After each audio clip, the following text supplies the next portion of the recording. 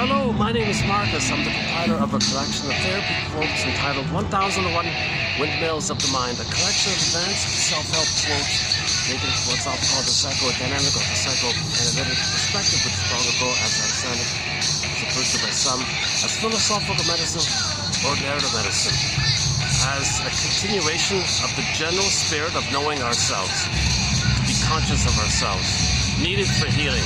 If we're traumatized, we can't know it as a child, then we're frozen there. To get out of it, first things first, I'll be aware of the trauma. Try to now know what we couldn't know, setting the stage for what's called a positive or authentic reaction or a catharsis. The images, the firebird flies up, you're up in the back of the firebird, you ride the firebird, your feelings come back, the aliveness of feelings. With trauma, with babyhood trauma, weaning trauma, relational trauma, interpersonal trauma, attachment trauma, betrayal trauma, which often telescopes in with prenatal trauma or birth trauma or prenatal distress syndrome. The byproduct is the child's emotional body, feeling real and alive in the body, called embodiment, a sense of beingness, of home within quality. That goes flat. The image is the pin goes on the collar, under the collar it's flat affect. In ancient times, the term for this, it was called aphimolexia, no feelings for your words. In recent times, it's alexithymia, no words for your feelings all of a sudden.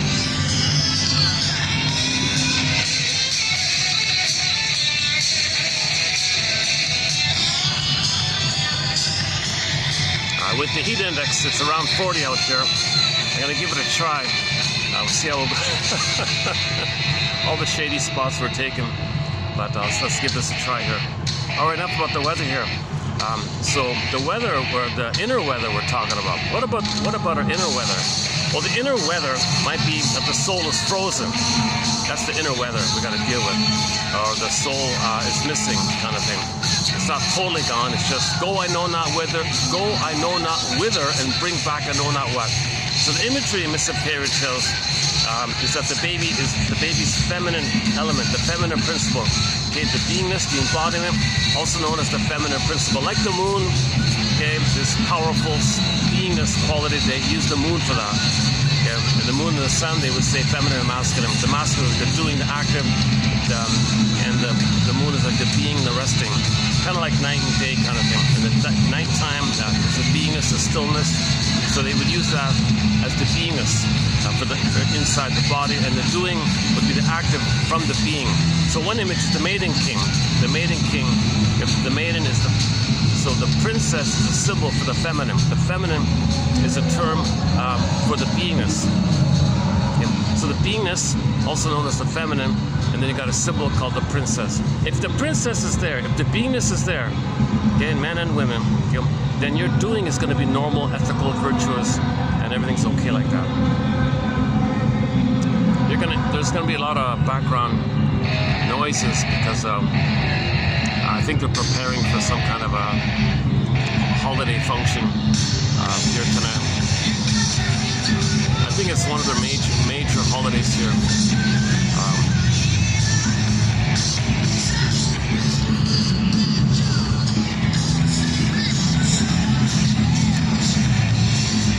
Okay, however the appearance, I don't even see myself on the camera. There's just so much sun and glare. I just barely see my outline. Hopefully on the playback, the visuals more or less okay. The song in the background is a song called Babes in Arms by the classic rock band April 1. We played it once before. I'll try it again a second time here. Babes in Arms, he says, when he's in a relationship, he's triggered at the time when he was a baby in his mother's arms. And during that time, okay, all that trauma that took place in mother's arms, okay, the anger, the frustration, the freezing, how can that happen, all that kind of abandonment, depression, and all those complicated feelings of need and fear and anger, all that stuff. So in a relationship, it can trigger that. So he finds himself in daily relation with women, and then he'll remember all these strong feelings. You're going to betray me. You're so cold. I don't care about you. Okay, defense mechanism to deal with the pain, denial. Sour grapes, didn't need you anyways. So, but the ambivalence is there. I need you. You're the one. No, I don't need you. So this song is talking about all that kind of conflicting feelings. Okay, meaning he's feeling now what he felt as a baby in his mother's arms. The name of the song, Babes in Arms. So the main line in here is, in love, we're babes in arms. Okay, that's pretty good, because in love, meaning in transference love, in the past, you're feeling the past in the present. You transfer the past to the present. When there's pain, all time is that time. Yes, materially we understand the present, but emotionally still the past, frozen in the past. Okay, so flash frozen, pin goes on the collar. Okay, the pause button on the video camera, kind of still there, frozen there. And one image is the woolly mammoth frozen in a block of ice, still preserved for the past 30,000 years, they said. Yeah, so Echo, the soul, so the Princess Echo becomes a statue.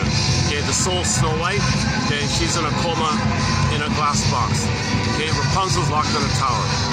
The Maiden King, by the way, morphed into a swan and flew away. Sometimes the princess morphs, to a bear or fox and runs away, kind of thing.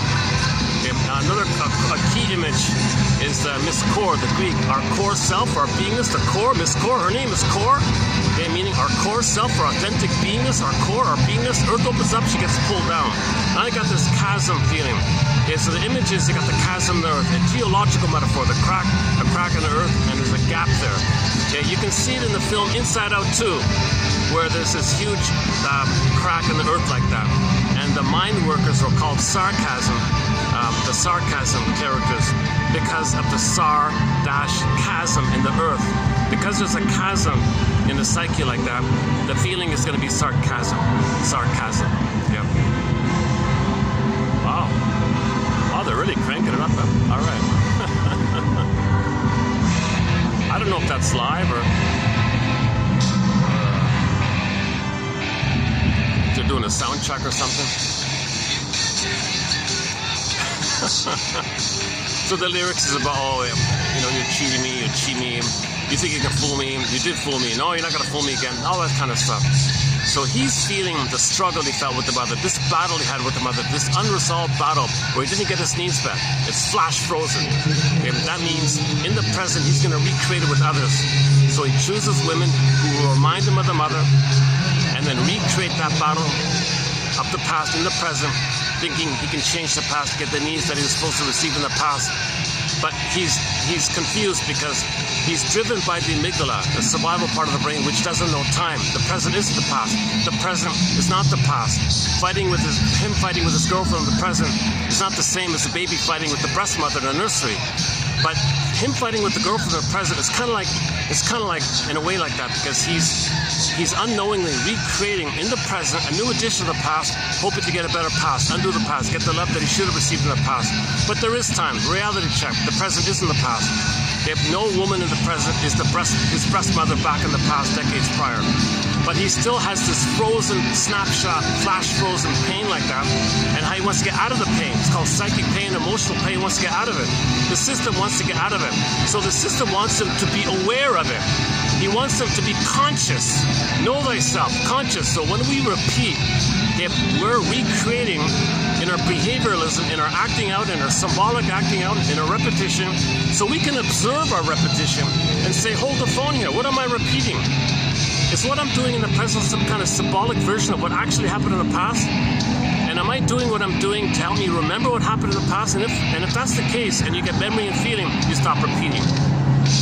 Okay? And the film Greenberg, the main line in there was, you have trouble living in the present. So you linger in the past, you dwell in the past because you feel like you never really lived it. Okay, unprocessed, unassimilated, and he can't leave that place. It's an issue of survival for the baby. He's too afraid to live in the present. He can't live in the present, so he's dwelling in the past. So he transfers the past to the present. He's still living in the past. Yes, once again, materially, he understands the present. Materially, he can go through the motions of life, drive a car, pay the bills. He can even get 10 PhDs, 10 medals, 10 awards. But we're talking about our beingness. We live to the extent that we feel from our beingness. We live to the extent that we have a connection to our beingness, our home with them, our embodiment. We're meant to be embodied, feeling real and alive. You don't want to feel the emptiness due to the sarcasm. Okay, back to that image of the chasm. Mr. Balan calls it a core fault in the feeling. Some core fault took place with the mother. He calls it the basic fault. He means this core fault, where the core of the person, the beingness of the person, the aliveness of the person, the embodiment of the person, the imagery it disappeared. She got pulled down. It's called repression. Deep. The memory is deep in the body somewhere like that. It's known, but we can't conceive it. but the memory is some core fault took place, meaning the baby needs, obviously common sense, the baby needs safety with the mother. The baby has needs with the mother for reverie, her consideration, her soothing, her sweetness. Okay? The baby needs to see that she accepts him so he can accept himself. The baby needs to see and experience the mother is there for him so he can be there for himself. How the mother treats him, he records it. Thanks, Ma, I'll take it from here. And he'll treat himself the way his mother treated him, sometimes called mirroring. He needs this kind of mirroring so he can mirror himself. How the mother treats him, okay, it's like a mirroring phenomenon. He'll do that within, he'll have a snapshot and he'll do that continuously within. He needs that kind of experience. Oh boy, I'm drenching. I'm going to need to do a few perspiration management moments here. Hold on a sec. Give me 1 minute here.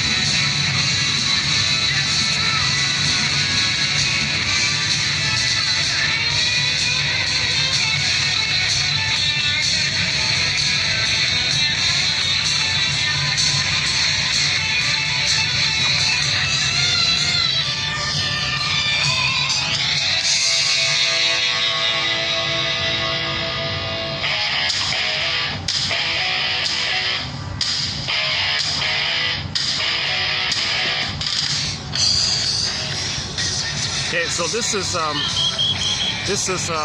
one way to describe what we're talking about here. Babies have a need for what's called a secure attachment style.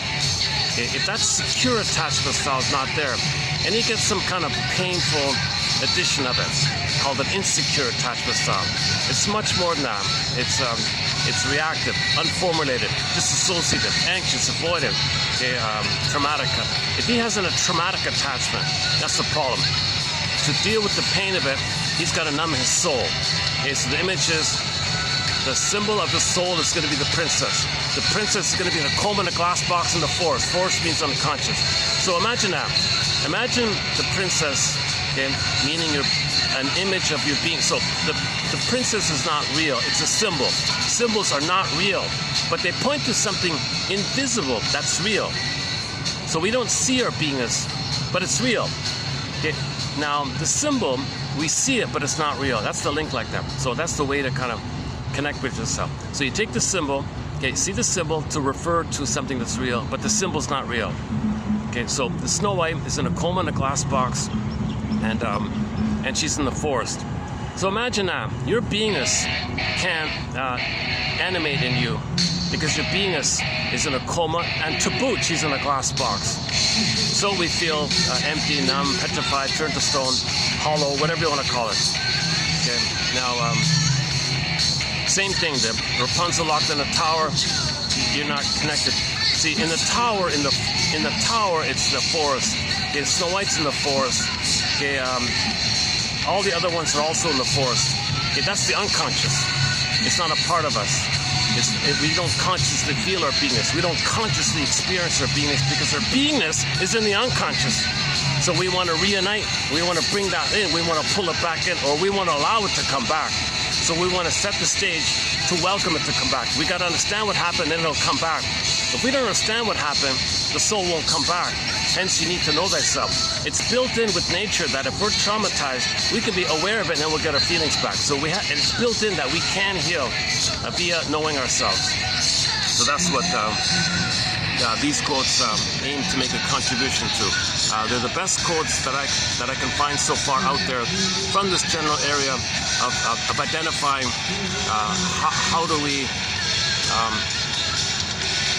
formulate, construct, be a detective, be a psychological detective, existential detective, emotional detective. How do we know ourselves to the point where we can contain and hold and understand that the present's the present. okay, that we can accept and process and assimilate, identify the past as the past, emotionally speaking. Okay, that means to do that, we have to admit that there's trauma. We have to admit in the presence of a caring witness, which gives us a level of safety to do so. We have to admit in the caring presence, which makes us feel safe to do so, we have to admit that our mother failed us. She betrayed the baby. She failed the baby. The greatest hurt of all, mother failed me. Okay, she was impaired. She was busy looking in the mirror of herself, like the wicked queen of Snow White, mirror, mirror on the wall. Who's entitled, who's all about, who can't see the past the end of her nose, who's in a solipsistic bubble, who's in her own little world, or dollhouse world, and who's entitled to receive. She can't give. So when the mother, if a mother has a baby and she's expected to give love, and she's still in the archaic original place where she's traumatized in the stage of entitlement, and she never got her entitlement needs met, called narcissism, okay, then how can she love? She's enraged at the idea. Okay, that enragement can be expressed what she doesn't want. She wants to crush the child's spirit. So she wants to eat the heart. Okay, in her angry handling of the baby, she rough handles the baby, grabs the baby. That's the laces. In all her angry thoughts about the baby, that's the poison cone. And the cortisol in the breast milk, when the baby's suckling, nipple around, red, okay, apple, cortisol, it'll put it all together. It's like the poison apple idea. So this conveys the mother's efforts to not feel or experience or sense that the baby's supposed to be loved by her. Because the mother thinks she's entitled to receive supply. She's entitled, that it's all about her, that she's supposed to be loved. She can't give love, so she wants to crush the baby's needs for love. So all there is her, because she's center stage, mirror, mirror on the wall, who's the center, who's the greatest, who's the fairest, it means all that. Okay, so that image of the queen is code for narcissism. Okay, narcissism is resolved if, so that mother didn't get enough love with her mother, so she's flash frozen. Now she's stuck there, flash frozen in that state where all babies are merged with the mother. All babies are one with the mother. He's frozen there in a state of undifferentiation, fusion, symbiosis. And it wasn't met. He couldn't leave it. The mother couldn't leave it. She couldn't graduate out of it. She couldn't progress out of it. She has arrested development, stunted development, developmental arrest. She's kind of fixed, frozen in that kind of place. So in her mind, she's got a memory of herself, the mother, the breast mother being one. It's not enough. She needs more. Turns to the baby. Baby, you fill in for the missing breast. She uses the baby to make her feel important, to feed her. So she's center stage. It's all about her. So she wants the baby to see her, attend to her, think well of her. So she feels important. She gets recognized. She gets seen. She gets noticed. She wants that kind of quote unquote feeling like that. So in effect, she's when there's trauma, we look for. The mother didn't get her real needs for mirroring and love with her mother. So she turns to the baby for it. The baby can't do it. So the baby's going to freeze up the soul like that. Meanwhile, the mother is still in that archaic place. We're in the mind, in the map, in the internal working model, in the schema, in the trance, whatever you want to call it, this trance, frozen, hypnotic schema, it's frozen. Okay. She's got a setup of a model where she and the mother are one. Okay. The image is the myth of narcissism. Narcissist looks at the pool of water, he sees a reflection of himself. Okay. That's all he sees. Everything's about him. Everything is only him. Okay. Now, narcissist is in that archaic, blissful place where he's in love with himself because the baby's one with the mother. So when the babies are one with the mother, the baby thinks the mother's him, and he's in a blissful state, so he's in love with himself. That's what we mean like that. Now back to the myth. When narcissist looks at the pool of water, he sees the reflection. It's all about him. He's in a blissful state. He's very happy like that, very excited like that. What he needs to get out of that primitive, archaic, original state is for mother to appear, see him, and he sees how she sees him. Someone sees him, then he's seen by someone who sees him. There's a seer and a seen. He can differentiate now because he needs someone to see him, mirror him, and recognize him so he can recognize himself. So he's trapped waiting and waiting, but it's empty. No one appears. Mother never appears. She's vacuous, she's empty, okay, because the issue with the mirror is that the mother is looking in her mirror, waiting for her mother to appear. Now her daughter or the son is looking in the mirror, waiting for the mother to appear, but she's absent because she's too busy looking in her mirror, waiting for her mother to appear. Babes in arms.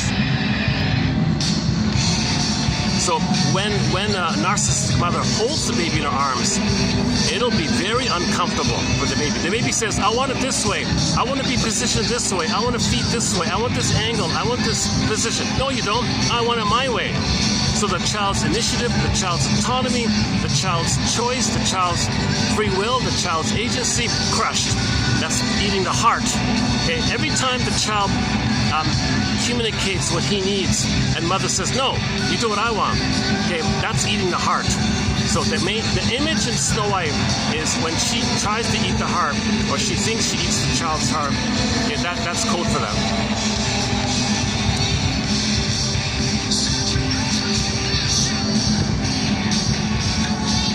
Yeah, let me do another perspiration management moment here. Hold on a second.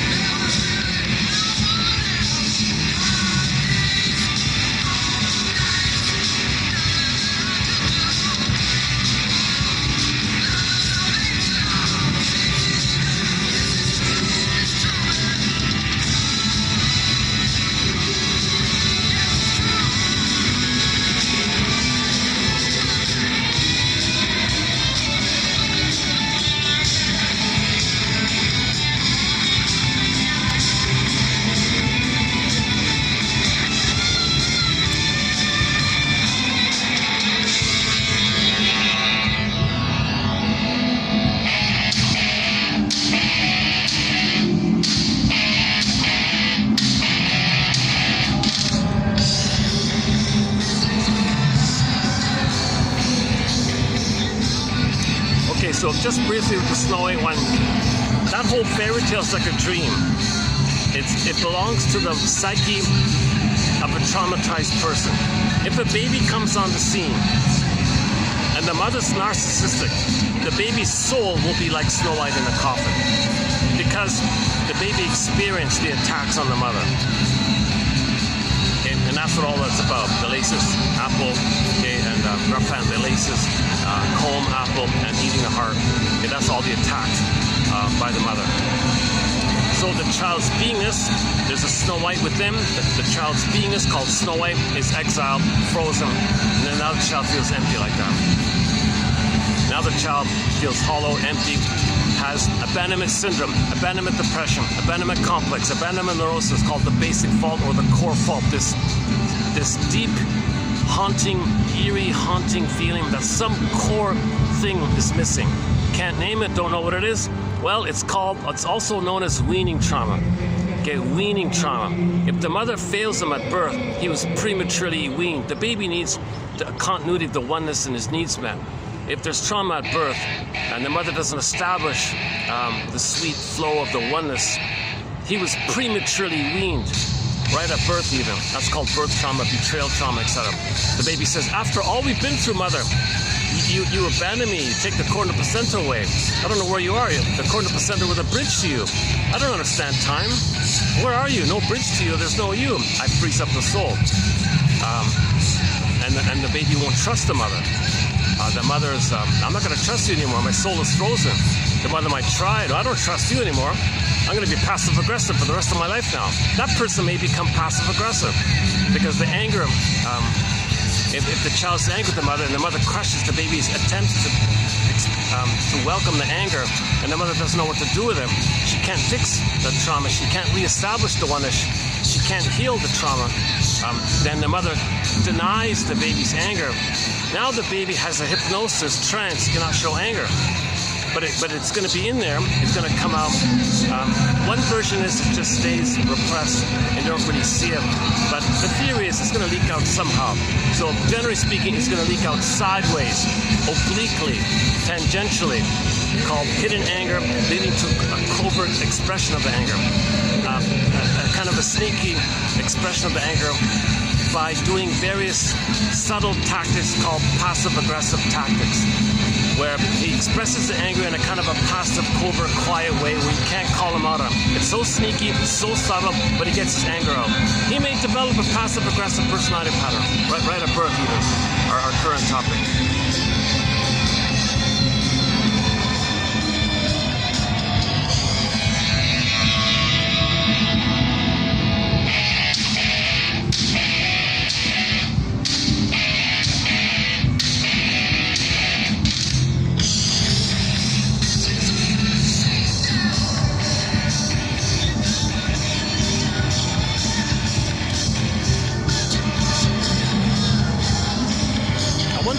You know, maybe I need to. Let me see if I can. Let me try again to see if there's any shade. Hold on.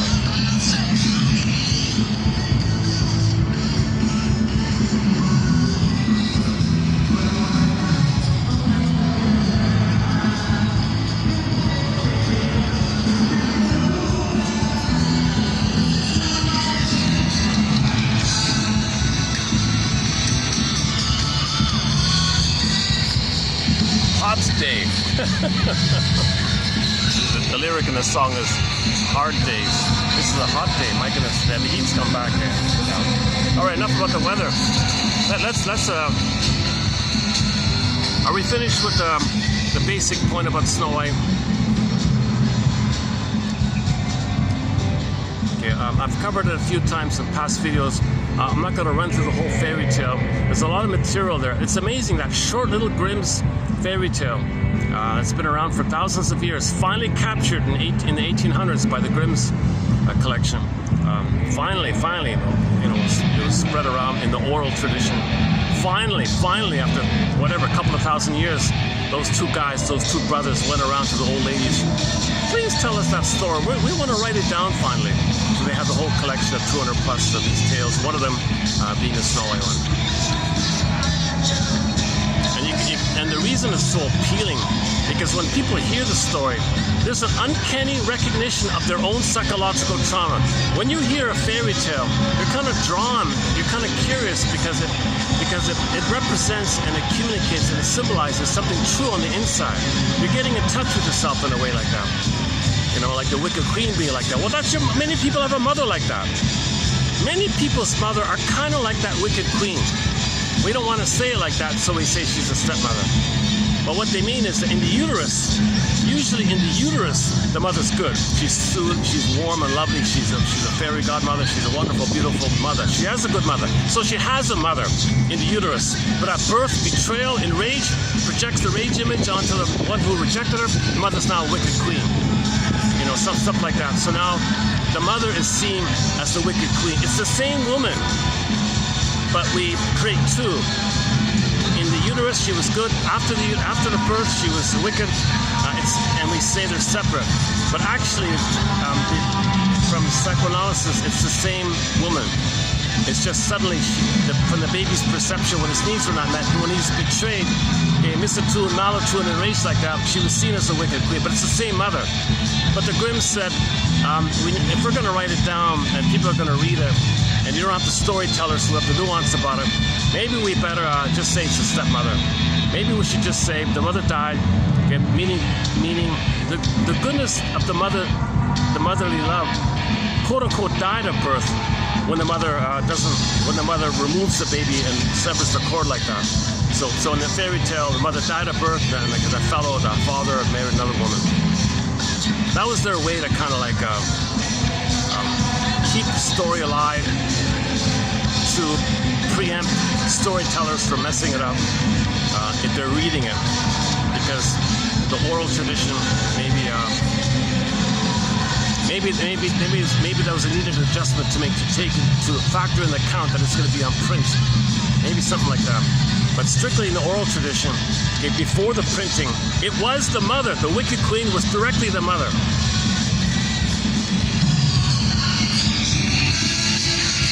Hold on a second. Oh boy.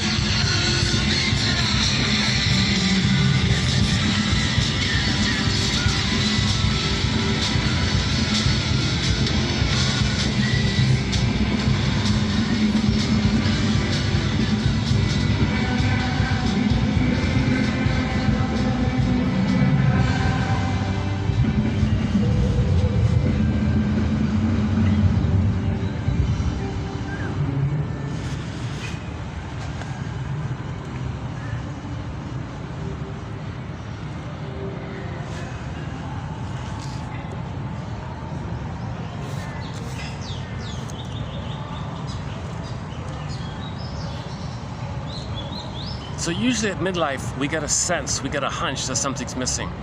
Okay, so I feel like something's missing. Where's my feeling of being real and alive? Where's the blue jay? Where's the bluebird of happiness? Where's the pleasant feeling where joy runs the console? Where's joy at the console?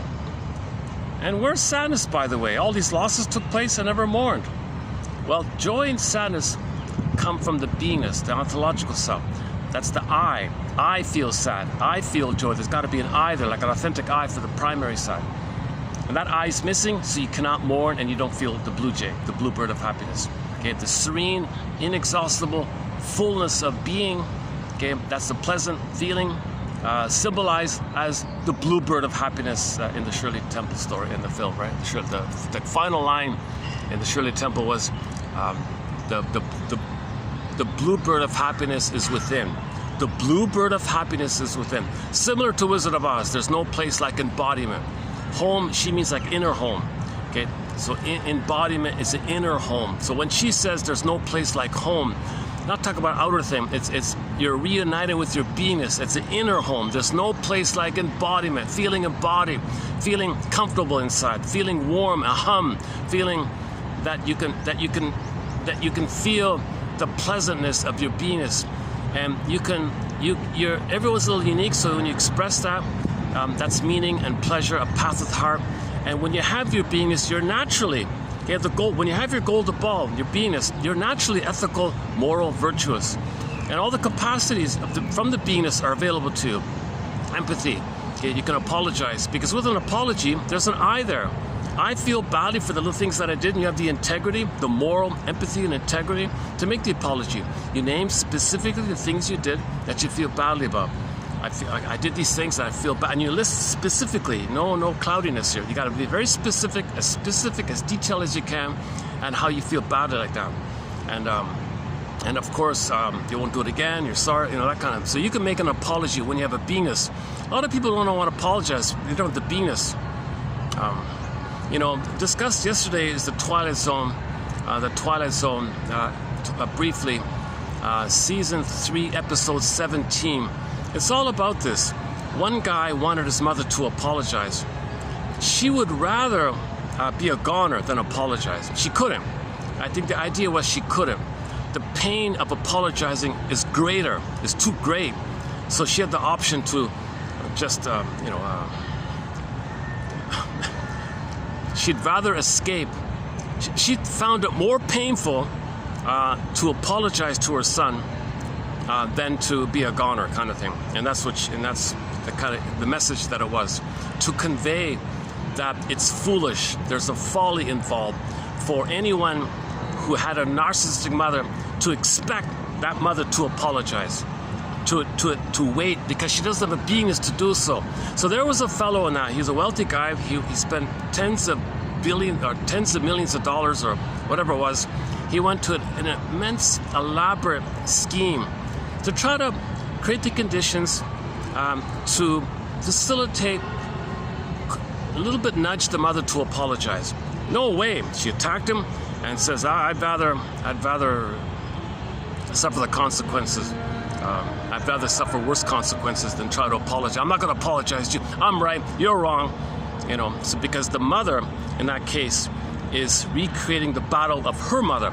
The son is her mother, and she's fighting with the son, thinking the son is her mother. Okay, so she fights with the son, cognitively knowing it's the son, but not caring, treating the son like the mother. So the mother, represented by those 3 characters, because he transferred the mother onto those 3 characters, repetition compulsion. He repeated it onto the boss guy, the minister guy, and the teacher one. So he just repeated, so he brought those 3 in. But it was just a continuation or an extension of the core issue with the mother. Okay, it was the problem with the mother was repeated on those 3 authority figures. So he tried to get those 3 authority figures. Look, I was just a kid, I made some mistakes, but boy, oh boy, you really lashed out at me, you really punished me. And they were really, yes, they were cruel, they were cold. Okay, and then he suffered by this. So actually the guy trying to get an apology suffered himself by doing this. He was so stubborn, he was so unaware of the idea of letting of admitting that the mother couldn't apologize. He didn't understand that the mother cannot apologize. If the mother has the chasm and there's no beingness and Miss Core got zooped down, she cannot apologize. And here's this fellow thinking, no, I want you to apologize. And she's feeling immense pain. Okay, those three characters are feeling immense pain. So they attacked him for this idea. Yes, he made some mistakes and all that, but their reaction was way over the top, extremely over the top, because they transferred their own mother onto him and attacked him, being the mother. So he said, no, I don't like this. I'm not your mother. Yes, I made mistakes. I was looking for support, your authority figures. I'm a little kid. So no, I don't care. You're not a little kid. You're my mother. So he was trying to sort things out here. But the fault of the episode, the message of the episode was, it's folly. Okay, number one, there's a folly involved. If you expect and if you wait around and you linger and wait around for your mother to apologize. Okay. If the mother has the narcissistic pattern, BPD pattern, okay, if she has any of the stinger personality patterns where the beingness is lost, okay, this is usually one of the narcissistic types, not just the overt exhibitionistic type that we're familiar with, the cookie cutter overt one, right? And one branch of it is the Don Juan syndrome or the Donna Juana syndrome, or any kind of overt expression where they show it like that. Okay, you got a lot of hidden ones. The passive-aggressive narcissist, the voyeur narcissist, the clinging vine narcissist, the waif narcissist, the turtle narcissist. Okay, so there's a whole, okay, and so on.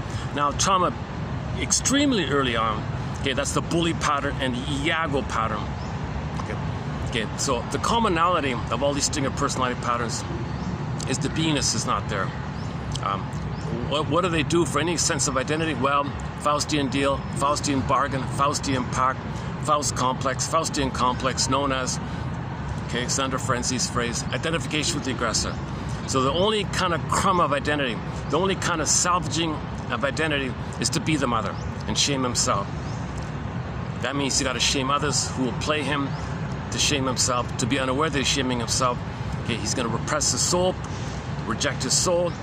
To be loyal to the mother, he's got to hate himself. Mother hated him, he's going to hate himself. That's his loyalty to the mother. But when he hates himself, okay, that's called repression. When something's repressed, it's projected.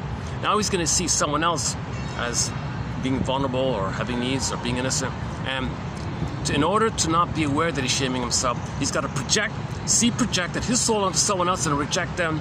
That's externalized, okay, blaming, like outer focus, like prejudice and scapegoating, to make him unaware that he's shaming himself.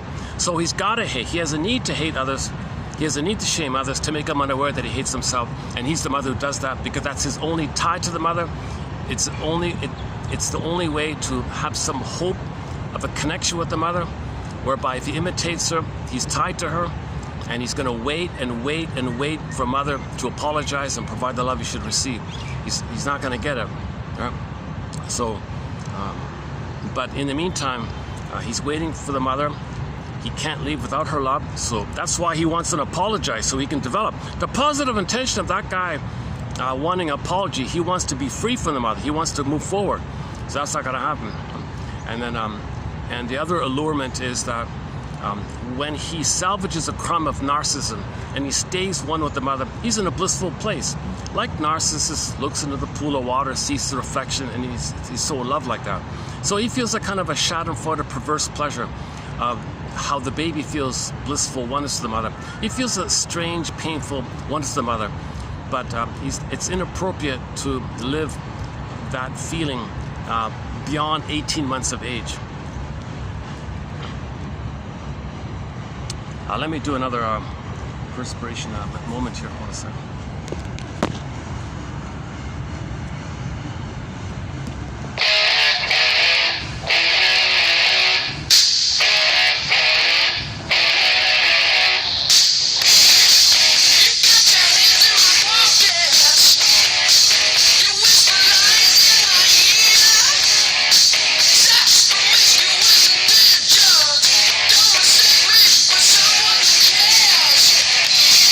There were times I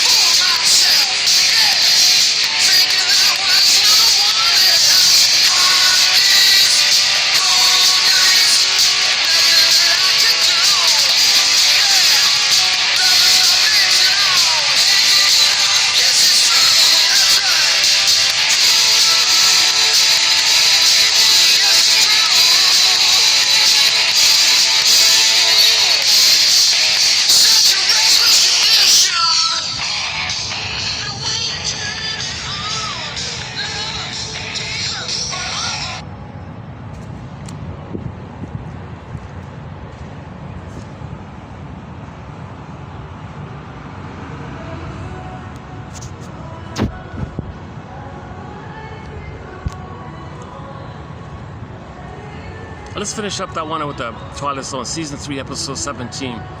Was it called The Shelter? I forgot something about the shelter. Was it? It's an the episode took place in one of those shelter things. Actually, that was part of the strategy to motivate them. Anyways, never mind. That part's sort of secondary. I mean, it's not really the focus. The message was he hurt himself by demanding that his mother apologize, never realizing that it's impossible for her to do so. Can you imagine the wicked queen in Snow White ever apologizing? She's trapped in the mirror. Okay, mirror, mirror on the wall. Who's entitled? Who's in the little bubble? I see myself. That's all there is. My own little dollhouse world. That's the whole world. The whole world is my little solipsistic bubble. That's all I see. She can't exit that because there's no. It's a tenuous, very tenuous identity she has, where she still thinks the delusion that she's one with the mother. So she thinks she's a king and a god and all that. So she's a queen. So she thinks she's a king and a god, and that kind of thing. So it's called infantile megalomania. Okay, so all babies have what's called infantile megalomania. Okay, omnipotence of thought, meaning they want something, poof, there it is. They need something, poof, there it is. So they don't understand that the mother gave it to them because they are the mother. Them and the mother are one, and the whole system is him. So the power of the mother is his power, hence infantile megalomania. He wants something, poof, there it is. He thought he created because the mother he thinks is him. He wants something and just suddenly arrives. He's so magic. He's a magician, a magic sorcerer like that. So he feels powerful. His needs are automatically met, kind of thing. So all babies begin kind of in that state. Now, post 18 months, he graduates out of that and enters into the human, the real world of real relationships with real people, instead of thinking he's a little god in his own little world bubble. So people with narcissism and sting of personality patterns, they tend to not really appreciate and feel that others have feelings and needs. They don't care about that. They see everyone as a symbol of the missing breast, and the breast should serve them. So if they get something from others, well, that's the state of entitlement, of course. So there's no gratitude. Gratitude comes on later.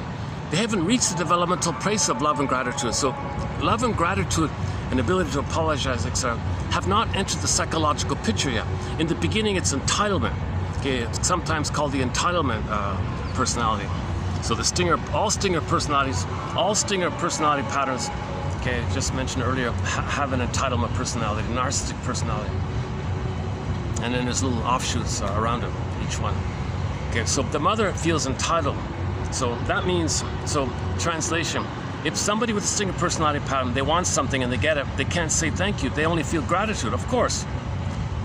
Their attitude is that the one who gave it to them should be thanking them for giving them a chance to serve them. That's how godlike entitled they feel. So, and if someone doesn't give them what they want, they'll be enraged, they'll be angry, they'll coax them, they'll lie to them, they'll coerce them to give them what they want. If finally they can't, if the other person has the boundaries, then they're fine. Then they'll do sour grapes. Denial, contempt, sour grapes, they need them anyways. That's how they preserve their infantile megalomania. It's a defense against the pain of the narcissistic injury that your mother's not there. I didn't eat it anyways, just a typical sour grapes kind of thing.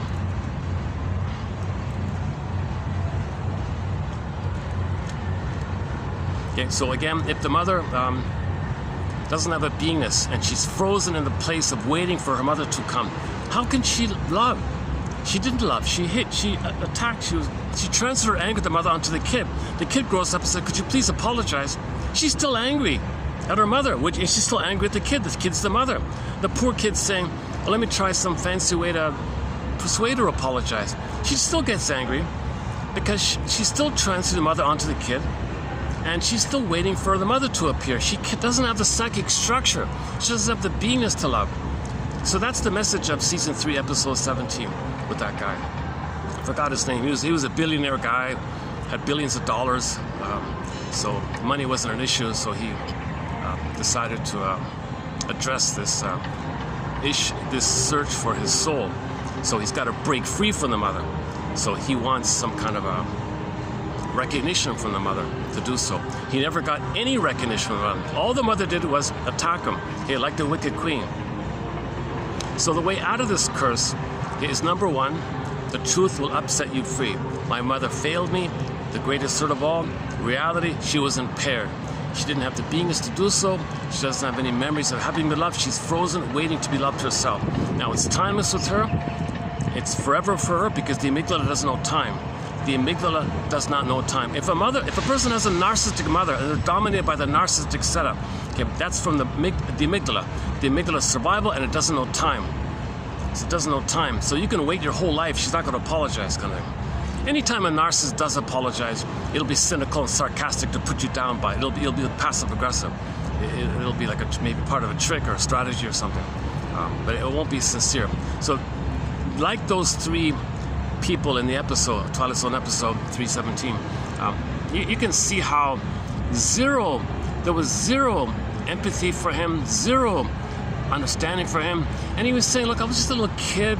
Yeah, I cheated on the test, but you shamed me for the whole class and did all these awful things to me, and you embarrassed me, and everyone ostracized me after that. Well, I had to teach you a lesson. Nothing more important than honesty. She went over the top. But don't you think it went over the top? I was a little confused, so I cheated a little bit in the exam and the school test or something. But she had an over-the-top reaction, and similar with the other two characters. They both fired him over little things. So he never had any kind of parental. He never had any empathy from anybody, because in fact he chose those people or coaxed those people to be like that, or behaved in a way to get that response, because that's the template with the mother. That's why we say it's with the mother. Okay, play the back to April Wine, another song called It's Always About a Girl. Oh, that's Coney Hatch. Should we dig that one up again briefly? There's another classic rock band. So that opening song was April Wine. Here's one from another classic rock band called Coney Hatch. They only had one hit, basically. Two hits. Hey Operator, and the other one is a funny one called Monkey Bars. But 2 years ago they put out a single called It's Always About a Girl.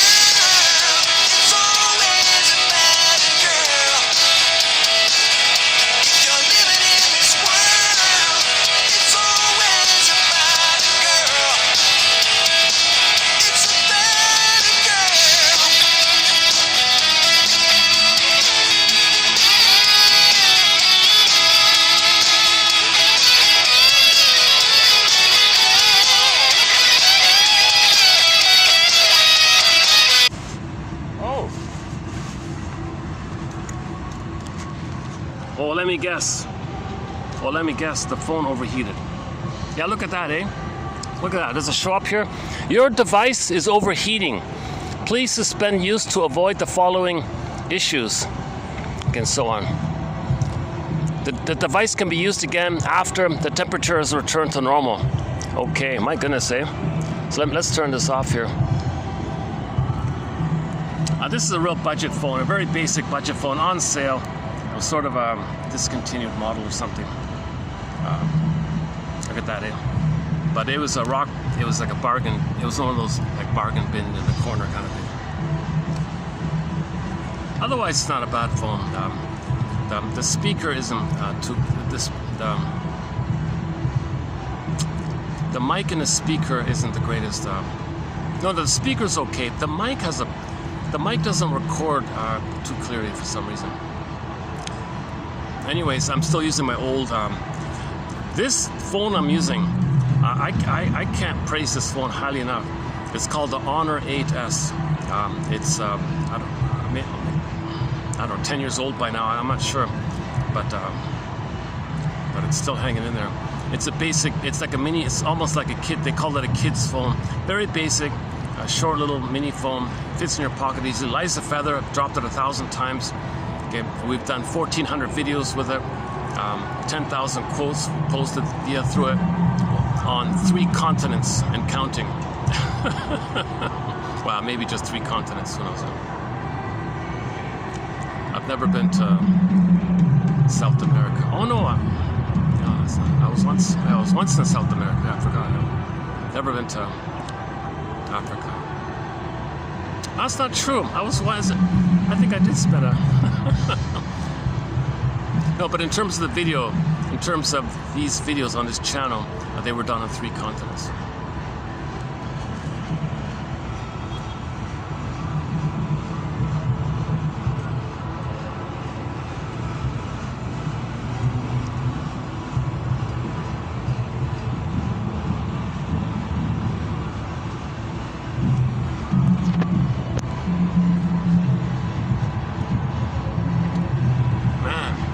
It's just getting hotter, I think. You know, son of a gun.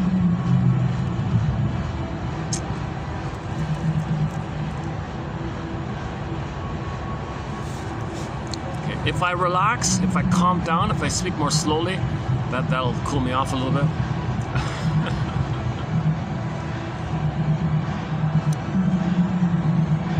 Okay, so once again, yeah, okay. That's a key point.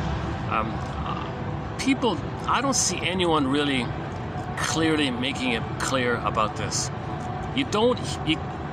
People say you gotta call a spade if you're gonna heal. You cannot heal if you lie to yourself. You cannot heal if you know one day, mother will apologize. One day, a magical time machine will appear. I'll go back in the nursery, mother will say it and do it right. No, one day something symbolic of mother, like ice cream and beer and wine and material and money and stuff and goods, like you use them as symbols or stand in, just like a symbol of mother. One day some symbol of mother will be real mother in the past. Does that make sense? You can, no matter how many pints of ice cream you eat or how much money you get, it never translates to receiving mother's warmth from her body and her sweetness and her comfort and all. It doesn't translate to mother life force given to you freely with delight and so on. So when real needs are not met, we end up with neurotic needs. These neurotic needs, okay, they're also known as symbolic acting out. So when you symbolically act out, that's a neurotic need to search for something symbolic of mother. The symbol of mother is not mother. The symbol, it doesn't work, so the trauma is still there, the pain is still there. Repetition compulsion, when there's pain, we're trying to get out of the pain, so we recreate because it's still there. Conflict, the pain, the event did take place, but we gotta get out of it, so we recreated the pain again, recreated the pain again. So when you recreate it, look for there's no mother, there's no nursery, so something symbolic of mother. It doesn't work, it's still there, let's reach again, it's still there. Now in the example of greed, in the money idea, well, you're greedy. You think if you get this material, you make more money. Well, the trauma's still there. The pain is still there. Repetition compulsion, reach for mother, reach for more money. Now we enter into oral greed, and then some people call it the devouring society now. It's like a whole bunch of people wanting more and more greedily. And those who get it all feel ennui. And Now they don't know what to do anymore. The greed doesn't satisfy them because all their fantasies of getting mother's love didn't work. Oh, I've got 1,000 Ferraris. Maybe if I buy it, maybe if I get one more, maybe that'll do it. I don't know. It doesn't. You know, maybe at some point they give up. Then they feel ennui. That's envy. Envy. Now they want to. Now they don't want to. They don't know what to do. So there's more pain, and they want to blow up steam. And so this issue with ennui is very important. What's ennui? It's much more than what you would call the boredom, says the cartoon, the animated character Ennui in Inside Out 2 in the trailer. Also in the film. Okay, a little luck. I feel a partial breeze coming here. Maybe I can hold out here. Oh, yeah, okay. It's funny if I watch a YouTube video and someone mentions something about the weather. Okay, no, I get it. I'm okay with it.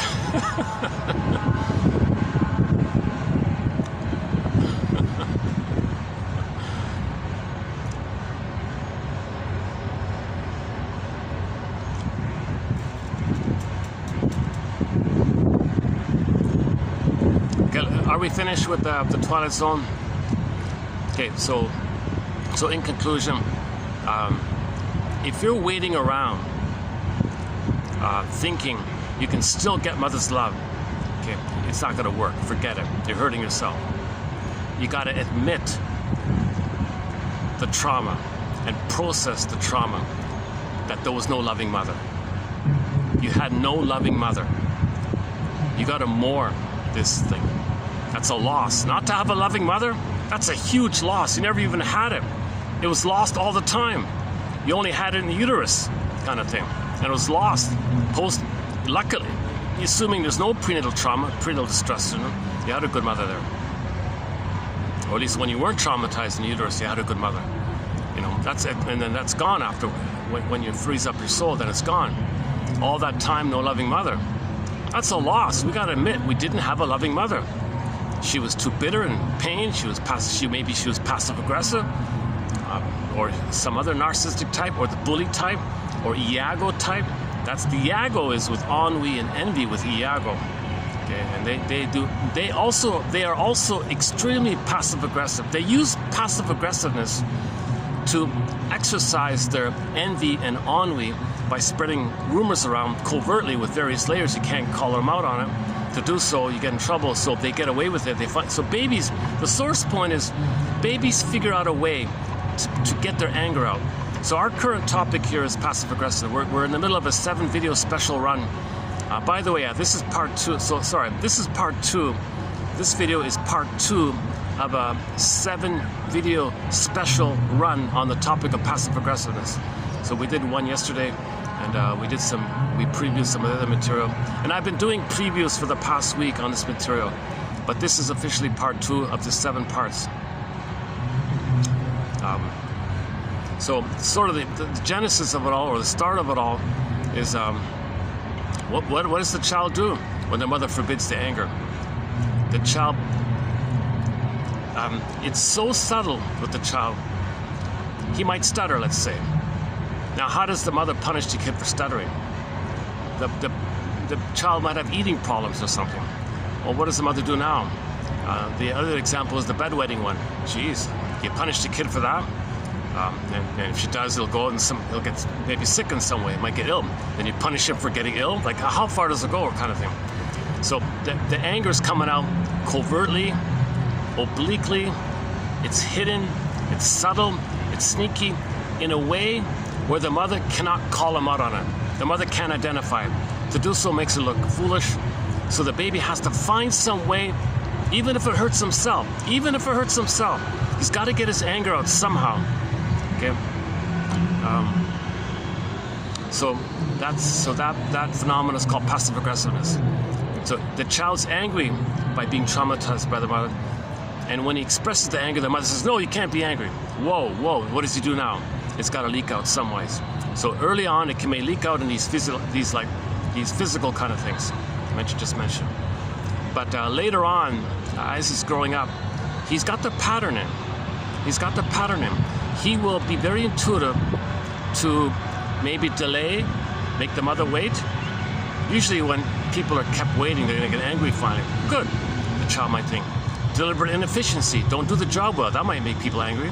Don't return their call, don't return their email, that might make people angry.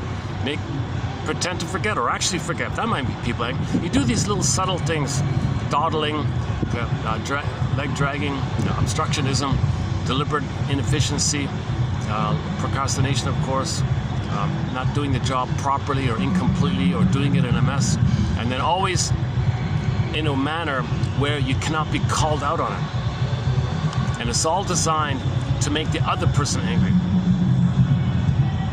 Okay? So you're still at that place where you transfer this issue with the mother onto everybody. So you see everybody's your mother, and if anybody wants something, you're going to obstruct. You're going to be passive aggressive. So you may want their attention. You may want to pull them in by being nice and sweet, and you may overtly say you'll cooperate. Okay, so you'll be seen, because you need that kind of attention from others. You need to pull in the drama. It takes two to tango. So you might pull in people by being nice and sweet, okay, like a spider web or something, or just being sugar-coated stuff.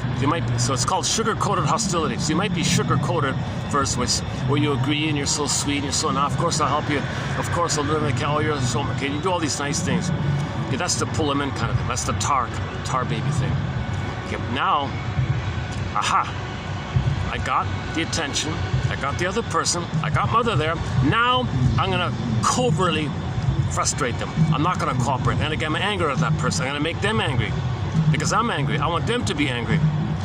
I want them to be angry because that's how I felt. I want mother to know how I felt. I want to make others angry, so mother can know that I'm angry. Plus, if they're angry, I don't have to admit that I'm angry.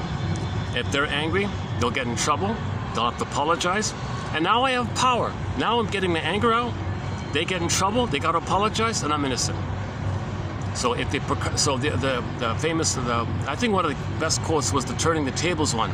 So if the person doesn't follow through, right? They agree, but they don't follow through, right? They dawdle, okay? And then because they're not following through, eventually the other person gets angry. Now, the topic is not on the passive-aggressive person procrastinating and not following through and making excuses. The topic of conversation is how impatient the other person is.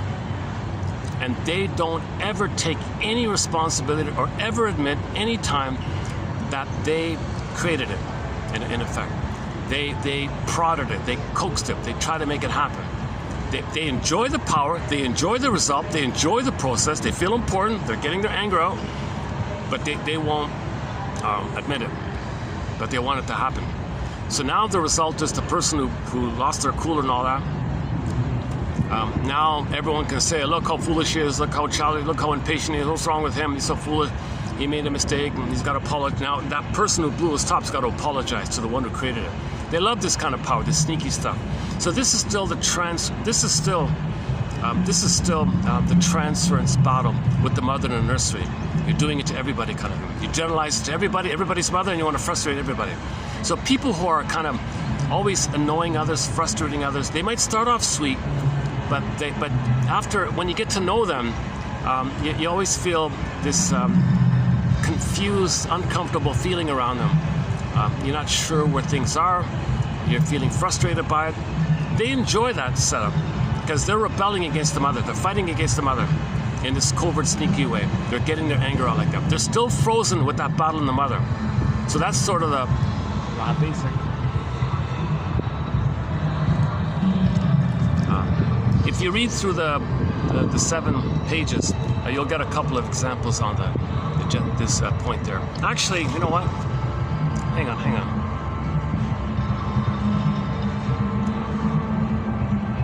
Do I have one handy here?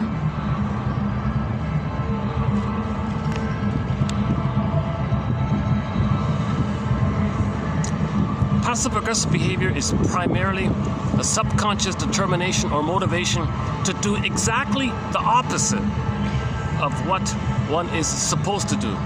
Typically, the behavior Typically the behavior opposes what the other person wants done. The angry individual intends to upset or anger this other person. Oh, here it is. Passive-aggressive individuals learn early in life not to express anger openly. They can't, right? Especially stereotypically, it's never tolerated with the girls. So it seems to be an agreement. It sounds like a stereotype, but I think most people ultimately will agree that women tend to be, you know, when you say it, you always feel a little badly. If you go to go to YouTube, Scott Wetzler 2020 program, the professor there said it as well. Women generally will be more, there's a greater chance, or the numbers are higher with women in terms of passive aggressiveness, because generally speaking, boys might be allowed to throw things or something, but girls cannot, kind of. So they have to get it out sneakily, kind of.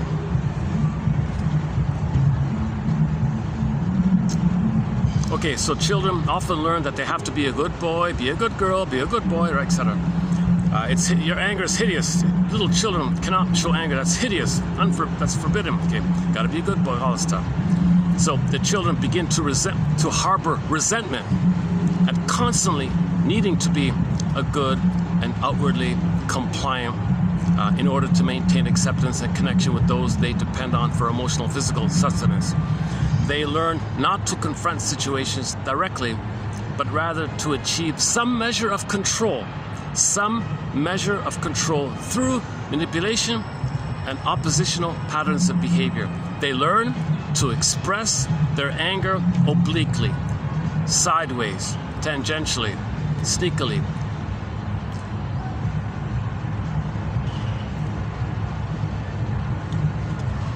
Should I just keep going here? Hold on a second. Let me do another perspiration management moment here. No music this time.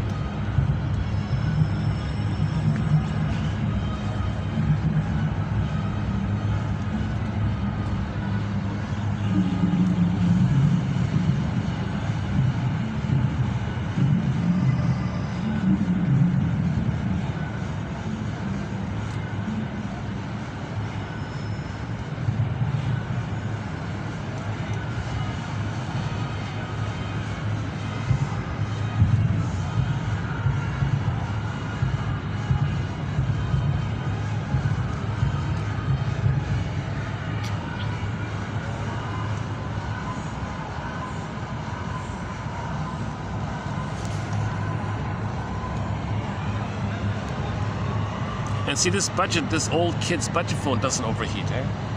Look at that, eh?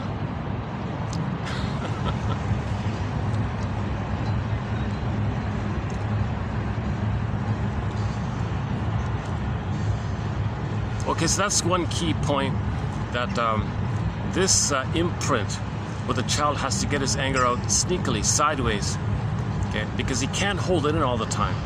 His anger at his mother bouncing in on himself. Okay, that's called the howling man in the Twilight Zone. So the Twilight Zone has a very good episode on this point. Okay, originally the child wants to live and love. Mother, I want to live and love. I want to develop. I want my beingness, but I need you around to make me feel safe.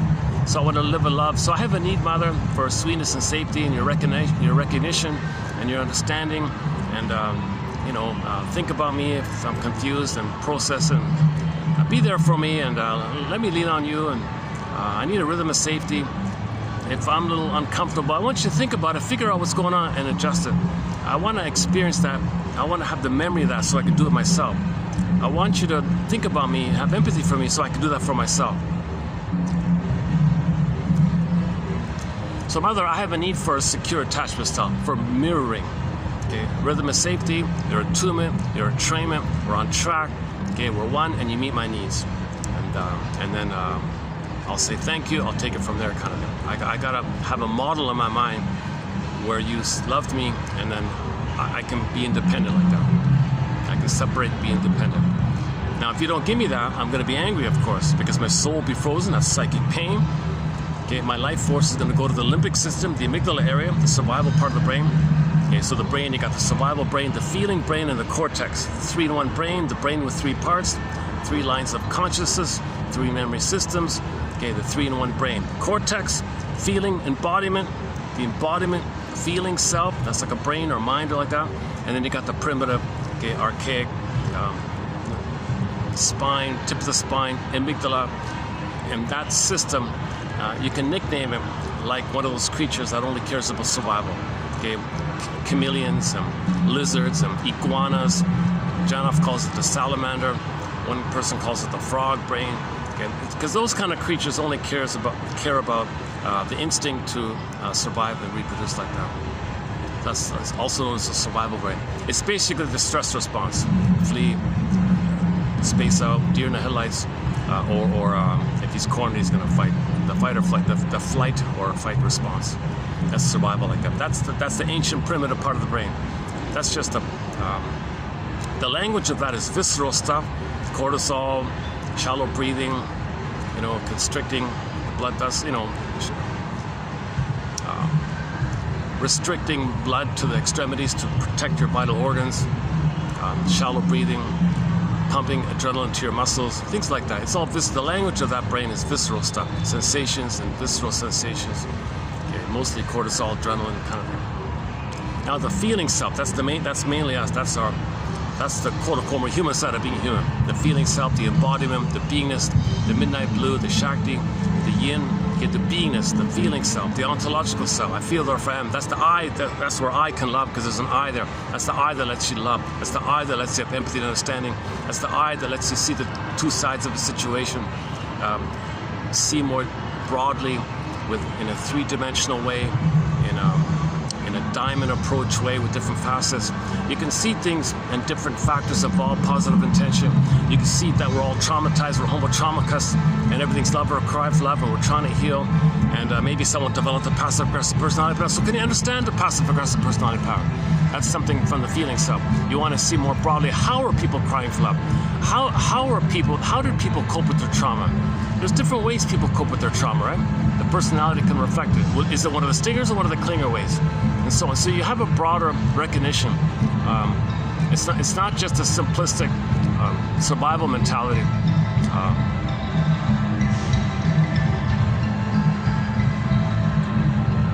If there is an actual band, maybe I'll go over and play it, show it on the camera. I can't tell from here if it's. Can you see it? Is it? Yeah, it might be. Yeah, maybe.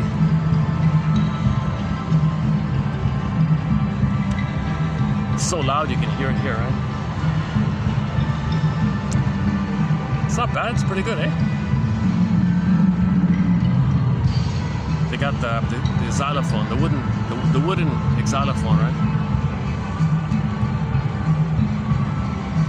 Those wooden xylophones and the steel drums, that's really nice though. Yeah, that's the wooden xylophone, right?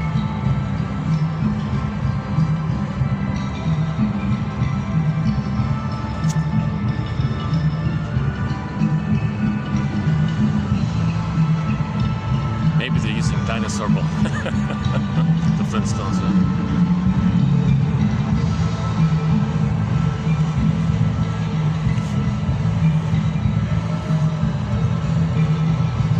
I just suddenly had that image from childhood where they had the Flintstones just suddenly came out. Oh my goodness.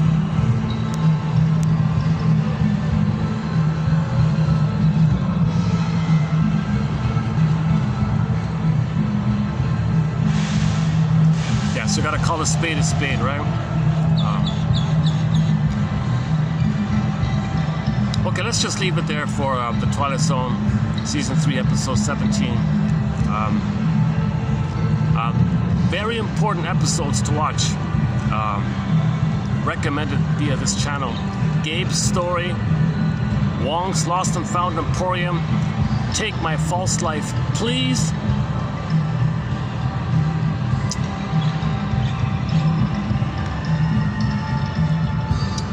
Saturday,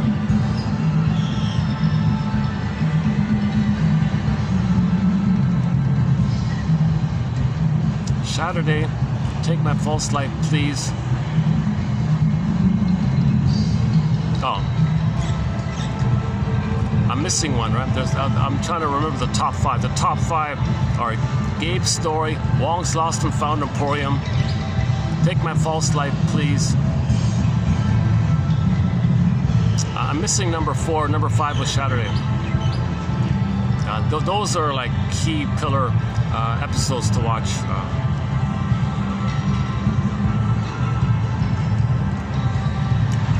There's an episode called Need to Know in relation to how the baby cannot know this stuff. So it's all frozen, and we're loyal there, and all time is that time. I tried to play the theme song to Have Will Travel called the Ballad of Paladin. It got copyrighted, I couldn't play it. But that actor who played Paladin, Richard Boone, he did a sequel late in life called Heck Ramsey. As Heck Ramsey, the character Heck Ramsey, he fell in love with a girl. But he was worried around whether or not she still had a battle with her mother.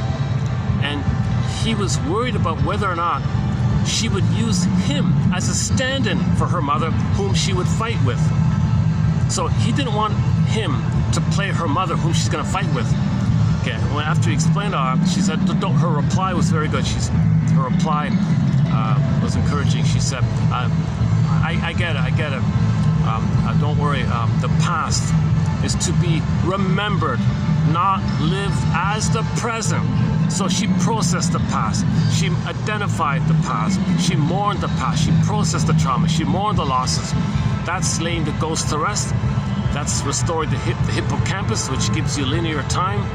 And with linear time, you can live in the present, and the past can be the past, the present can be the present. The present is not just still the past, or whereby the present is just seen as the past. The present is called the presenting past, or the presented past, where you present the past to the present is just still the past. Or you transfer the past to the present, and you're not enjoying the present. The present is a mirage symbol of the past. You're still in the past with unresolved issues, unresolved battle, unfinished business with the mother, and you're just trying to the present. So she said, no, Heck Ramsey, I get it. The past is to be remembered. I remembered it. I mourned it. I understood it. I mourned it. I can enjoy the present. I'm not going to transfer the past to the present and continue my battle with the past with you in the present. He said, what a relief, because he's 70 years old, and she's 60 something. So he wanted to enjoy the present. He doesn't want to be part of her drama with her mother. You're still fighting with your mother? I'm 70 years old. I don't want this. No, don't worry. I get it. I mourned the past, and I'm emotionally available in the present. I'm not going to carry that, baggage, quote unquote baggage.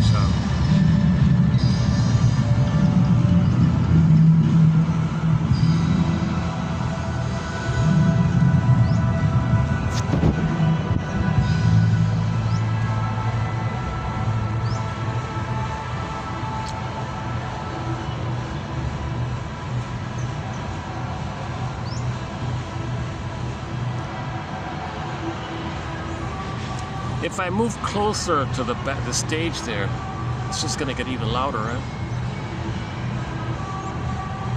And the mall part, they've got loud music going there too. And they've got 2 stages, like little mini stages here, to my left and front.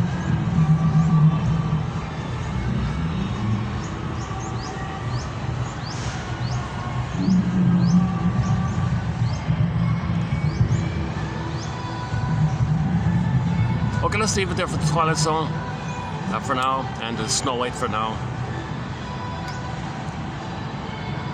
Okay, so Snow White tells you that mother was narcissistic, and the Twilight Zone says, don't wait around for an apology from a narcissistic mother.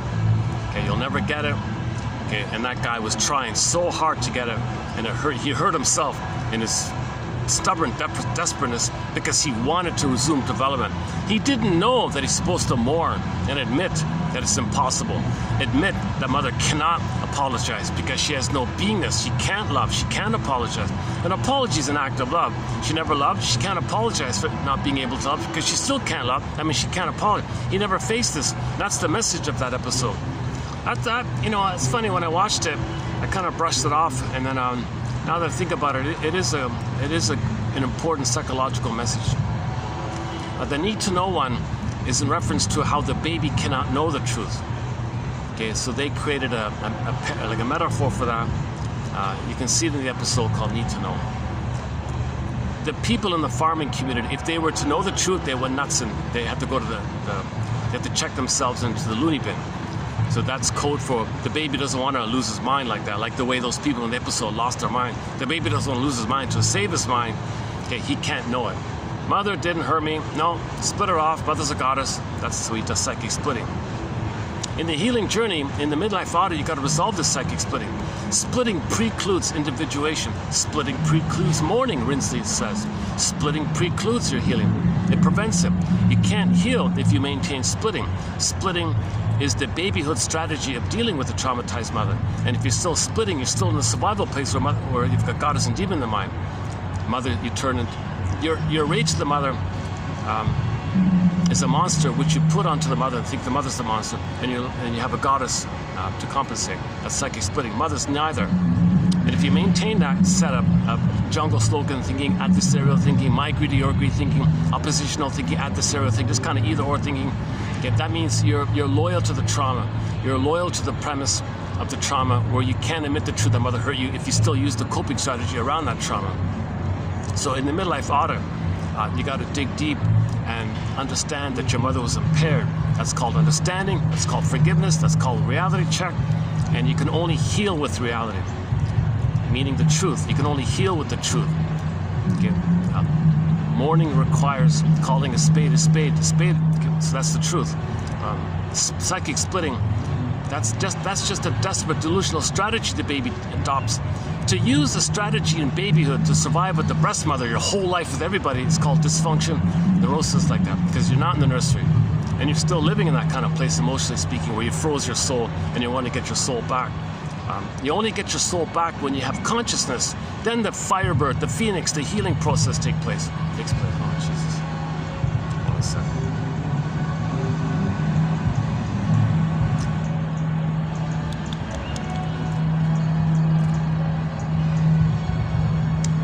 Bit of a distraction right in front of me here. Hold on a second.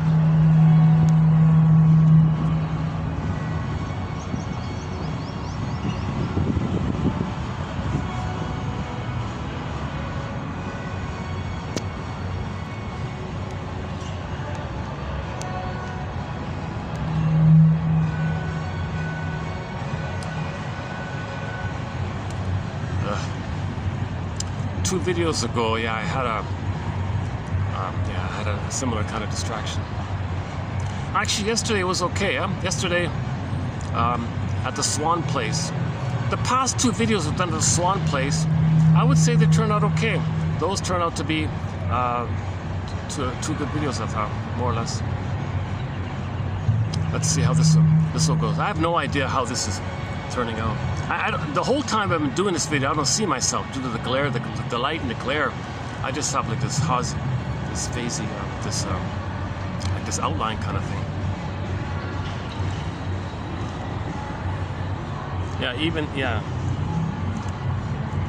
Only if I do a 180 myself.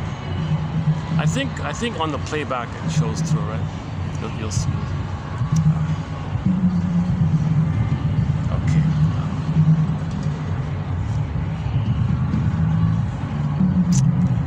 I'm on the fence here whether I'm gonna. Got some characters just sort of looking at me, staring at me.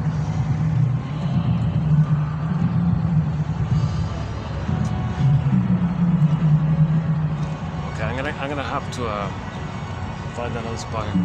Give me a good 5 minutes, 5 to 10 minutes to see if I can. Let's see if there's something behind me I can go to.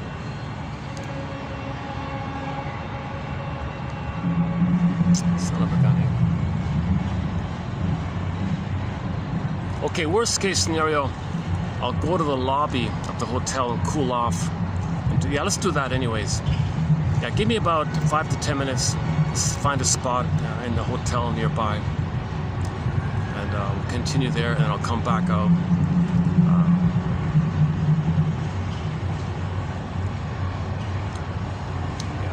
Okay, hold on a second.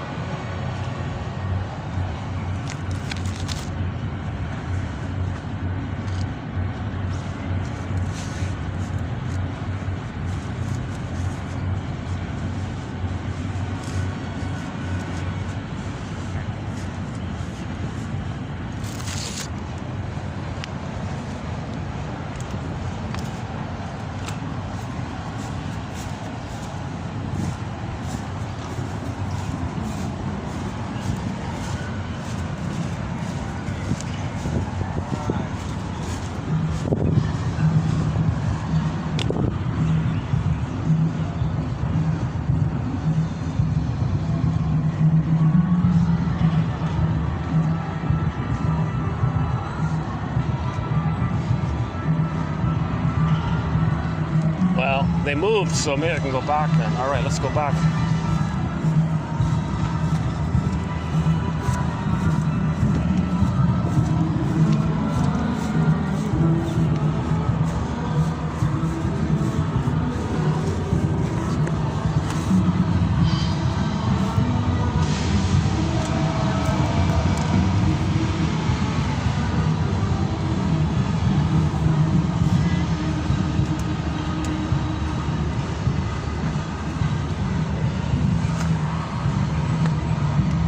Let's see if this will work.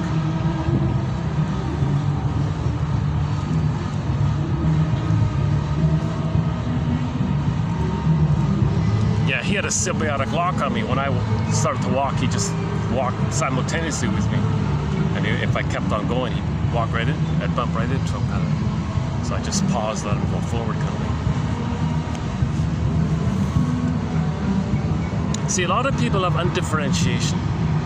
A lot of people unknowingly are trying to get their needs for oneness, narcissistic fusion needs met. And then with the positive intention being, there's mother, be loved by mother, and then they can differentiate. Does it make sense? Nobody in the present can be somebody's best brother in the past. You cannot still try to get what you didn't get. You got to identify that you didn't get it, admit that you didn't get it. That's called the mourning process, the firebird, the phoenix, the abreaction. The authentic abreaction, a genuine catharsis, and a genuine emotional knowing kind of experience. Then you get your beingness back when you can admit the truth. If you still try to get it, it's not going to work. You can become addictive. It's devouring. It's greedy, envy, ennui, devouring, greed, envy, spite. You're still angry, getting angry, and you're doing it again and again. So that means you're still in that past place, still trying to get those needs met. So in one of the quotes in our topic on passive aggressiveness is that the passive aggressiveness and the aggressive person, the overt aggressive person and the passive aggressive person. So the overt aggressive person, he's just kind of overt about it, right? The passive aggressive person just kind of covert about it. In both cases, neither of them have individuated. They didn't differentiate from the mother. So one wants to force it overtly, one wants to do the tar baby thing and stick it in and control it by the sticky thing, where they control the one they pull in and control it, and the other one wants to force it in, one wants to pull it in, okay? But there's a battle because you're not in the nursery, it's not your mother, but you still have the need for it. So you have this compulsion for it, but you can't do it, and you're always angry like that. So that's sort of the positive intention of why people are passive aggressive. They want to pull people in because they need the mother, but they're angry at the mother. Come on, mother, where are you? I want to express my anger at you. And I want you to process my anger and still be there. Process my anger and still be there. That's why she said a lot of codependents might marry a passive aggressive narcissist. Because the passive aggressive narcissist takes advantage of the codependent's fantasy that they can save them, and they're nice to them, and they want to please them and fix them, and the stinger attacks them. Oh, they say, ouch, but I'll love you in return. Ouch, but I'll love you in return. They want that kind of dynamic. It's called protective gratification. They want the codependent to take the pain and send the love, take the hurt, take the waste, take the pain, and send the love, because that's what the dynamics that should have taken place originally in the nursery, where the mother's meant to, it starts with the placenta. The placenta receives the waste. It digests it, clarifies it, cleanses it, does what it does, and sends down the goodness and the love and the oxygen and the food, the nutrients, everything the baby needs down the center vein. Okay, so baby sends the waste, gets the goodness. Okay, in the extended social womb, okay, same dynamic. Okay, the baby sends his upsetness, his distress, his worries, his fears, his toxicity. You know, mother, oh, I get it. Let me think about it. Let me send the love. Let me soothe you. So she can digest like the placenta. She does what the placenta did, just intellectually and emotionally. She assimilates, recognizes, thinks about, considers. I get it. I got it. I understand. Let me make an adjustment. I'll send you the love. You send me your anger and distress. You send me your whatever it is. I'll understand it and send you love. Okay. So that stuff. It was flash frozen. Wasn't met. Frozen. Still there. Pause button. You trance that pause button on all the time. So the film is still going on, but the scene is on that pause, on that scene. So they go through life with that pause all the time. And in that pause, they want that pause to be released. So in that pause, they want what should have taken place. So they want to coax, they want to pull people in to get the love, get the attention, get the admiration, get the respect, get their admiration, you know, they think well of them and all that. You're a good baby. Okay? And he says, no, you're a bad mother. I'm a good baby and you're a bad mother. I'm good, you're bad. Now, heal me. I still think you're bad, and keep doing it until one day, magically, a magical time machine will appear. We'll go back in the past, and mother will see that, and she'll say, oh, I learned it. Okay, now we'll limit it. Things like that, right?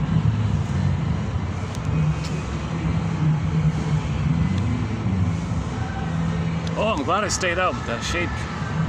Oh, the clouds. Okay, the clouds arrived. Okay, yeah, that worked out okay then.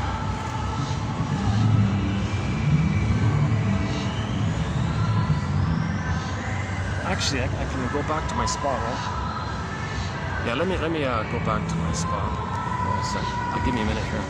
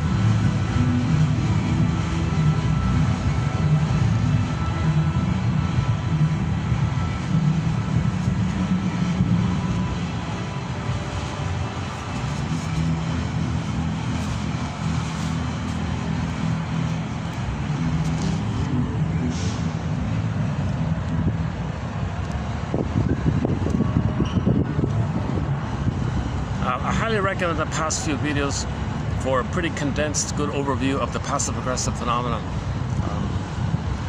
Before I do part 2, I want to do a preview here now of parts 6 and 7.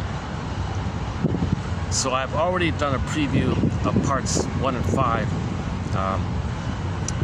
Now I want to do here a preview of upcoming parts 6 and 7.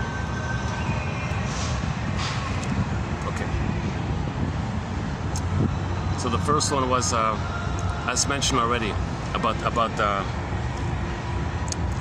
they can't agree. They won't follow through. They overtly agree, but covertly disagree. They covertly don't cooperate. Although they may overtly be nice, sweet, but that's to pull you in so they can get their anger out. They want to be nice to pull you in so they can get their anger out. Remember the dynamic that's missing, okay, when the baby's traumatized. Number 1. Okay, part number 2. Okay, again, so the howling man. So the howling man. The baby reached out for mother, Mother, I need your love. Live. I want to live. I want to love and live. I need your love. I need your love so I can live and love. If you love me, I'll love myself. I want to live and love. Come on, mother. Get with the program here. Be a mother. She's impaired. She can't do it. So flash frozen.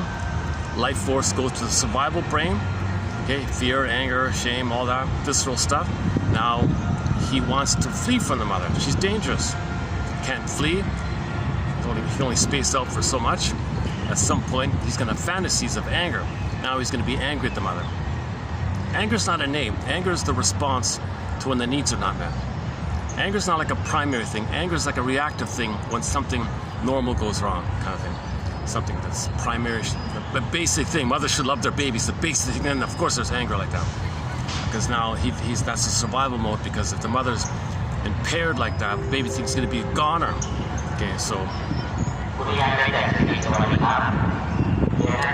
this is a fairly lengthy announcement about you're not allowed to smoke, feed the pigeons, keep the place tidy. This is things like that, yeah. Hold on a second.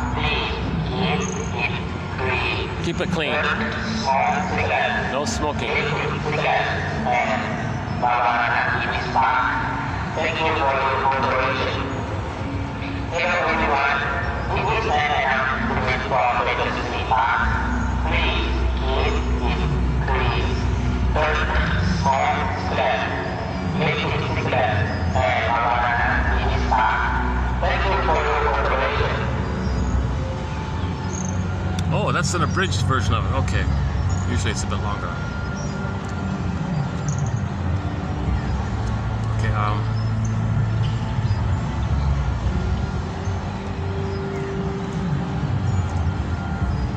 Okay, so the LIVE. Think about the child wants to LIVE. His life force is object seeking.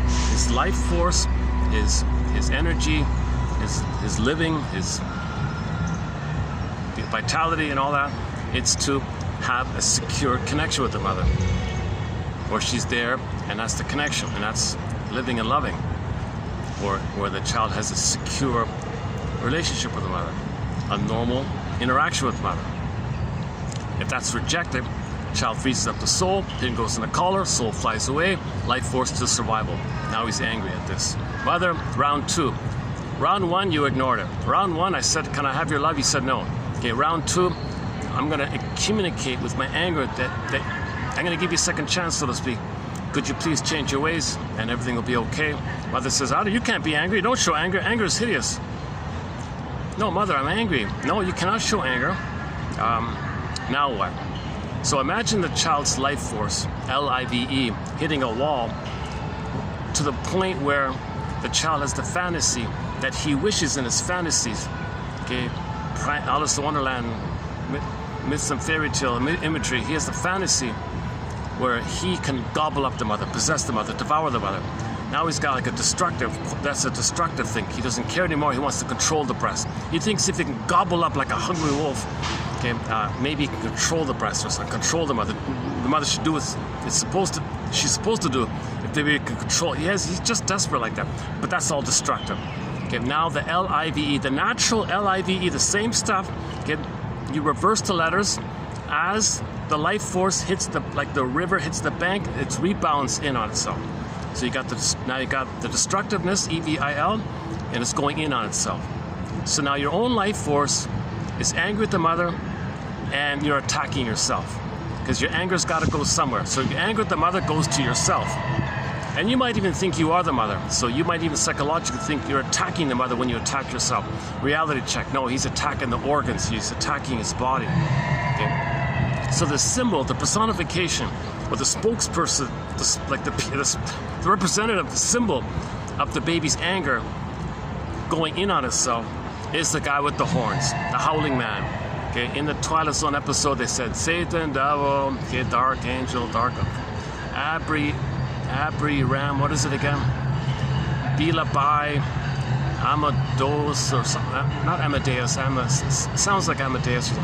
They listed like through in folklore and literature throughout history, they had like a list there of names for this guy. In the episode, it was called Howling Man, the guy with the horn, the traditional stereotype, the guy with the horns, Howling Man. Because your anger, your own anger going onto your body, how do you feel? If your anger goes to your body, it goes to the organ, you feel howling, ow, you're in pain, ow, right? You're a howling man now. You're lonely, you're howling, you know, so that's what he means like that. So the personification of the energy is the guy with the horns. So the presentation in the Twilight Zone is you got a castle, that's the psyche, the person, the body.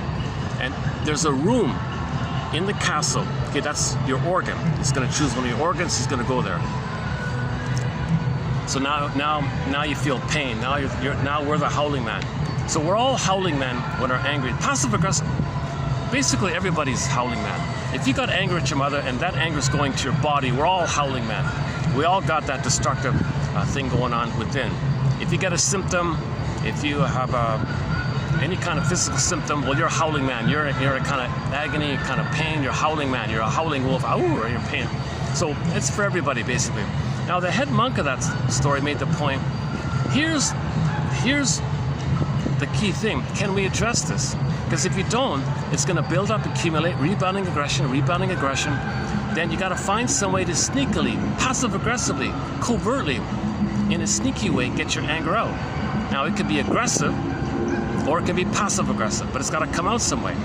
It could be like overly aggressive or covertly passive-aggressive. It's got to come out sideways like that.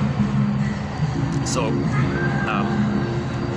that means how that's going to work is you got to find some excuse to think somebody's you, say they're no good, because your mother said you're no good, and you're her. Repression, projection, say someone else is no good. When you think someone else is no good, poof, at the same time, hocus pocus, auto-hypnosis, at the same time, on another level, simultaneously, the one you think who's you is no good, poof, at the same time, that's your mother hurting you. Now you open the door, and your anger at the mother goes to the person who you first thought, who you think is you, and simultaneously is your mother, due to the fusion. So that easily leads to prejudice, because what often happens with prejudice, from the baby's point of view, when mother is not meeting the baby's needs, he's in rage, takes the picture of his rage, the monster puts that picture, it's not real, but nevertheless puts the picture onto the mother. Now the mother's this alien or something, the sea monster, some kind of cyclops, or like some kind of monster, some kind of strange alien monster, sea monster, outer monster, this kind of scary minotaur, any kind of frightening entity, right? Take your pick. So from the baby's point of view, when mother's not familiar to the baby, she's a monster, scary stuff, very scary stuff. That's a survival kind of thing. That's frozen, flash frozen. It seeks to be brought into the light of consciousness. So in your daily life, if suddenly someone is unfamiliar to you by the other people around you that you know, and someone like a newcomer comes to your town or something, wait a minute, I know all the people in my neighborhood, went to the same school and all that. Who's this person here? Different language or something. That's unknown to me. Click. That triggers within the template. It triggers within how mother was unknown. Now, when mother was unknown to the baby, she was a monster. You transfer the monster image onto the benign newcomer who's lost and confused and looking for help, and you say, oh, they're so dangerous, and you have prejudice like that. And you think you're so proud or so, you think so, you're important or something. You call yourself important, or something. So the poor newcomer is probably his land was plundered and pillaged. He's created poverty. His family was murdered or something. He's escaping, looking for help. Arrives in some place, and everyone around thinks he's experiencing being thought of as the projector's own image of their rage to the mother, which they put onto that person. The newcomer doesn't know what you're talking about, called prejudice. So the other suddenly, click, becomes the mother. The other, unfamiliar, it's fear of they call it the fear of the unknown. Fear of the unknown. From the baby's point of view, when mother is unknown to the baby, she's a monster. So in the present, some benign little thing, like some lost newcomer looking for a job, that's unknown. Click. It triggers the feeling that you had as a baby. You transfer that feeling to the present. The present is called the presenting past. You're feeling in the present the timeless past, and you think in the present you're back in the nursery in the past, and you're not aware of it. So you're feeling now what you felt in the past, and your hippocampus is damaged. You've got EAS, enlarged amygdala syndrome. Your amygdala's pumping out cortisol, adrenaline.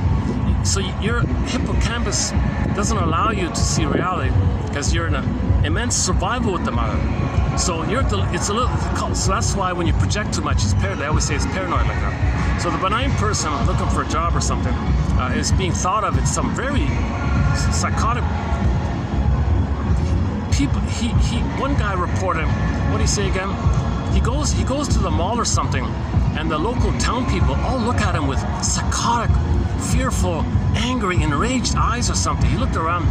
I can't believe this. What's wrong with these psychotic? Are they on meds? What are these? Where am I? What is it with all this? This was some very like a small rural kind of place, and a lot of incest or some, a lot of that sick stuff that's going on there. There's a culture of violence and all that stuff.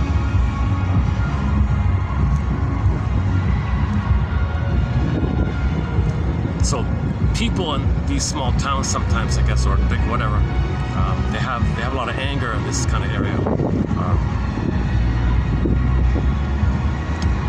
and it's got to come up somehow. It's got to come up to the light of consciousness. So if you have prejudice, fear of the unknown, it's irrational like that. That's like a snapshot. Oh my God, I was traumatized. My mother was unknown to me, scary stuff, and I think this benign person, someone I don't even know, might even be very nice for all I know, or he's just confused or wounded or something. He's on intent. He's just looking for help or something. I can't help him, but he's looking for help. He's not like, he's not my mother in the nursery rejecting me where I thought I was going to be a goner because of her. It's not nothing like that. What's he got to do with it? He wasn't in he wasn't in my nursery. He wasn't my mother back in my nursery. Like, holy, you know what? So you gotta have like a reality like this. You gotta pull it back like that. So just put a dash between the M and the O in the word mother.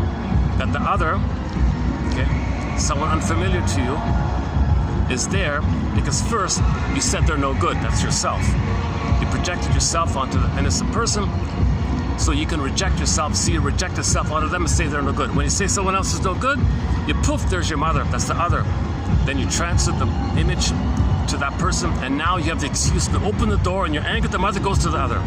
That's called prejudice. Right? So that's one theory. That's one common theory on prejudice. That seems to be one of the core, generally agreed upon theories on prejudice. We got 12 theories on the go, a major thread in our topic. I hope the way I said it came across.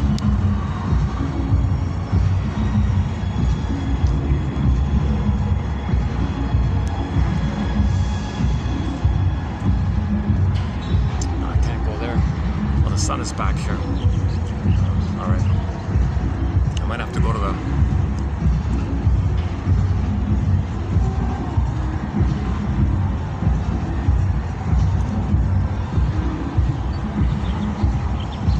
Hold on a second.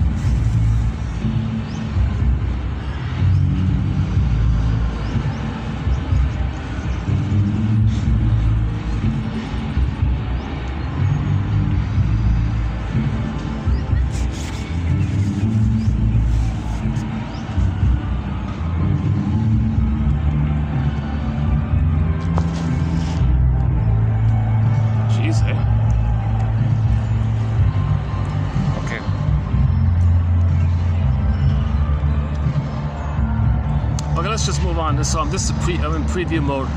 So let's continue here. Okay, next one here. Okay, so again, it's a fusion. Passive and aggressive It's not like either or. It's simultaneously. They're both going on at the same time.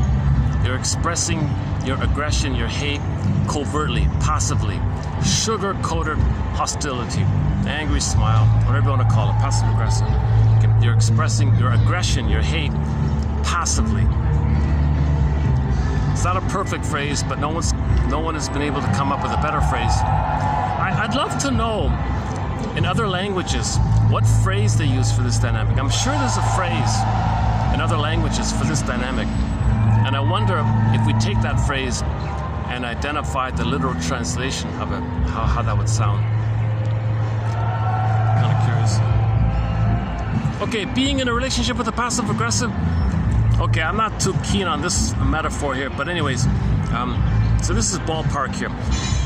General ballpark. This is from a self-help book. Yeah, this is from a self-help book. Being in a relationship with a passive-aggressive person is like hugging a big, soft, down pillow that's full of thorns. A person has difficulty believing that the thorns are there. The pillow looks so soft. A person who deals with passive-aggressive personalities keeps seeking comfort from the softness of the pillow, only to get pricked again and again. Okay, maybe it's not so bad, yeah. So the passive-aggressive people very often look so sweet and soft and gentle and friendly and warm. They might look like the 9 on the Enneagram, the peacemaker, the mediator, the help. They might even look like a codependent. You might not tell at first. So very often passive-aggressive people look kind of pleasant and all that. That's to pull you in so they can get their anger out. That's the thorns. So you're drawn to the softness, you're drawn to the safety, you're drawn to the appearance of non-aggression, and then you get the aggression, the stings, the thorns. So you grab the pillow, ouch, all you get these prickly feelings. And then you might be stuck there, and you gotta pull the thorns out. Finally you get it out, and you grab the pillow again, you do it again or something, because your need is still there. Because the person drawn to the passive-aggressive person also is looking to resume development. They also want to find a secure base to develop with. And the thorn-filled pillow person also wants to pull in someone and control them so they can develop. They both want to develop. All dysfunction is about seeking to resume your development. But nobody in the present can be your mother in the past for that. But you're doing it anyways. You're blindly, compulsively, unconsciously, compulsively still trying to do that. But you're driven by the unconscious. It's a puppet master. It doesn't care about time. The puppet master, the amygdala, the unconscious, does not know time. We have to be conscious and recognize time.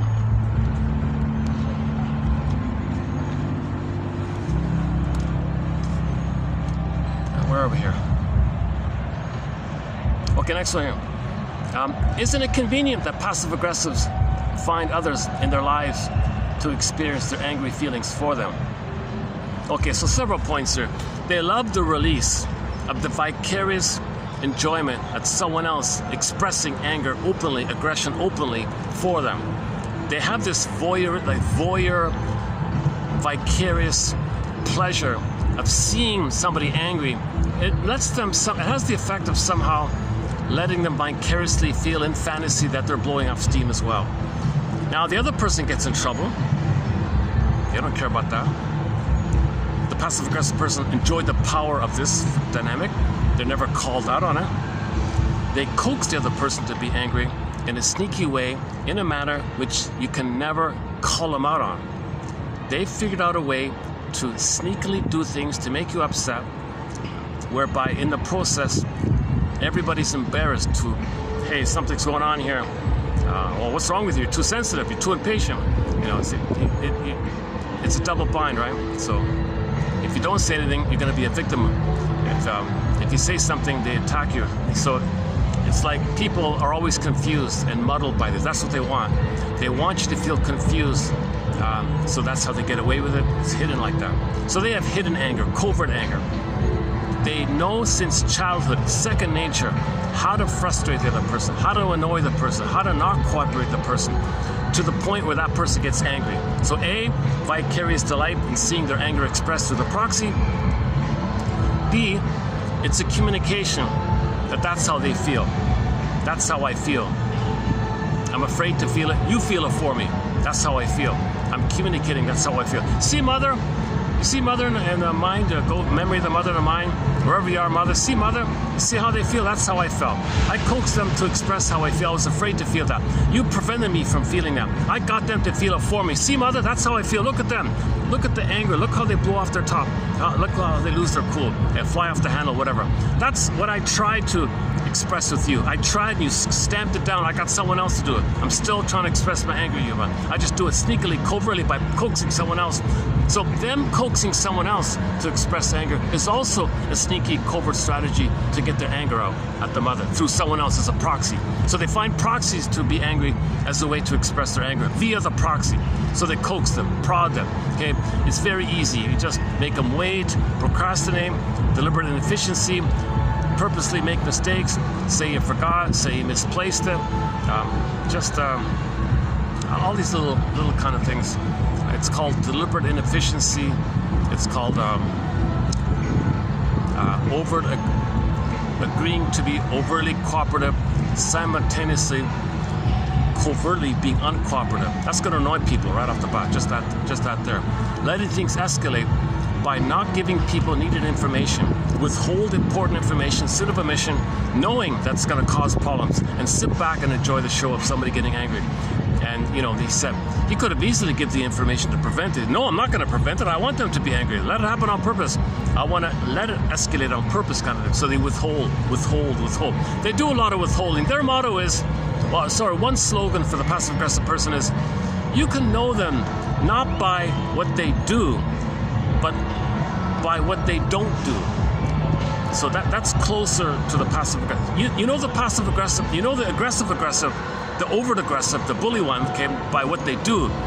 Okay, you understand the passive aggressive by what they don't do. That's their power, to withhold, because that's going to frustrate people eventually, right? No one likes to be kept waiting all the time. No one likes their emails to be ignored or not returned. No one likes to be ghosted or something. No one likes that they dropped the ball or something and then blame, and then how they get away with this, you get angry, then it's, you're so immature, you're so angry. They make it about, they turn the tables. Now the focus is on them getting angry. So they got the strategy through that, if you blame them. And they're always seen as innocent and virtuous like that. They enjoy the power, they enjoy the release, they love this stuff. But either partly, a lot of the times they're not aware they're doing it, so they won't admit they're doing it, but they love it nevertheless. And they don't want to change, because because they get all these benefits, right? They get these kind of quote-unquote secondary benefits, and every time that they succeed, they say to themselves, it works, the strategy works. I'm passive, I dawdle, people get angry. I'm innocent, they express the anger, they get in trouble, I don't. I'm fighting against my mother, I fight against them. I don't cooperate with my mother, I don't cooperate with them, they get angry, I made my mother angry. So they got some power, they got some way to communicate their anger with the mother. So passive-aggressive people are trying to say they're angry at their mother.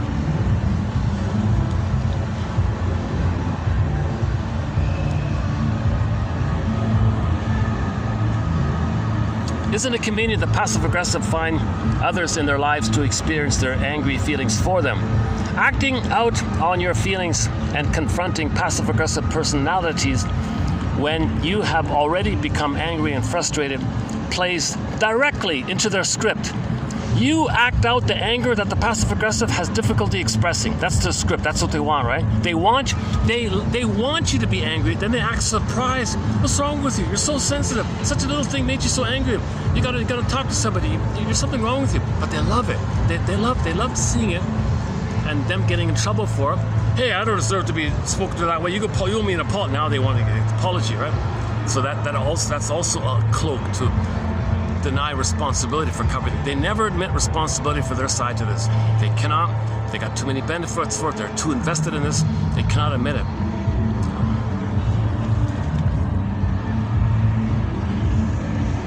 Recognizing your own role in interactions with this type of personality. Recognizing your own role in interactions with this type of personality, then, is the first necessary step to stopping your involvement in the passive-aggressive style. when interacting with passive aggressives.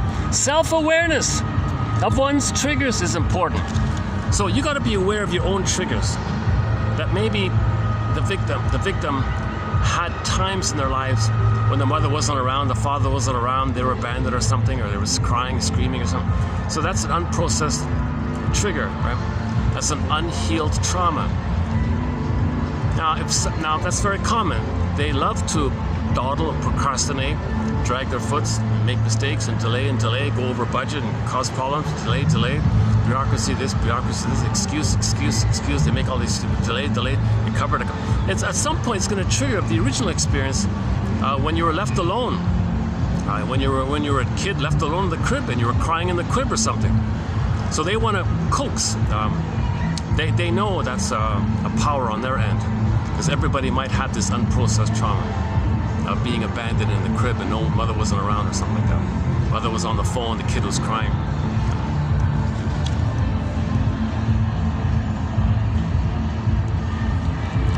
His passive-aggressive behavior serves to allow him to feel pseudo-control and to release his anger sideways, obliquely. When a passive-aggressive fails to follow through on a promise, when a passive-aggressive fails to follow through on a promise, your reaction might start out as reminding him, hey, do you remember you had an agreement here? Remember the promise you made? Remember what we talked about? So you remind him. He makes some excuse. Then maybe you'll remind him again. Maybe it crosses over into nagging. Finally, now you're angry. As the escalation increases, you are again in the position of experiencing someone else's feelings. Yeah, that's what we talk about. Okay, these ones come from a book called Boiling Point by Jane Middleton Moss. Not a bad. That's one of the better self-help books out there, I think. 1990 or something like that. It's an older one. Okay, next one from Mr. Cantor, Martin Cantor here. Passive aggressives express their hidden anger most of the time obliquely, but occasionally directly. Okay, there's constant hostility going on all the time. Okay, the howling man inside, Twilight Zone howling man. Okay, the guy with the horns is locked in the cell. It's constant hostility. So the image of constant hostility is the howling man is locked in the cell, in the castle, in the Twilight Zone. He gets a release, but he's in again. He's in, he's released, but he's still in. So at the same time he's in, at the same time he might be out, but he's still in. They only show it to you as him going out, but he's still there. So the constant hostility, constant rebounding aggression towards your mother, rebounding in, it just goes out, rebounding in. So it's going in, a little bit goes out, still goes in. So, oh, that's number 4. Sorry, Howling Man. Oh my God, Gabe's story. Wong's Lost and Found Emporium. Take My False Light, Please. Howling Man. Okay, and Saturday. SH, Saturday. Explain the previous videos. Okay, this one, this Mr. Cantor's theory about the dress. I'm gonna have to follow up on this. I've got a question mark about this. But he thinks that sometimes people express their anger passive-aggressively, maybe with their dress, maybe with their scary tattoos or something. Maybe they're expressing their anger in these kind of covert ways. Well, it's just art, it's fashionable, so they put some scary image on their arm or whatever. Maybe that's passive. So he thinks so in the list of why people put up the tattoos, there's probably like 100 reasons. Maybe one of the 100 might be for this issue. I don't know. Question mark. I don't know about that. Okay. So, in as far as they can control nonverbal manifestations of their condition, passive-aggressive people incline to one of 2 postures.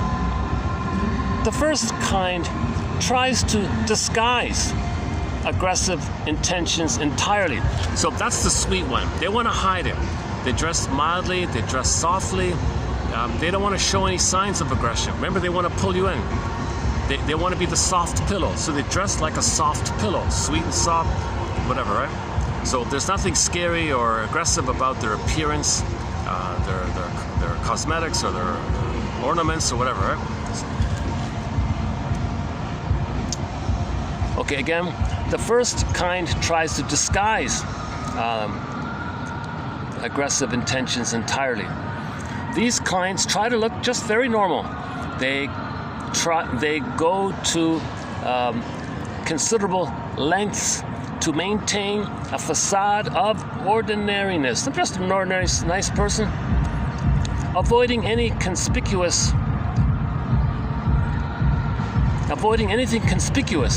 in dress and grooming. Okay, so that's the pillow one. This the down pillow.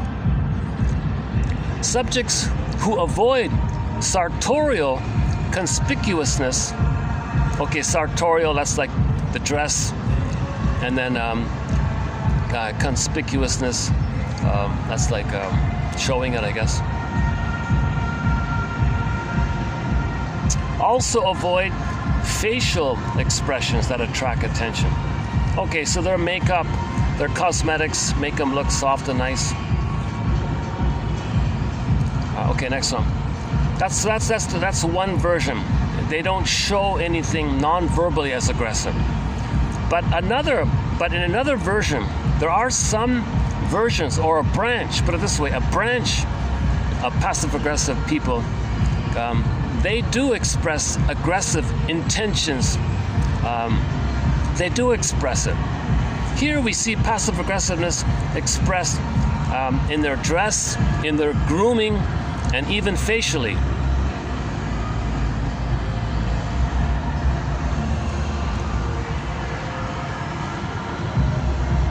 So is that what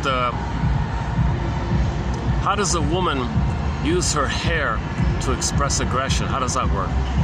Spikes, maybe, the pink spikes, I don't know. Yeah, if they dress like a punk girl or something, maybe that's aggressive, right? Something like that. So they're kind of open about it. They're already giving you the thorns in their appearance. It's already kind of there, right? So it's already leaking out. So the Freudian slips are already there, right? The leakages are already there in their dress and grooming or something like that. Yeah, that's just a question mark about that.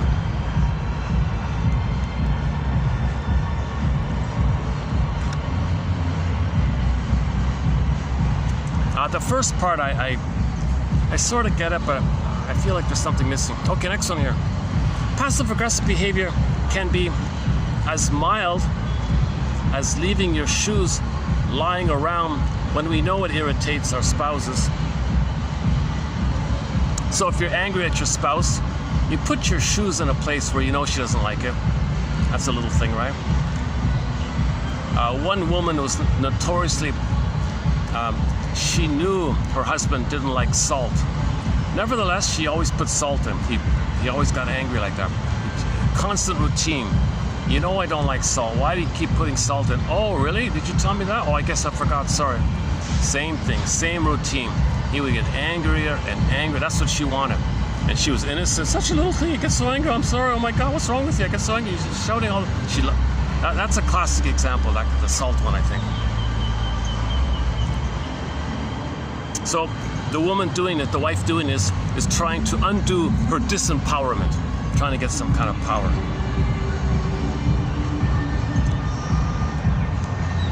And she gets the vicarious expression of the husband blowing his top. He's got to apologize. She gets some power. She's not a passive victim. She's fighting back with the mother. So the husband's the mother, makes the mother angry, makes the father angry, makes the husband angry. She's operating from the motivation to make the mother angry. So she makes the husband angry with the motivation to make the mother angry. She transfers the mother onto the husband.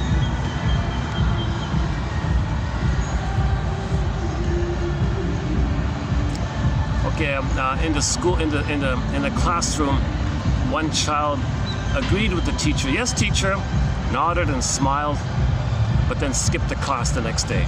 Yeah, so he agreed, and the next day didn't show up. So lateness, cancellations, that's all passive aggressive. Lateness is a big one. Canceling appointments, another big one. skipping class in this case. That's all passive aggressive, right? Again, the kid doesn't want to do what the teacher wanted because that's the mother. The authority figure is the mother, they think. Passive aggressiveness. Passive aggressive. For example, you refuse to follow through and fulfill other people's expectations. Deliberate inefficiency. You vent anger indirectly by undermining other people's goals. So if you sabotage their efforts, you sabotage what they want, you're getting your anger out like that. You're venting your anger like that. The silent treatment's big. Withholding emotions. Not refusing to communicate when there is something problematic to discuss. The silent treatment, the cold shoulder, that's all very passive aggressive. The passive aggressive. Okay, here's another question mark, but I partially.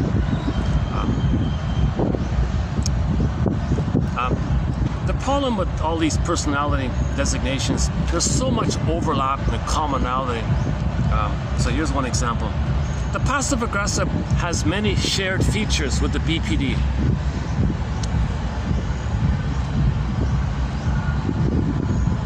The most notable distinction between the two is that BPDs allow themselves the full range of emotions openly. So they openly will express their anger, there'll be aggression, they'll shout and all that, whatever, all the drama, soap opera hysterics, right? They're open about it, and they're aware of it. The passive aggressives are unaware, are unable. They're unable to do that. So they do it covertly, insidiously. Quote, I withhold. When I withhold, I induce anger. Another one of their slogans. When I withhold, I induce anger. So they're just as. So the difference is the BPDs are just open about it. The passive aggressives are covert about it. The passive aggressives are afraid to show anger openly. The BPDs don't care anymore. They do it anyway.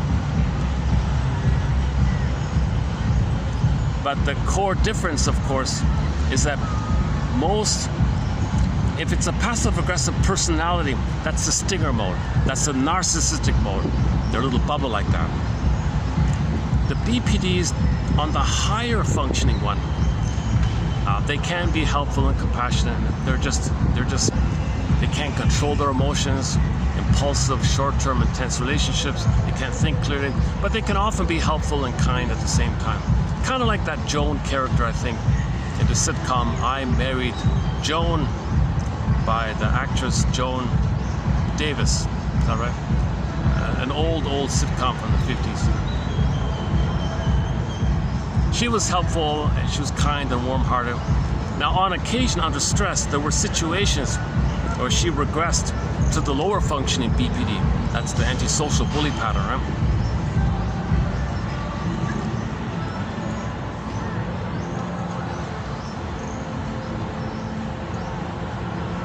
Now,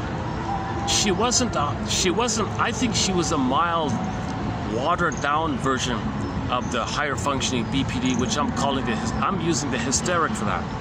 So the histrionic, I'm guessing just personally, the histrionic is kind of like BPD light, because she's not that dangerous. She's destructive and all that. She's self-sabotaging, makes drama in all these comedy scenarios. But her main MO is that she recreates the childlike place where someone's got to save her. She makes a problem, the husband's got to help her. She wants to be initiative, she wants to develop. Everything fails, someone helps her. So she's replaying the rapprochement stage of childhood development, where they want to initiate, others said, I'm busy, it failed. So she recreates that, tries to initiate, I want to start something, she creates the problem, the husband's got to pick her up like that.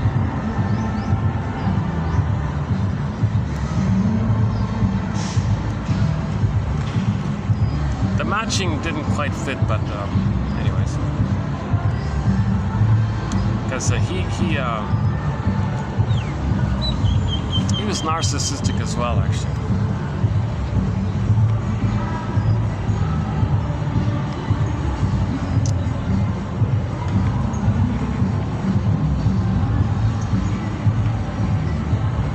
So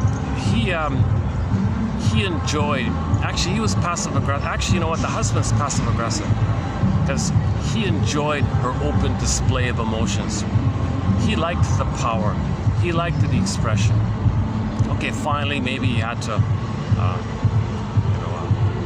bail her out, kind of thing. But in a narcissistic way to keep the game going. So he only did it to keep the game going, kind of thing. He didn't do it out of love or anything.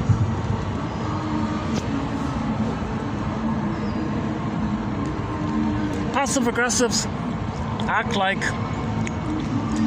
well, I'm a good little boy, or I'm a good little girl, and you are the bad mommy, recreating the parent-child dynamic. So when you're engaged with the passive-aggressive, you got to keep this in mind. They think they're a good little boy, they're a good little girl, and you are the bad mommy, and they're recreating this.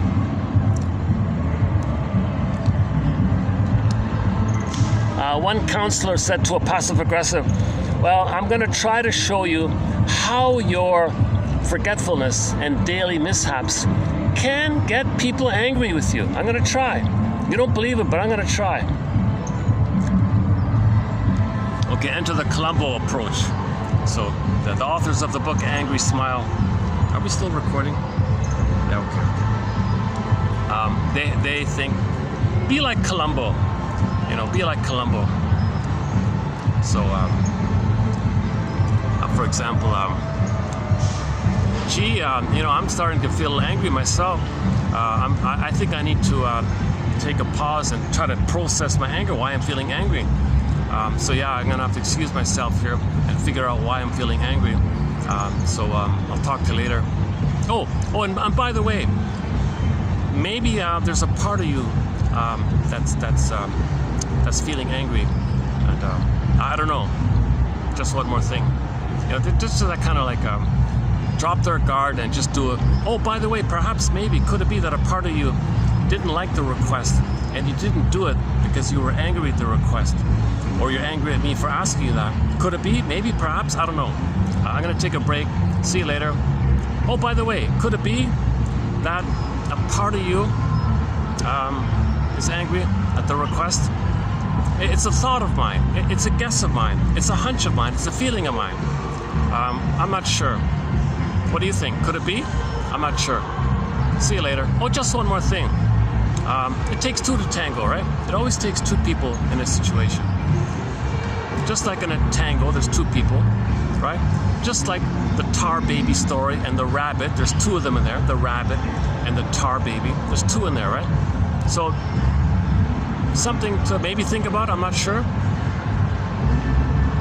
So he would do these kind of hesitant kind of things to disarm them and relax them, and then say, by the way, could it be?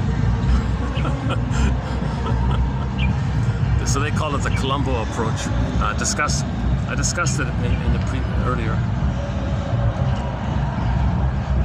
Okay, once again, they like to procrastinate until the last minute. They pretend to be ineffective or incompetent. They feign inefficiency and invariably find a plethora of excuses of why things weren't accomplished, inept, forgetful, or they might devalue you and your needs. Who cares? Because decoded, the message in what they're doing is a form of projective identification saying, now I'm going to show you, partner, how it feels, how I felt as a child. So partner is the mommy, the mother. Now I'm going to show you, mother. He's talking to so let's say it's the woman. The woman's saying to the husband, in her unconscious inner child of the past, is saying, I'm going to show you, mother, how I felt when you did certain things to me. I'm going to show you how I felt. So that's called the amygdala hijack, where her unconscious took over and she can't think reasonably and she's operating from the past. the husband's not the mother, but she transfers the mother onto the husband. Lucy Holmes says most women marry a man who reminds her of the mother and continues the battle with the mother. Back to the Heck Ramsey thing. And most men, if it's the firstborn, marry a woman who reminds them of the father. But on the side of the women, the pattern is if the firstborn's a daughter, there's a very high chance she's going to marry a man who reminds her of the mother and continue the battle. And in the battle, if she makes the husband angry, it's kind of like saying, see mother, see how angry you are? That's how I felt when you did certain things to me. I want you to feel what I'm feeling. I want to communicate how I'm feeling to you. So projective identification and coaxing is also a form of communication. If you can coax someone to be angry, that's you communicating that you're angry. Right? So if you feel angry and you don't want to say it, you coax someone to be angry. That's your way of communicating that you're angry. Okay, what I just read is part 7. That's 30:22. Okay, now let's read part 6. How are we doing here? Yeah, this feels like it's funny, sometimes when I'm a little tired and battling the elements and things, the video feels like I feel like I've been out here for 6 hours, but it's only been 2 hours, right? Sometimes I'll do a 4-hour video and it feels like 1 hour. It's funny about how your mood affects your sense of time, right?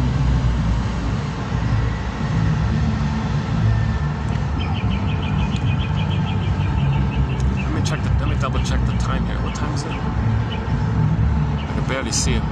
3:41. 3:41. How much battery? Hold on.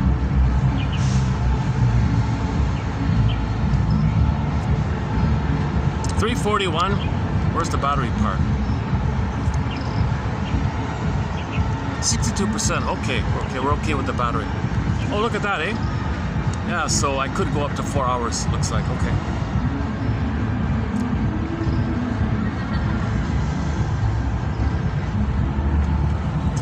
Okay, part 6. Yesterday I said I was reviewing part 6. Actually, it was part 5. This is part 6. A little mistake on my end. Oh, this is the tar baby one. Okay. The dynamics of dominance and submission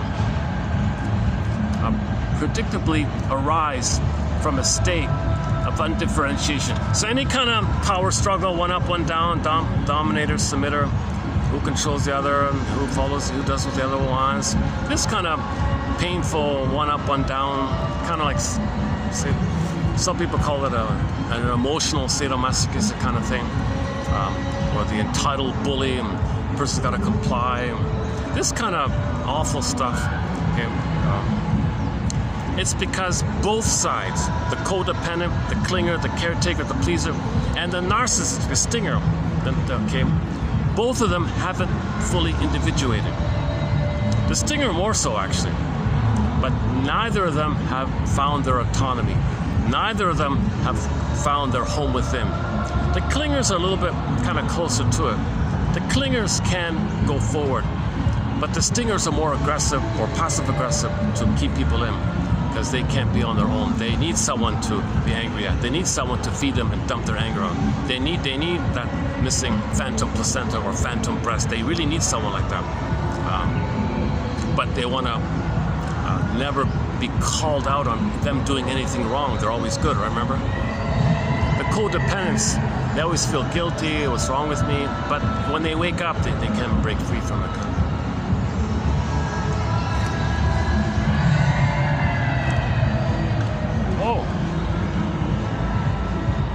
Oh, they set up like a kid's sort of some kids' games over there. Yeah, like a mini fair kind of. Okay, where are we here? Okay, so most people know about the story about the bear rabbit. It's a variation of the Anansi, the trickster spider, the trickster rabbit. So from ancient Africa, Anansi. So one version is the bear rabbit. So the rabbit comes along. So rabbit's walking along the road, and he greets the tar baby. Hey, tar baby, what's going on here? How you doing? What's going on? No response. No response. Hey, what's wrong here? Well, why are you so silent? Well, talk to me. Why aren't you talking to me? We're out here in the middle of nowhere. Won't you say something? Won't you greet me? Won't you say something? The tar baby says nothing. Hey, come on, this isn't nice of you. It's not polite. I said hello to you nicely. I think you should say hello to me back. Why are you so silent? So this goes on for a while. The rabbit gets angry and strikes the tar baby, but then he gets stuck in the sticky tar. Okay. The tar baby story captures the tricky, sticky quality of passive-aggressive behaviors and how difficult it is to extract oneself from them. Because you're so needy yourself. If you fall in to the pillow, the soft, and you fall in, because you have a need for differentiation. You yourself also have a need for mother's love in the past. So you deny reality because you have the need. You see what you need, kind of thing. So you ignore the reality, you ignore the red flag, and you do it again.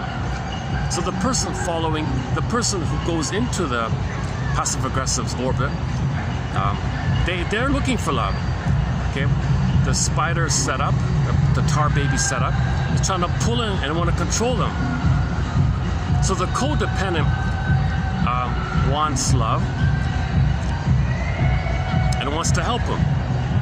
The tar baby spider one, the stinger one, the passive-aggressive narcissistic one, feels entitled. And they want to control you because they're entitled. They demand breast mother, they demand mother, they want to control mother. The victim just wants to please mother. The other one wants to control mother. But both of them have an issue with mother, so they get stuck in the tar pit like that. The folie, some people call it a folie d'oie, or love. Dan McCafferty calls it Love Leads to Madness. Rick Santos has a song called Love Sick, Love Leads to Madness, folie d'oie, all that stuff.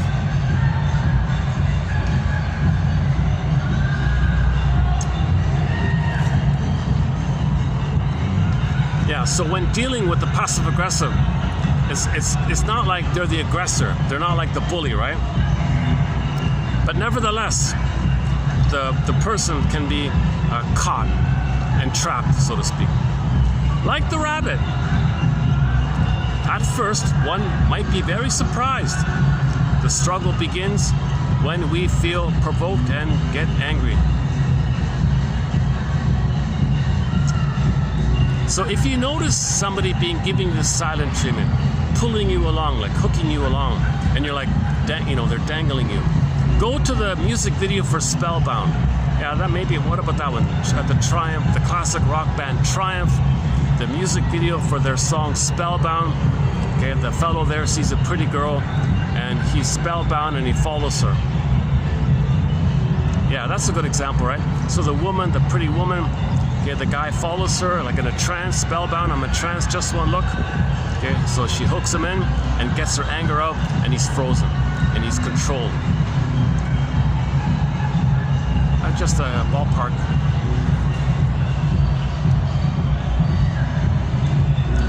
Passive-aggressive clients tire and wear down the stamina of even the healthiest shrinks. So that's how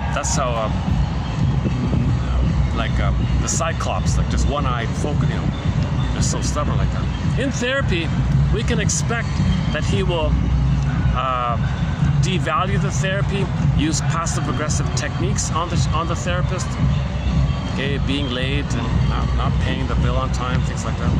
Passive-aggressive, because remember, passive-aggressive is to not do anything the other person wants. Use what they want as an opportunity to make them angry. Passive-aggressiveness is maybe a misnomer. Anyone who has been involved with the passive-aggressive person knows that nothing passive has gone on. Well, then what better, do you have a better term then? But he wants to say that to highlight that they're being aggressive. They're being aggressive. It's sneaky, but it's aggressive. So maybe he wants to say sneaky aggressiveness. It's not passive aggressive, it's just sneaky aggressive.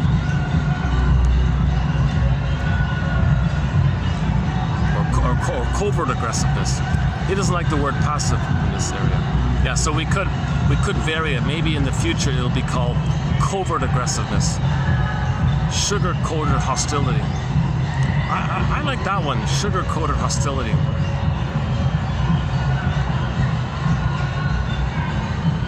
The sugar coating doesn't apply passive, right? It's the bait, it's the lure, right? The sugar, the sweet allurement.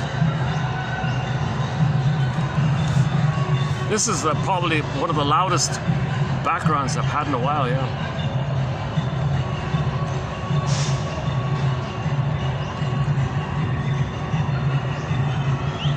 Okay, next one here. A non-passive aggressive mother recently,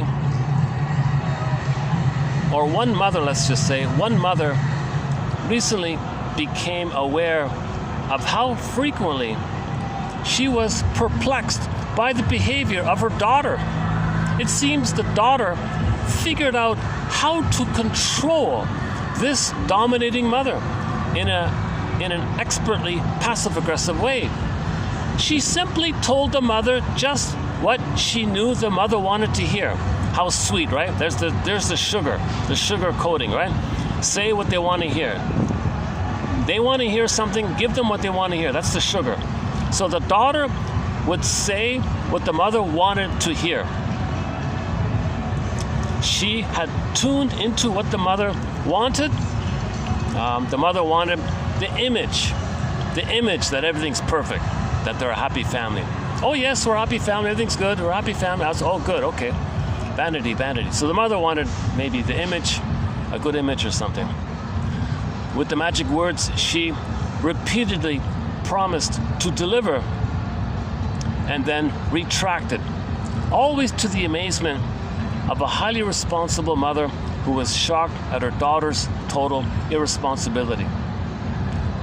The words of promise were magic also to the mother, consciously convinced that the daughter would deliver, and on another level, unconsciously and pathologically hopeful that her parents would come through, even though neither daughter nor parents ever had. Yeah. So when the daughter gives sweet words, the mother thinks her mother's going to come through. The daughter's passive aggressive, her mother didn't come through, she's enraged. She transfers the rage to the mother onto the daughter for being passive aggressive. Because her mother didn't come through, her daughter didn't come through. So this mother in the middle is recreating what happened in her childhood. This mother made her daughter passive aggressive to not follow through, so she can know that her mother never followed through. Her mother never delivered. So she sets it up for her daughter to never deliver, for her to know that her mother never delivered. As above, so below. The outer is a reflection of the inner state. As above, so below. Okay, here's another Genesis one. It would appear that passive-aggressive behavior has its origins as early as there are signs of autonomy. Of course, these occur within the first weeks of life, when the baby makes it clear in what position to nurse. Hey mother, I want to nurse in this position. No, you don't. I want it this way. So the mother eats the baby's heart, the wicked queen. The mother eats the baby's heart. At that wicked, okay, the image is Snow White. Give me her heart. No, baby, you do it my way. Oh, so the baby's signs of autonomy, the baby's expressing his needs and wishes are crushed. That's the mother eating the child's heart. The spiritual heart. Already, so that sets it up. That sets it up. Okay, so maybe later on the baby says, "Oh, I want to play with this toy." No, you play with that toy. I want to wear this dress. No, you wear this dress.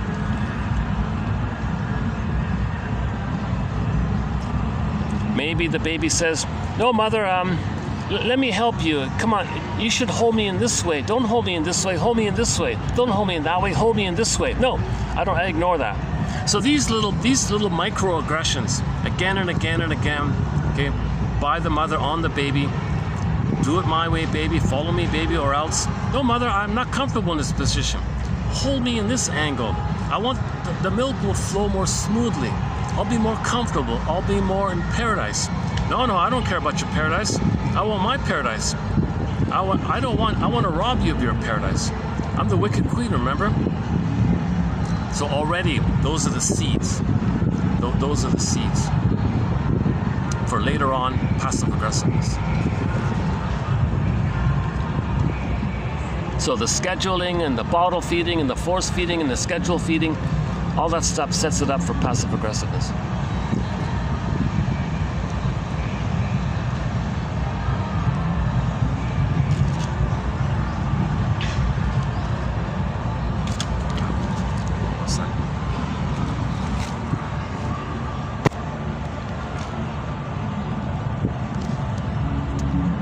The passive aggressive person might be surprised when the other person is all angry.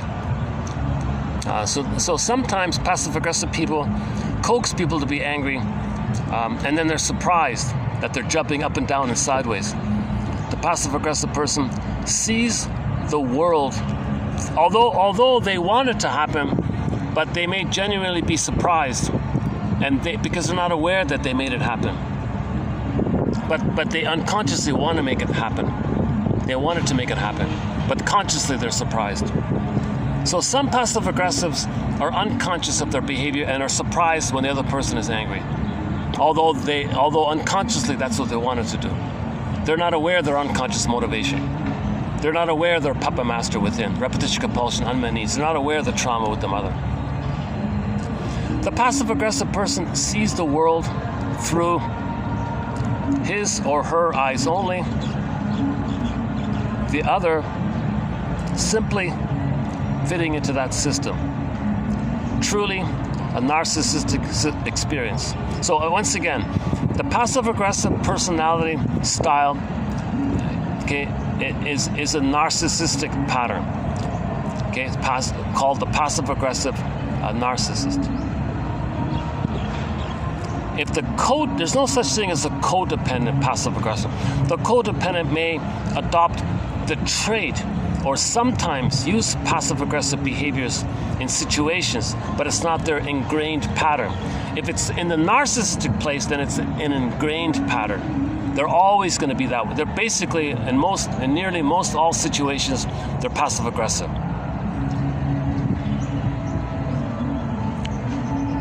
Not only does the recipient object to the particular issue at hand, but also to not being acknowledged as a genuine partner in an interpersonal exchange. Okay, so the person who's being passive-aggressive to you, they don't respect you. They're not treating you like a human being, no matter how sweet they appear, no matter how sugary they may appear. They don't care about your feelings. Instead, the other person is treated as a disdainful, transferential figure. You're not a person in your own right. No, you're my angry mother. A disdainful, transferential figure. Okay? The mother who rejected them.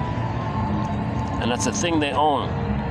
Okay? Babies have what's called part-object relating. The mother is a thing in the beginning. The baby thinks the mothers are kind of like a thing. The baby didn't reach the place of recognizing the full humanity of their mother as a being in their own right, and they're a person and a being in their own right. They're not there yet, right? Should the current person fit the figure to some degree, the passive-aggressive person uses this as fuel for continuous inattention and rationalization. Maybe this is somebody gave the example. They were on very friendly terms with some shopkeeper or something. They were a regular customer at some kind of shop or a restaurant or cafe or diner. I forgot what it was. So one guy was a regular. Everything was on friendly terms.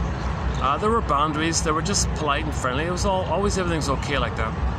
And then one day, suddenly, Jekyll and Hyde almost, the counter person or the waitress or whatever suddenly had a real hate towards them. What's going on here? And the customer thought, oh, just a situation, just bad mood, something happened, just didn't say anything about it. But it turned out this was set in. It was a permanent new thing. Because at some point, the customer triggered, get the template in the counter person's mind. So in the counter person's, what do they call the people who work behind the counter who serve your food or something? The waitress. Let's say it's the waitress. So the waitress had a normal relation with the customer, and then one day the waitress triggered up the battle with her mother onto the customer. At some point it clicked up. Once it clicked up, she was in a permanent battle with the customer, always being passive aggressive, annoying him, okay, making him wait, I'm busy. Oh, can't you go somewhere else? Maybe she sits somewhere else. Why don't you sit over there? Why do you got to sit here? And suddenly she was always being difficult towards it. He got angry and blew his top and never came back again. So she transferred the battle of the template of the mother in the mind onto the customer, and suddenly was passive aggressive towards the customer. Whereas at the beginning, nothing was triggered. At some point, something triggered it. So that's how it can often work. There may be like a triggering mechanism, or she's just always alive. Everybody's mother, and you're angry at everybody.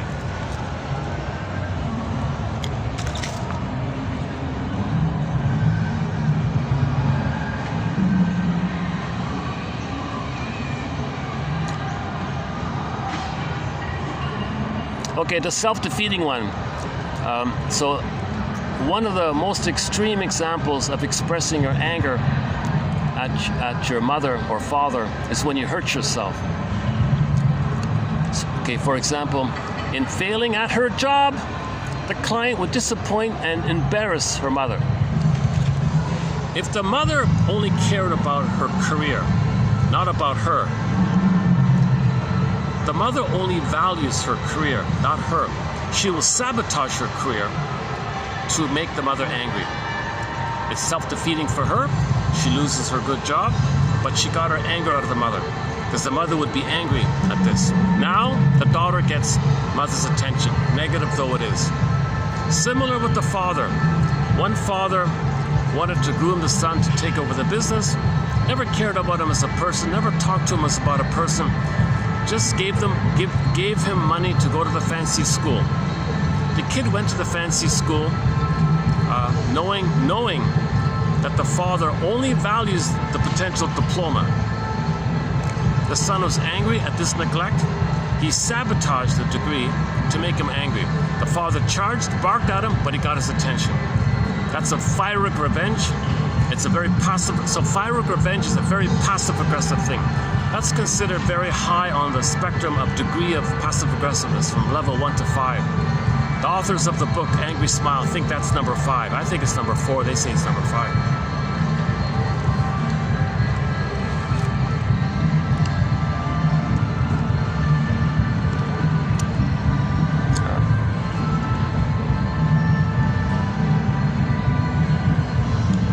Okay, hold on a sec. Where are we here?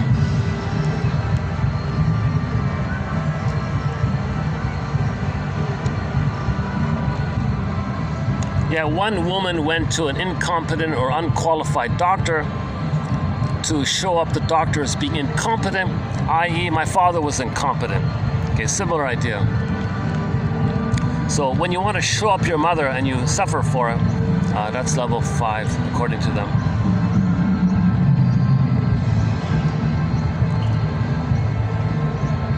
Okay, once again, the passive-aggressive person is never called out on their tricks, because to do so puts you in a double bind and you'd be embarrassed and accused of being too sensitive.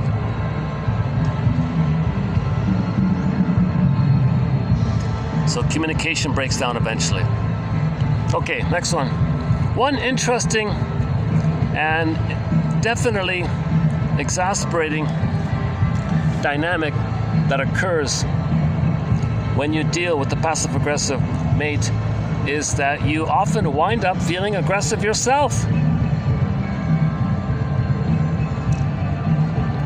In addition to passively expressing anger, the passive-aggressive often has a bad temper and frequently loses it when challenged on his behavior when things don't go exactly their way. Okay, yeah, they argue that there are two kinds of passive-aggressives. The ones who always and only make you angry and never show anger themselves. Okay, the other type is they do both. They coax you to be angry, and when you're angry, then they are angry at you overtly. They do both. So there's two types. The second type does both. They can be both passive-aggressive and have a hot temper and be aggressive. Whereas the stereotype of the passive-aggressive, they're always the soft pillow and you're angry. And the other version, they're the soft pillow and suddenly they're the angry, the shouting one, the bad-tempered one.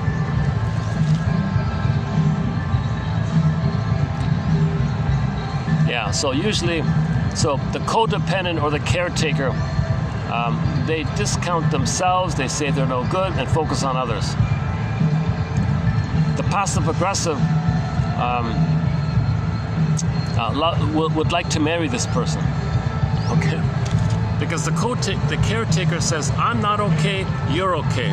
The passive-aggressive person says, oh, perfect.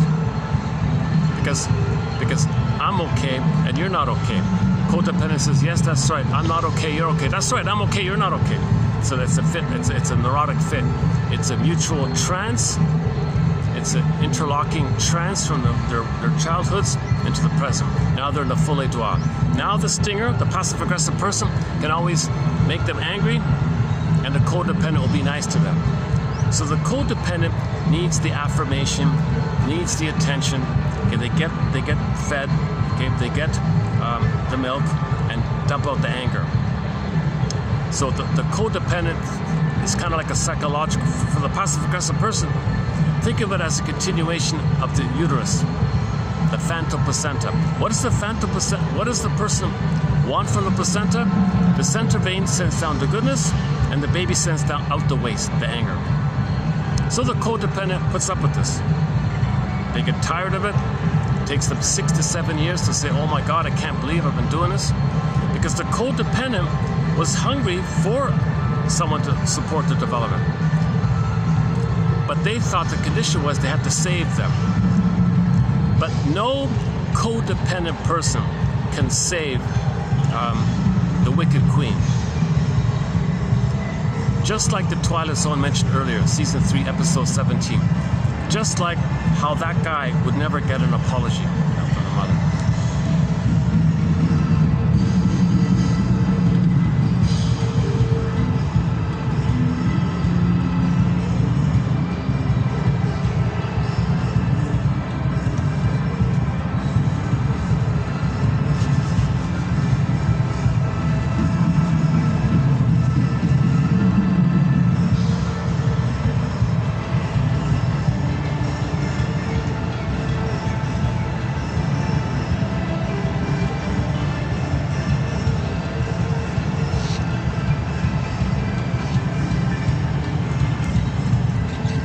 Is that it? Okay, so what we just did was part 6 and 7, a preview of it. I'll slow it down, hopefully, when we get there. So I just wanted to have like a initial practice run through it. Okay, now let's do part 2, which is, let's see, 16 is it? 16 or 17? Hold on a second. Where are we?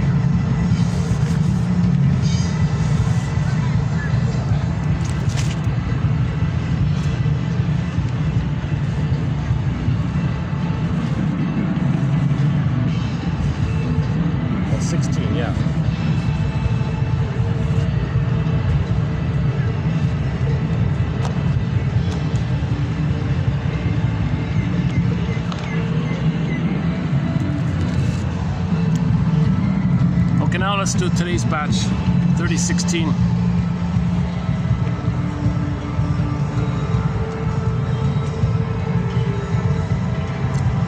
Is there a person in your life who irritates and frustrates you in little, insignificant, but endless little ways?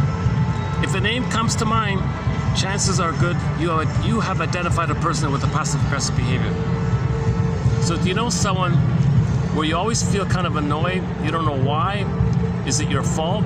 What's going on? You're always confused. You think you're the guilty one. You think there's something wrong with you. They manage to induce that in you because that's how they feel. They don't want to feel it. They coax it into you. Called projected identification. Make you feel what they don't want, what they don't know they're feeling. Make you feel what they don't know they're feeling. They want to make you feel what they don't know they're feeling.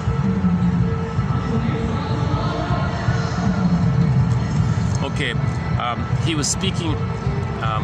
This next one is speaking to a passive-aggressive person. He said, to the audience, do you get pleasure and satisfaction from consciously thwarting and quietly getting back at others?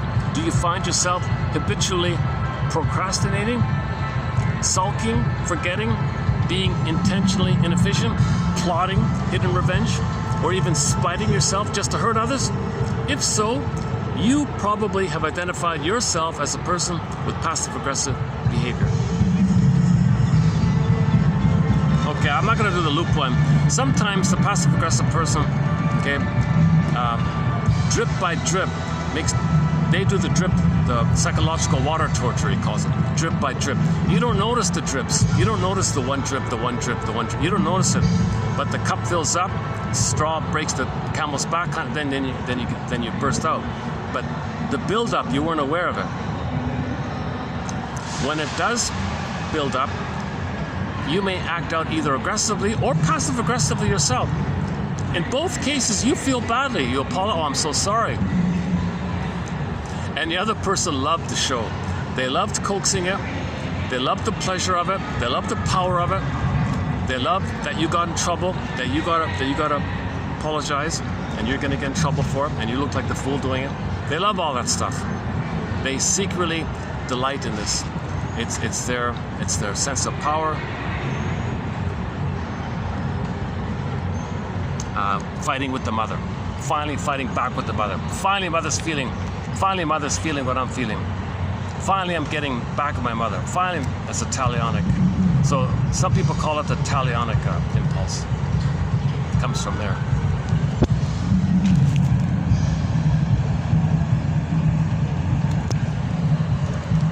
Okay, again, so again, the idea of fusion. So passive-aggressive doesn't mean 1 minute you're passive and the next minute you're... It's not a Jekyll and Hyde thing, usually. It's a fusion or synthesis of the two where they both take place simultaneously.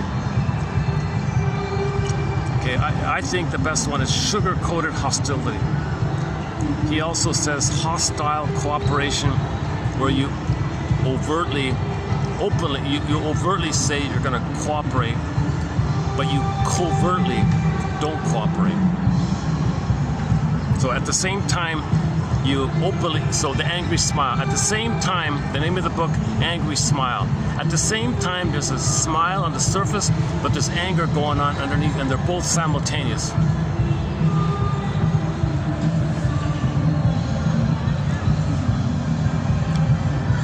Okay, this is all over the place. Passive-aggressive personalities are everywhere. Don't think about it being just in one part of the world and not another part of the world. It's everywhere. It's all over the place.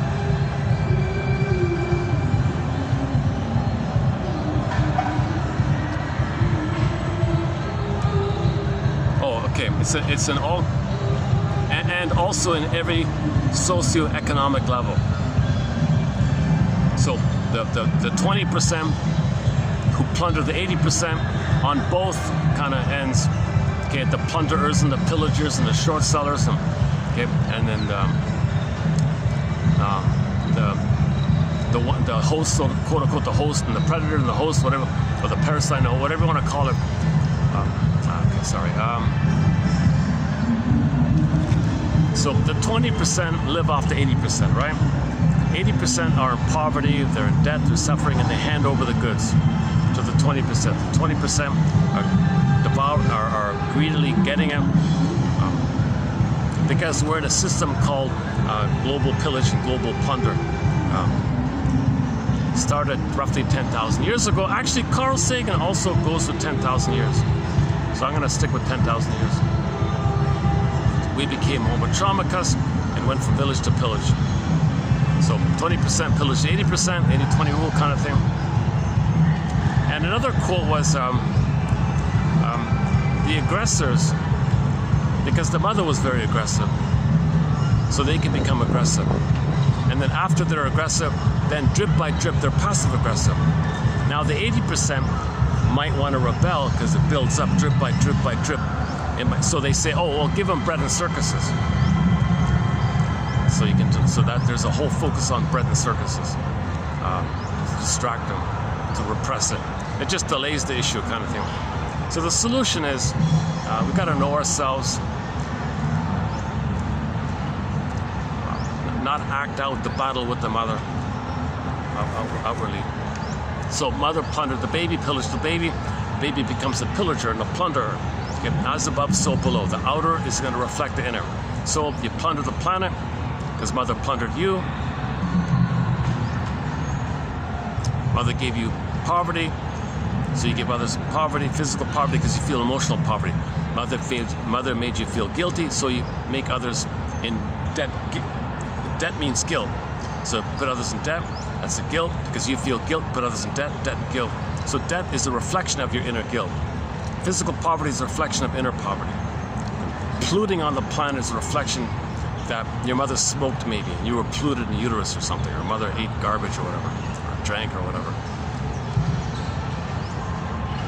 Mother didn't give you a good oxygen, so you deprived the 80% of good air. You didn't get clean air, you dirty the air around you. You didn't get mother's nutrients and sweetness and love. You were given the powder stuff. So you destroy the food and create franken food, garbage food on the planet to reflect that you didn't get the real good breast milk with the feeding experience if the nurse came in with the powder stuff instead. So you destroy the food on the planet as a reflection of your inner state. So 20% do it onto 80%,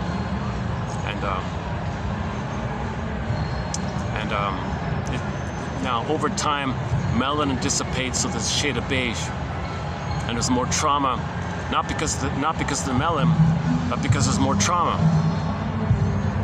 Now, okay, here's a question mark here. The most traumatized are the most traumatized are the most traumatized in the, okay, they may think that the thing that comforted them was milk, the powder stuff. Now they don't want to say I'm powder stuff. They don't want to say I'm white like in Star Trek. Okay, they call it the white. The Jeopardars had the white, they call it. They don't want to say that. So they describe, they don't say their formula, baby formula. They say the color, I'm white. So they associate white with the only goodness they receive, the stuff that kept them alive, like the white in the Star Trek show.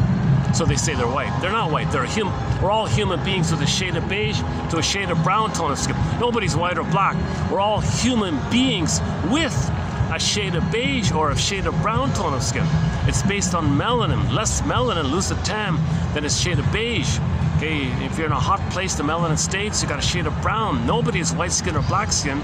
Okay, to boot, and much worse, nobody is black, white, or black. Forget that nonsense. But people want to say that to slip in their secret, sneaky, psychotic belief that they're white, meaning they've identified and fused with the powder stuff that kept them alive. So now you got enter Bruce Coburn's song, Stolen Land. When are you going, dear people with a shade of beige tone of skin, when are you going to realize that the world was made for all shade of, okay, sorry. His actual line is, when are you going to realize that the world wasn't only made for those with a shade of beige tone of skin? Come on. Okay, enter Carl Sagan. Seriously? The Great Spirit did all this for billions of years just for one mammal with the particular shade of beige? Seriously?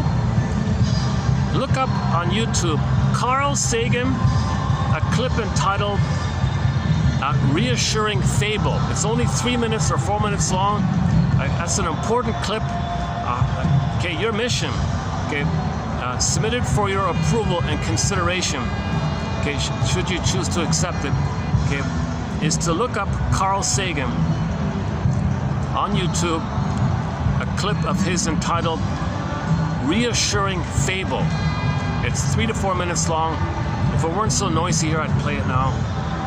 Oh, no, it's too noisy here. I gotta do it in a quiet room. Anyways, that's your mission. I mean, if you want it, submit it for your consideration. And he says, look at that, you're so traumatized, you project your trauma onto nature. Really? You think the great spirit, the nature out there, is your like the same as your personal trauma?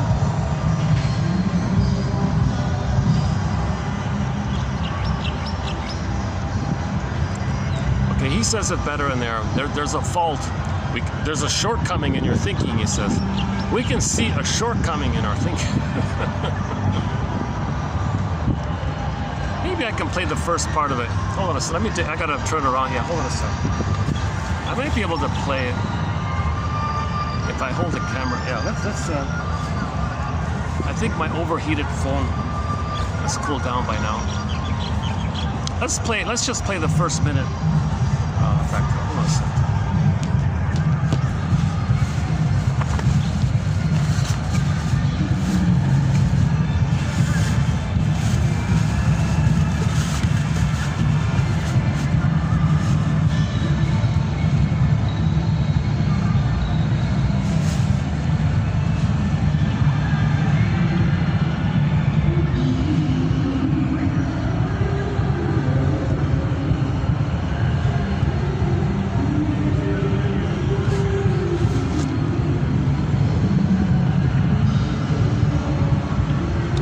It's pretty slow warming up here. Give me a minute.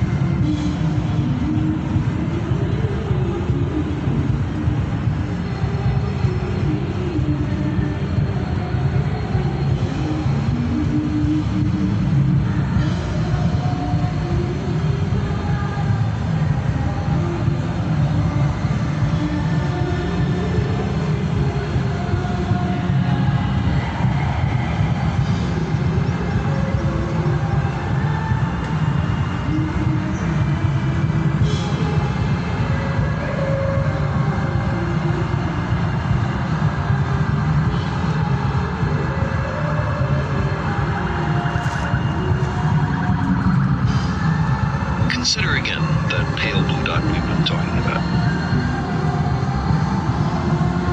Imagine that you take a good long look at it.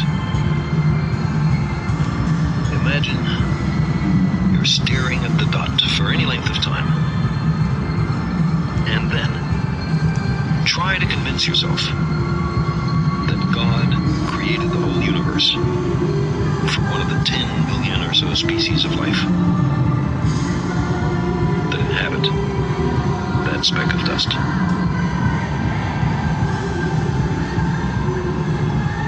Now take it a step further.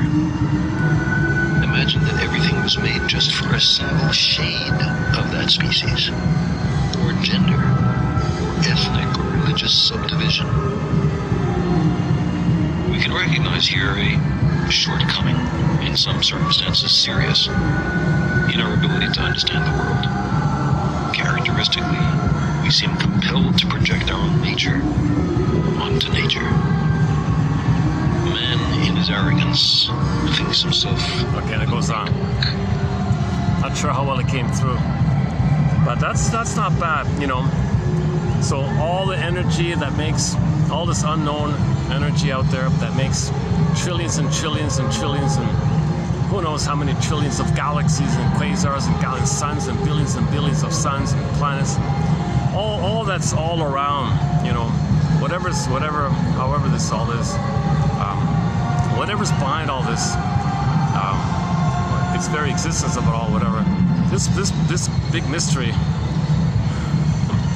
Do you think this great mystery just exists and created,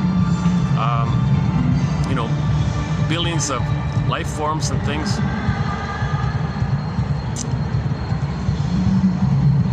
Favoring one life form's shade of tone of skin or something?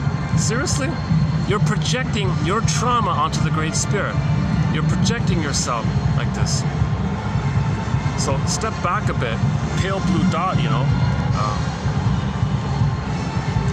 We're not that important. You're not. He says, you think you're a little god like that. So the Great Spirit is a god, and you think you're a god, and you think that you are white, okay? Meaning you don't even think you're a human being with a shade of beige tone of skin. You just say that obnoxious phrase, nobody's white or black. Stop that. Nobody has white skin or black skin. Stop that. We're a human being with a degree of melanin from 1 to 6. Okay, if you've got the 6th level, your skin is going to be more on the dark brownish. If you lost you quote unquote lost the melanin over time, then you're down on the 1 level. That's a shade of beige. Now, if the person has sort of pink, palish or pink, that's because the blood goes inwardly. So the stress and the blood goes in, so they look more palish or pinkish or palish. But nobody has white skin, nobody's black skin. So stop this stuff from, and don't say, oh, he's white or he's black. That's you're perpetuating the stuff. And now you got all these people, 20% with a shade of beige tone of skin, calling themselves white, and thinking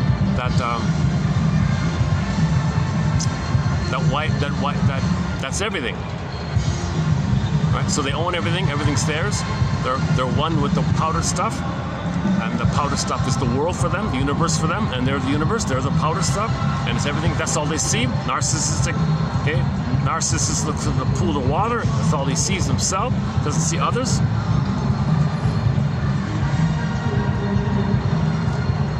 Okay, and so on. It's a stretch to say it in this manner, but it's getting busier here. Okay, let's go back to part 2 of passive aggressiveness. Maybe this is a little more clear, I think. Oh, well, that's better, right? Oh, I can finally see myself. Oh, look at that. Hello there.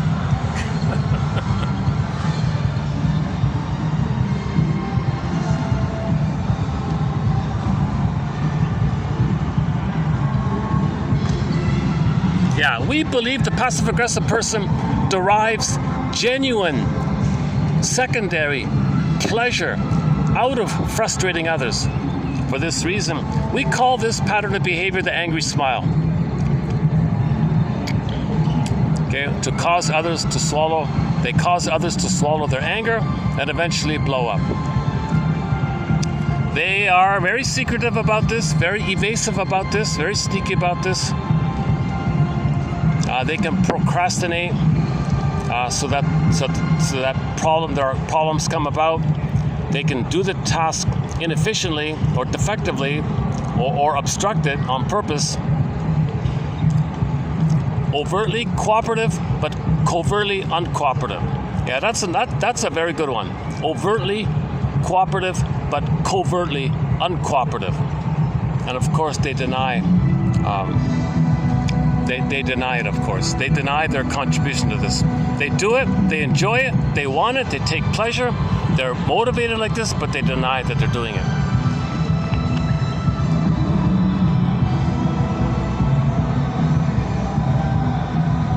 It gives them a sense of power, to replace their feelings of inadequacy and allows them to be cleverly oppositional without others recognizing the depth of their underlying anger.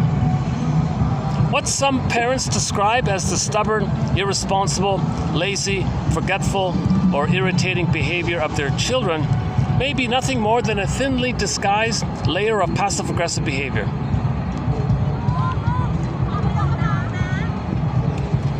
A passive-aggressive adult often recreates the dynamics of childhood even when the situation doesn't call for or warrant it. Okay, again, we're not talking about on occasion using a passive-aggressive method once in a while. Okay, so if it's a personal choice, it's a situation, that's different. If it's a teenager, confusing time, maybe a little bit different. We're talking about a predictable, habitual response to an authority figure. This kind of passive-aggressive behavior is a function of the situation. Oh no, sorry, it's an ingrained personality trait, not just a function of the situation. Yeah. And then that's part 2, yeah. So in 17, and so coming up in part 3, let's say, yeah, the first one about the women. So it's harder. There's more social backlash. Women tend to face more social backlash than men when they directly express their feelings of anger. For this reason, passive-aggressive behavior may become the behavior of choice for many women.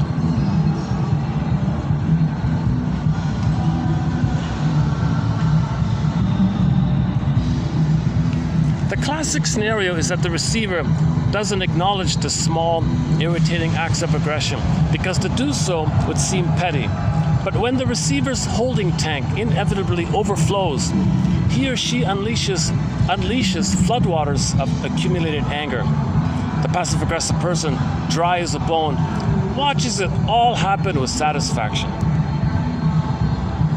Oh, they love the email because they just ignore your email. They won't reply to your email. So easy. And they prefer email. Okay, the 5 levels, yeah. So temporary compliance. Okay, number 2, intentional inefficiency. Level 3, letting a problem escalate. Okay, the revenge one, number 4, and self-depreciation, number 5.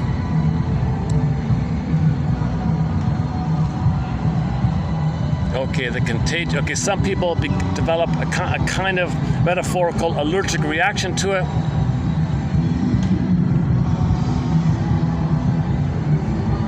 Yeah, here's one of my favorite ones. I became this way in my childhood as a way to deal with my parents. Oh, hold on. Sorry, hold on a second.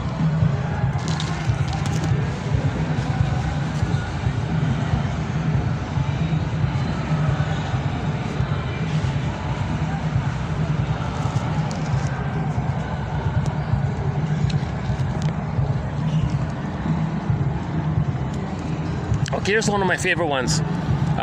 One participant in a workshop said, yeah, I became this way in my childhood as a way to deal with my parents, who would always tell me that it was hideous for little children to show their anger. And since I've been taking out my anger this way since I was a little kid, it's second nature for me to make people feel irritated, frustrated, and confused without being able to point the finger at me for causing it. It's my way of getting back at people without being seen as hideous.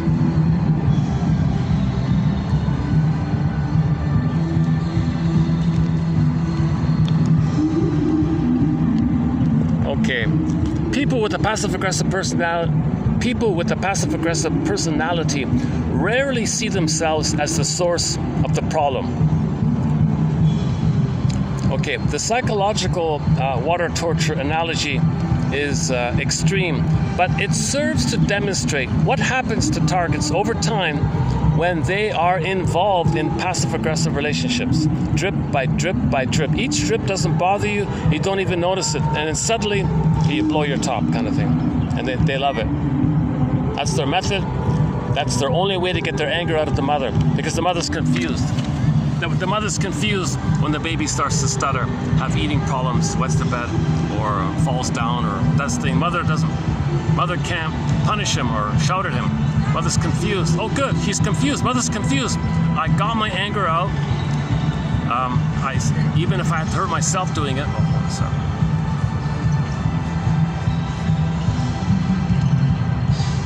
It's getting busier around here. Maybe I should start to wind it down. Let's check the time. Well, it's only 4:30. Kidding, 4:35. You're kidding. It's only 4:35. This 3-hour video feels like I've been out here all day. This feels like this has been an 8-hour video, I'll be honest with you, because the heat, the discomfort around heat. I think people are pouring in now in preparation for the big concert that I assume is going to take place here tonight.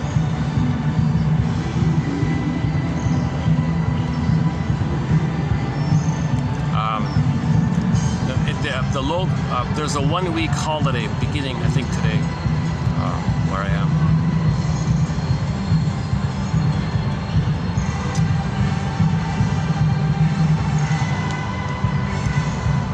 I'm surprised it's this busy. I thought a lot of people would. The pattern is usually people go visit their families at home, kind of thing. Yeah, a lot of people drive home to see their families and all that for the week.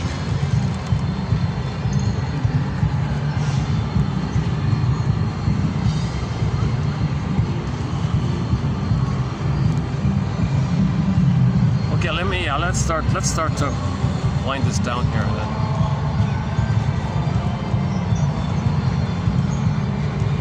There's a huge group just in front of me trying to decide whether or not to park it there or go somewhere else.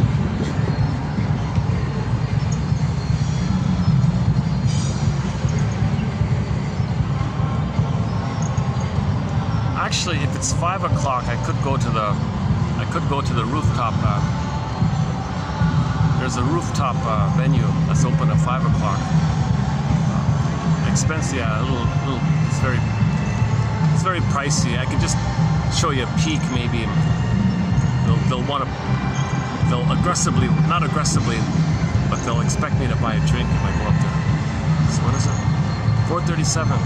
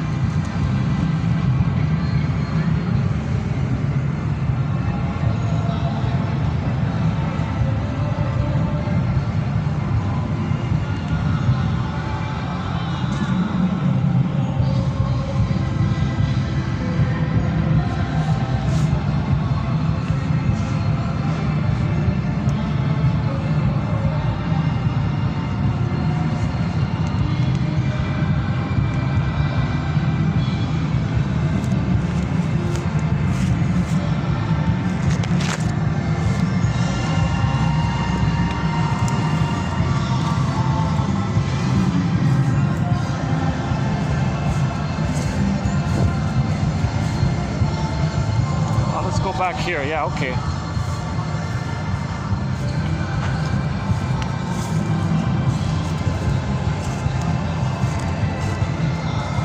Hey, maybe I can, let's try those yellow flowers over there. Let's try that. Hold on. Let's see if I can sneak in.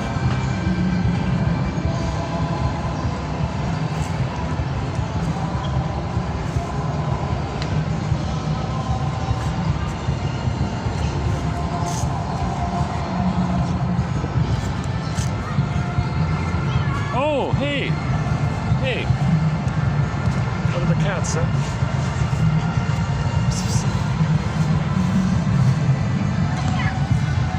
One of the stray cats, huh? Is he gonna let me pick him up? Let's see. Maybe not. Let's try. Hey there. Do you want to say hello to? Do you want to say hello? You're a new one, eh? I've never seen you before, huh? Oh, you're a friend? You're quite friendly? What's going on? What do you think about all this music? How are you doing with all the celebration?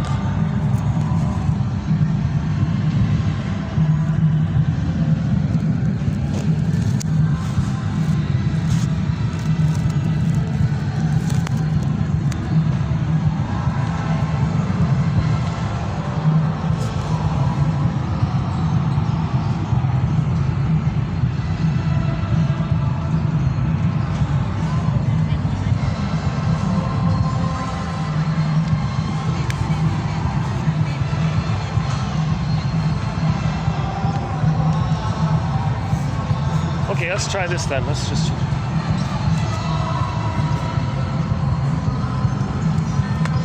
Oh, it's not so bad here. I've got some of the flowers in the background. All right, oh, that's cool. Oh, cool, yeah. Any concluding thoughts here?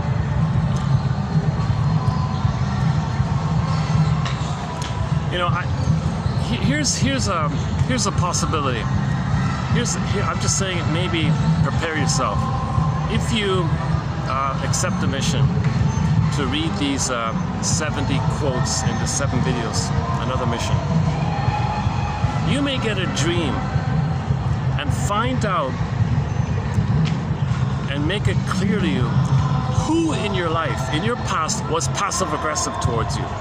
Because this content will trigger up your experiences with passive-aggressive people in your life. So it's going to these quotes will remind you of it. Now you have the knowledge, now you'll feel it. So you go to sleep and you'll have a scenario where you're dealing with somebody you never dreamt about before, and suddenly they're in your dream and you're interacting with them, and you're going to feel frustrated, you're going to feel angry with them. They're sneaky, they're quiet, they're deceptive, they're not clear, sin of omission, they hedge, and they're not treating you like as an equal, like as a person, because they don't have their personhood themselves. So they don't feel like a person, so they want you to also feel not like a person, so they can communicate how they don't feel like a person. They want you to feel not like a person. So that awful experience, okay, and you weren't aware of it, it might come up in a dream kind of thing. And now, because you're now aware of it, you may find yourself in the dream not being sucked in to the web, sucked into the tar, baby. You might find yourself maybe drawn, I feel drawn into the soft pillow. Your needs, they look like promising, alluring. So you want someone to help you with your development. So you need them like that. So you might find yourself magnetically drawn to them, kind of thing. But at the same time, being aware of it, and you may find yourself pulling back and being drawn in. But you're aware, so you're pulling back, but you're feeling the original experience of being pulled in. But now you know the game, so you want to pull out, and you feel the pulling in. And at some point, I don't know, at some point you may wake up. Oh. Oh, he's still here. Oh, I thought he went on his way. Actually, he's quite a young one, eh? Oh, he's a young one, eh? Maybe 2 years old. I'm gonna guess he's 2 years old or something.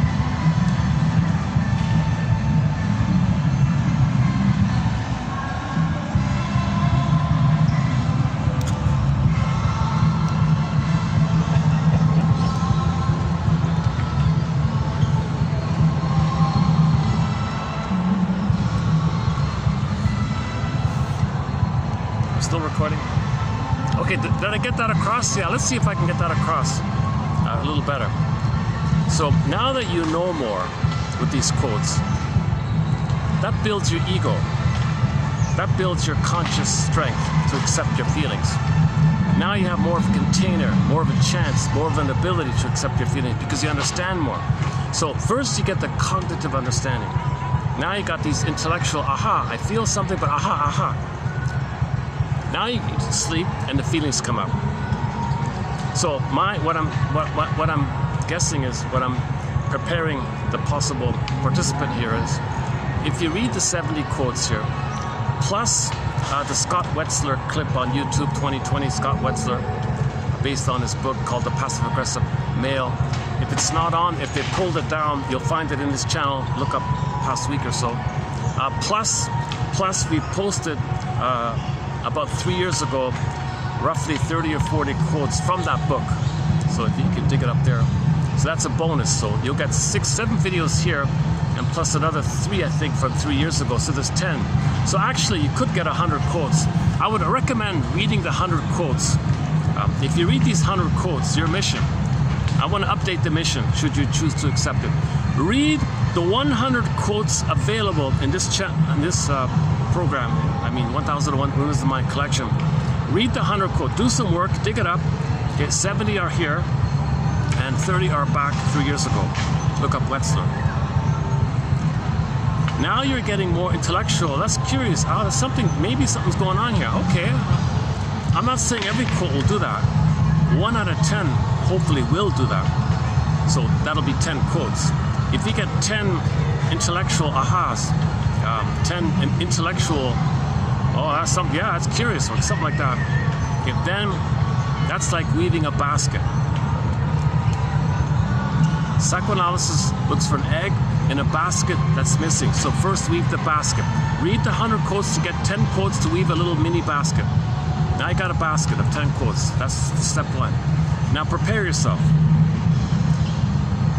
Or put it this way. If by chance, what might happen is,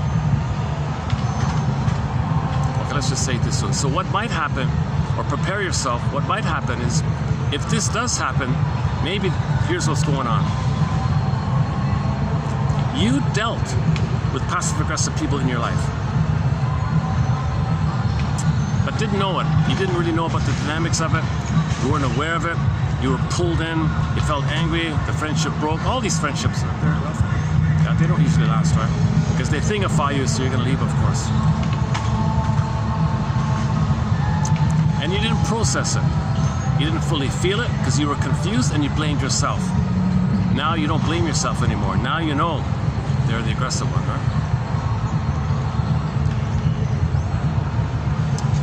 I'm assuming whoever's listening to this is more in the codependent kind of place, let's just say. Or if a person is a passive-aggressive narcissist, they may feel it with their with their colleagues who are also passive-aggressively narcissists. I'm not sure. I'm speaking from the codependent kind of place, I guess. Okay, so you might get a dream where you're interacting with a work colleague or old friend or a high school friend or a work friend or something from decades ago, and you never dreamt about them before. And now you're in the dream, you're feeling it and you're thinking about it. Oh my God, you're in the dream and you're saying to yourself, oh my God, you're talking to yourself in the dream. Oh my God, this person's passive aggressive. Oh my God, what the hell? That's why I'm dreaming this stuff, because I read these quotes. Holy, you know what? I feel the tug, the pull in. But wait a minute, now I've got resources here. Now I can be Columbo. Now you're trying to be Columbo. He mocks you, he tries to pull you in. You stay as Columbo. You keep your boundaries. Don't get sucked into the tar pit. The negative symbiosis, because that's what they're creating. They want to suck you in and hate you. Remember, they want to be the soft pillow and stick out the thorns at you, right? So that's what they want. And now you're feeling the pull because you want a soft pillow. So there's the bait, the soft pillow. So you're feeling yourself drawn into the soft pillow, but you know there's thorns in there. And you're pulling yourself back, not to get the thorns, but a part of you is being pulled in by the pillow part, and a part of you, the more intellectual part now, your ego, your adult is saying, no, they're thorns. The child says, no, there's a pillow. The adult in you says, no, back off. The baby in you says, no, there's a soft pillow, there's a breast. So you may feel this dynamic, and maybe you feel that you are asserting yourself, and you are making I statements, and you are aware of the situation, and you know what's going on, you feel a little confidence. So you may have that going on, but at some point, that's part A, and when you didn't fully process it, let's say in the first round, so then you might wake up. when you wake up, you made progress. Oh my God. Now I know that person was passive-aggressive because I just read 100 quotes on it, and that's why he's in the dream. If you read 100 quotes on passive-aggressiveness and you dream about somebody, the chances are that person was passive-aggressive, because now you're triggered by the information that those quotes remind you of that person unknowingly. That's the importance of dreams and all this. That's why the shrinks focus on dreams, dream interpretation. Oh, hold on a second. Some people here.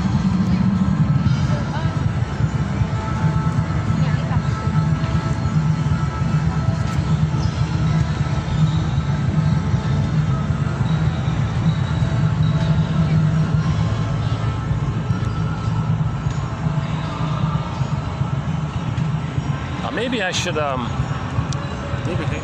didn't realize that I'm sort of in the pathway here. Let me move up a bit. Hold on a second.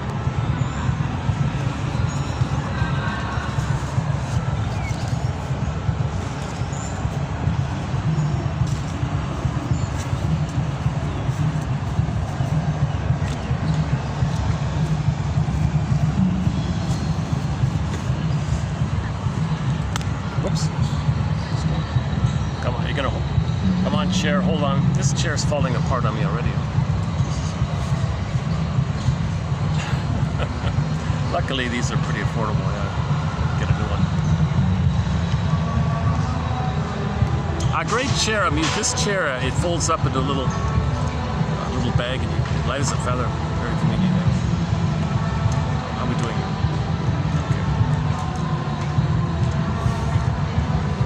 Okay. Yeah, so. Okay, once again, when you get a dream in the morning, something's come up to your consciousness. That's the unconscious to conscious. Okay, that means in the unconscious. Okay, when you wake up now, you're conscious. That's what you want. You want to make the unconscious conscious. So when you wake up, you want to reflect on what you remember. You want to reflect on it.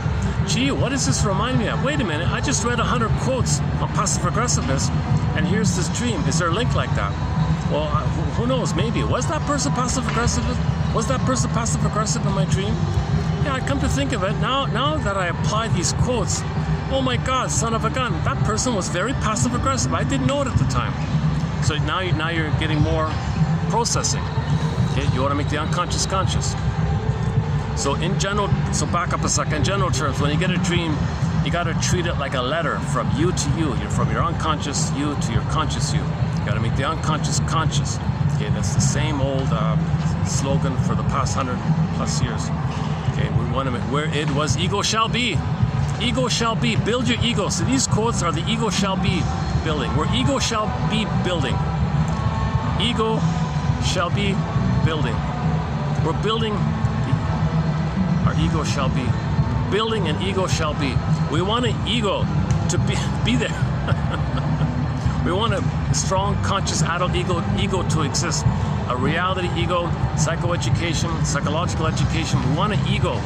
We want an ego. The ego keeps you in the present. It focuses on the third side of the coin. It focuses on people's positive intentions. Everyone loves or cries for love. Okay, it's not either or like that. So the ego keeps you in the present, where you focus on both and thinking.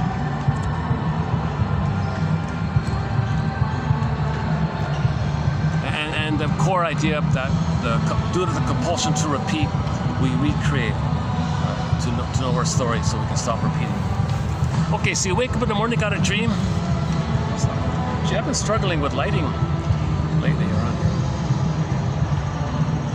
Is lighting okay now? Yeah, okay, that was okay, right? So you wake up in the morning, you got a letter from your soul, a report card from your soul. A report card from your soul to you. A letter from your soul to you. If your soul sends you a letter, don't you want to read it? If your soul sends you a letter, don't you want to read it? That's John A. Sanford's big line. One of his he makes a big deal about that point.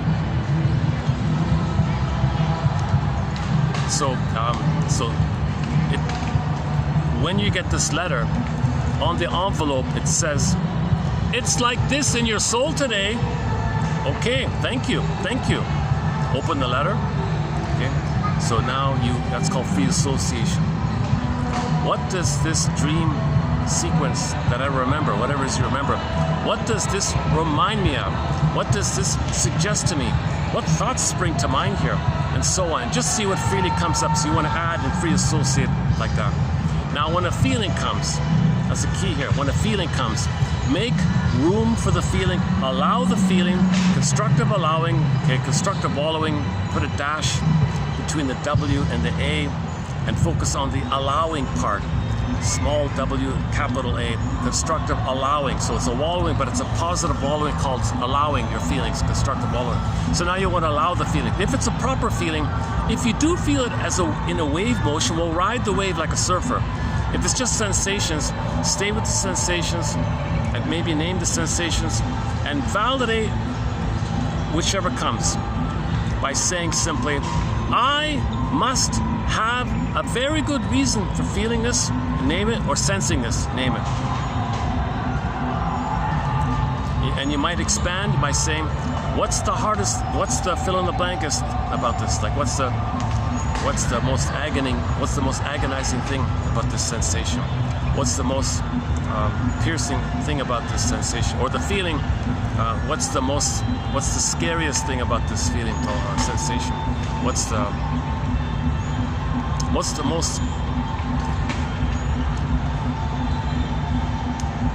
under the conflict? What's the angriest thing about this conflict? What's the most frustrating thing about this dream? What's the most frustrating thing about this dream? And just see if anything more comes out. So, as a child, you had a need. Maybe identify that. What did you need as a child? That might help, right? And that need wasn't met. Need for development. You were trying to develop.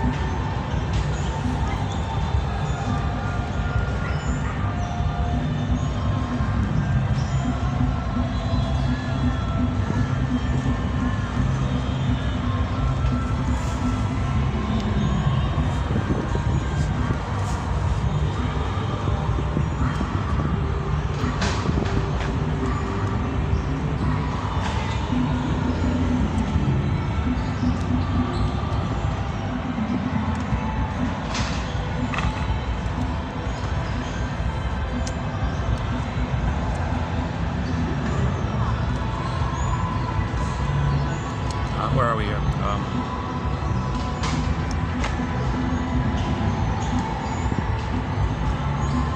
On this channel, we've posted a few little shorts. A couple are pretty good, I thought. It's funny about the shorts. Roughly 1 out of 5 are pretty good, I think. So if I post 10 quotes, 1 might click. But if I post 10 shorts, 2 might click. 2 might be pretty good, I think. It's really like a filtering kind of thing. So we're trying to distill it, trying to give you the purest water we can. Psychological water, psychological food.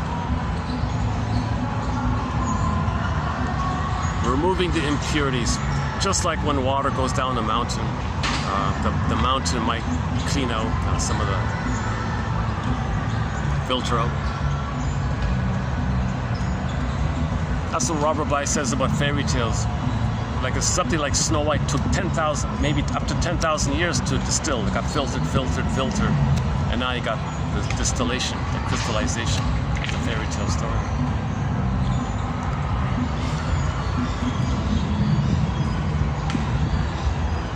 Because they're deeply enduring, consistent patterns of trauma, because we are homo traumicus.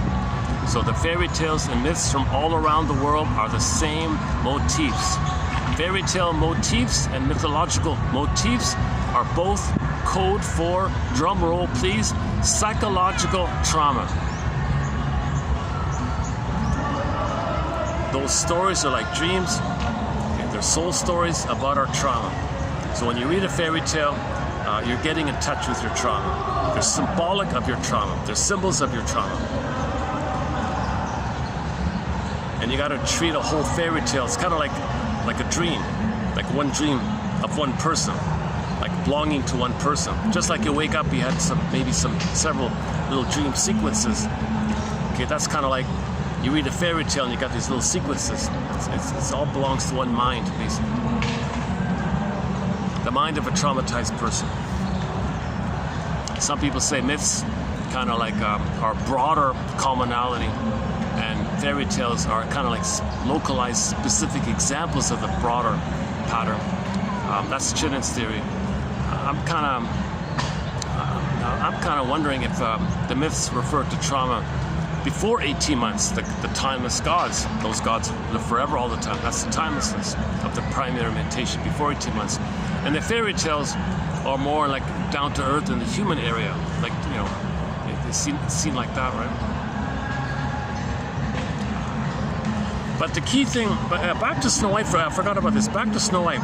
When we realize, okay, our Snow White within, our budding beauty, our emerging self, our budding beauty called Snow White is in a coma. When we realize this, i.e. at midlife, missing something, I'm missing something, I'm missing. Well, Snow White's in a coma. You're missing Snow White, you're missing your soul, you're missing your beingness, symbolized by Snow White. When you realize that, at that point you realize it. You're in touch within how in your body there's energy, spirit, there's activity going on within you called the dwarves, symbolized by the dwarves, with the dwarves being, drum roll please, miners. The dwarves are miners. Okay, that means we're in touch with the natural forces within us that's trying to mine up to us into consciousness what's going on. The dwarves said, look, your mother's gonna hurt you, watch out, you know. I don't believe it. No, it's true. So you want to befriend the miners. So most of that film, I guess, is about, I mean, the original one is about befriending. So Snow White wants to befriend the dwarves, and the dwarves are trying to help her. So you want to befriend the dwarves. So you want to befriend what's going on within you. You want to accept and befriend nature. You want to be friends with the natural innate drive for healing. You want to be friends with nature. So you want to be friends with yourself, this natural force called the innate drive for healing. And I think one person said the reason there are 7, because the body has 7 core energy centers, so-called chakras. I don't know about that.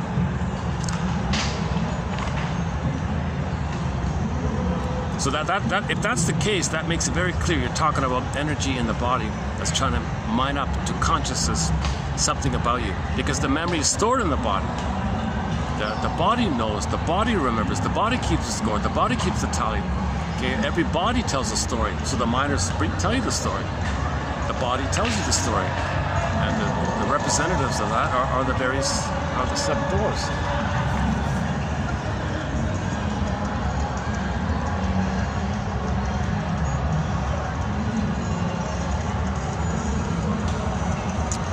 Oh, it's some kind of a very glamorous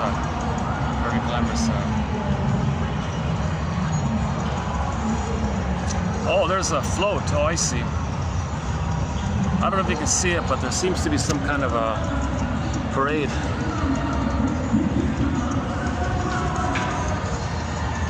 If you can see the colors, the neon colors through the trees, that seems to be a float.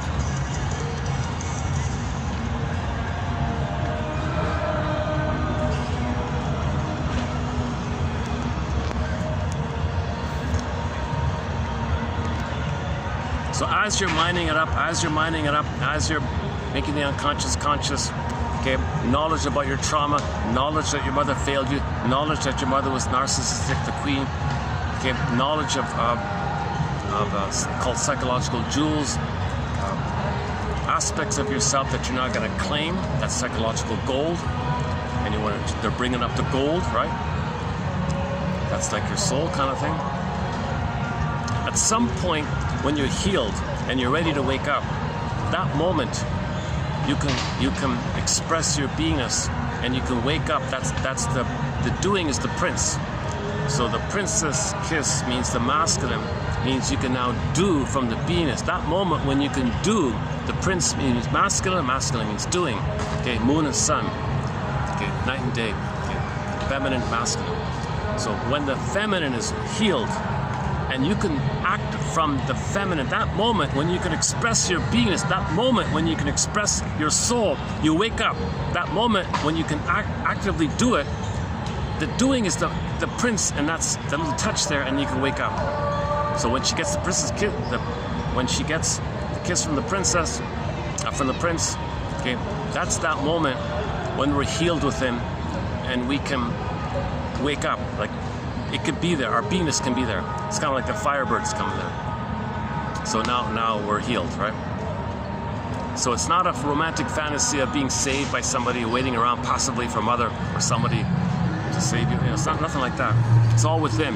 All of the characters in Snow White are elements of symbols of psychological inner dynamics related to babyhood trauma, weaning trauma, etc. And you see the healing efforts. The healing efforts in Snow White it begins with the dwarves coming up, right? The dwarves means that something within us it's at work, it's at play, it's digging up and digging up the gold, bringing up the gold. We want to bring up the gold within.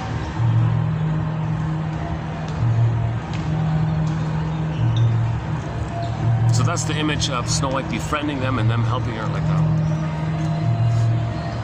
And of course, the first part is,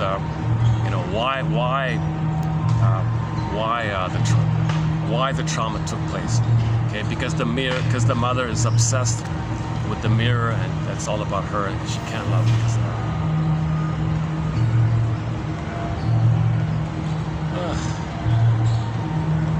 Yeah, I didn't.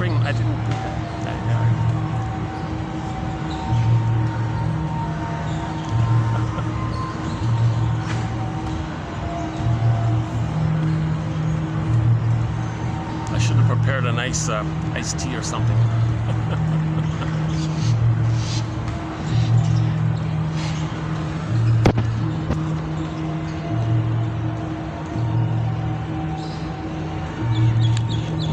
Are we getting the crow at the top of the pyramid there?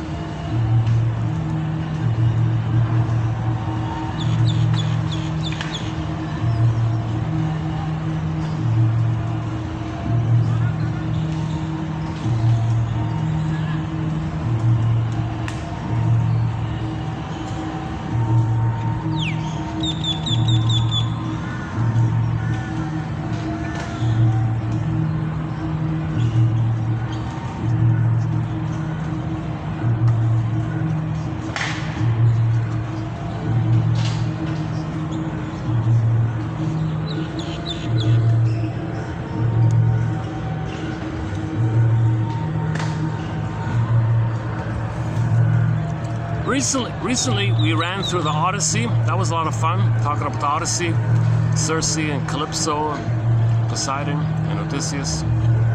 Yeah. The linked song, the two linked songs from the soundtrack are Calypso and Finale from the soundtrack.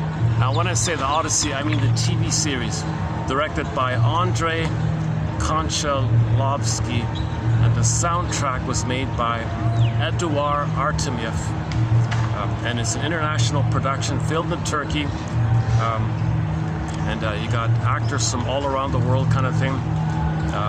Armand Assante from Italy played Odysseus. The Muppets people, Jim Henson and the Muppets, did the special effects. I think the Hallmark was somehow involved in it. And other companies from all around the world. It's a great. It's the only TV show of the Odyssey that I think is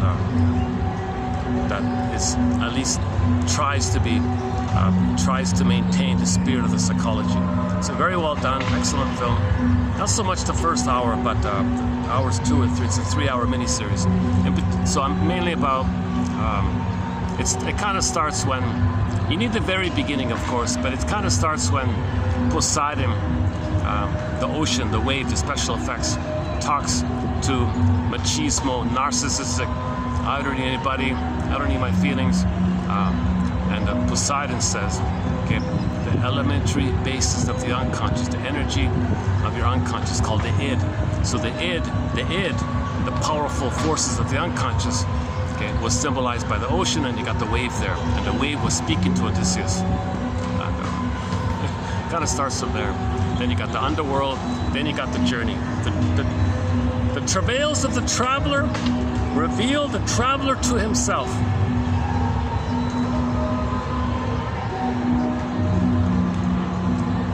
So you have to face, okay, there's a good 3-hour discussion to that if I try to do that. So for a discussion, for more on the Odyssey, check out the video where you hear the music, the song Calypso from the soundtrack. Again, 1997 soundtrack to the TV series The Odyssey. The soundtrack was done by Edouard. It looks like Edward, but I think they say Edouard, and then Artem Yef. Is that right? Great soundtrack, by the way. Yeah, great soundtrack. He was considered one of the greatest film score musical people. I'm not too familiar with him, but that soundtrack's excellent. I know about him because he just passed away a couple of years ago. But that's a great song, Calypso. My goodness.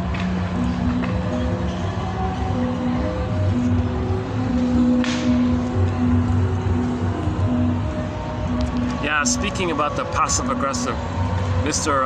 What's his name again? Martin as a cantor. So if somebody has an aggressive, scary kind of tattoo or something, is that, here's the question mark on my end, is that kind of a leakage of passive aggressiveness? I don't know. But remember, there's probably 100 theories on tattoos, and nobody's tackled it. I haven't seen it. I haven't really looked into it deeply. We only have one quote on the tattoo from Miss or Mrs. Alessandra Lemma. Is that right? L-E-M-M as in Mary. A. Is that right? She thinks it's wanting to internalize a symbol of support, something that supports you.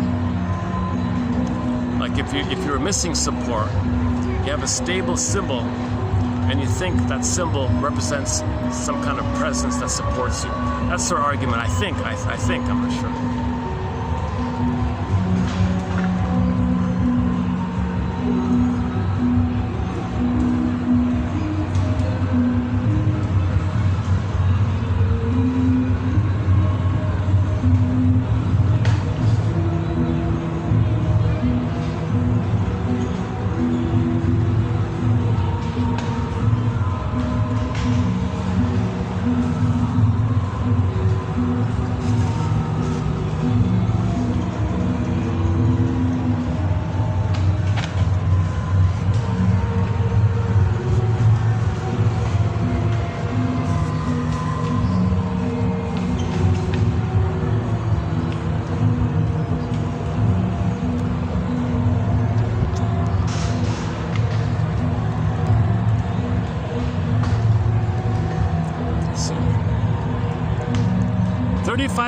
Battery left. Look at that, eh? I might even be able to get an extra hour. Wow, look at that. It's funny, my battery's better. I can't believe it. I don't know how it happened, but I'm getting better battery.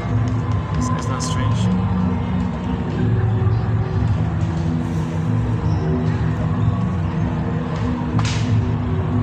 Oh, maybe some kind of virus exited my phone or something. I don't know. Maybe that's it.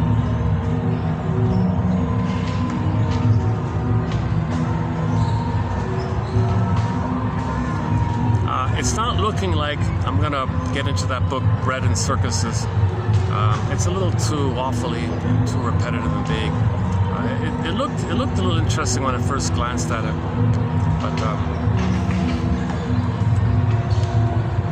but the conclusion was by him or somebody else, I forgot, was we need to move beyond. People need something better than bread and circuses. Okay, so 1001 Windmills of the Mind is hopes to be part of that better than.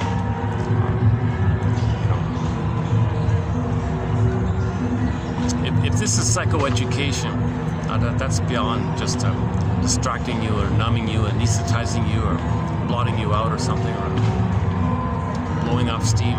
And blowing off steam is not healing. Blowing off steam, the pressure cooker's still going. You gotta blow off steam again. That's not it.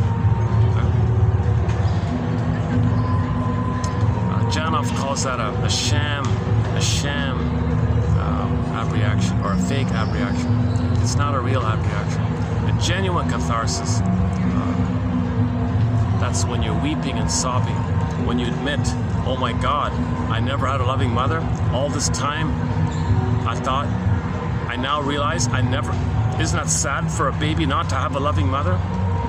And then to realize it, the natural response will be that you need a beingness to feel sad. So the attempt to feel sad, the need to feel sad can bring the beingness. And as you develop your acceptance of your beingness, the more you're going to be able to feel sad. I feel, therefore I am. So sadness first, then joy. All of the joy for which you pray is 100 tears away, sings the singer of Honor Shepherd.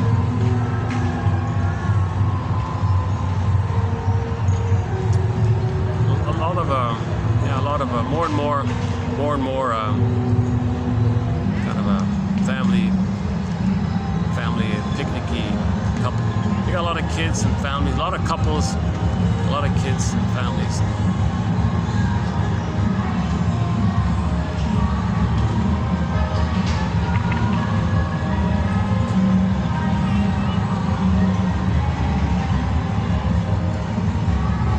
Oops, one second.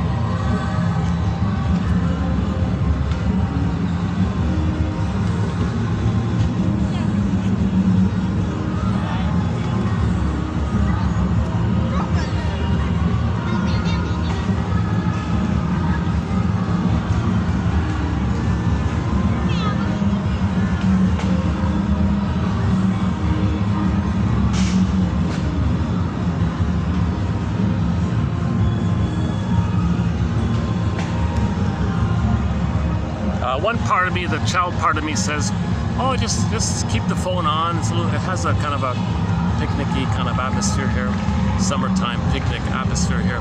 But the adult part of me says, "Look, you're tired now, Marcus. Close the phone. Close the phone. You're tired. Just close the phone. You did your best. Leave it at that. Thanks very much." So yeah, let's do that then. Let's go with the adult side.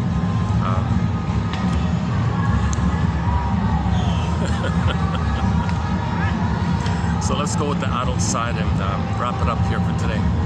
So you've got your mission, right? To read the 100 quotes and prepare yourself to realize who in your life was passive aggressive, which you didn't know, and it's going to come up in your dreams, prompted by the quotes, should you choose to accept it. For the love of narrative medicine, I'll see you in part 3. I'll see you in part 3 of our current special run on the topic of passive aggressiveness. Okay, sugar-coated hostility. And I'll see you in part 3 to see what else we can bring up.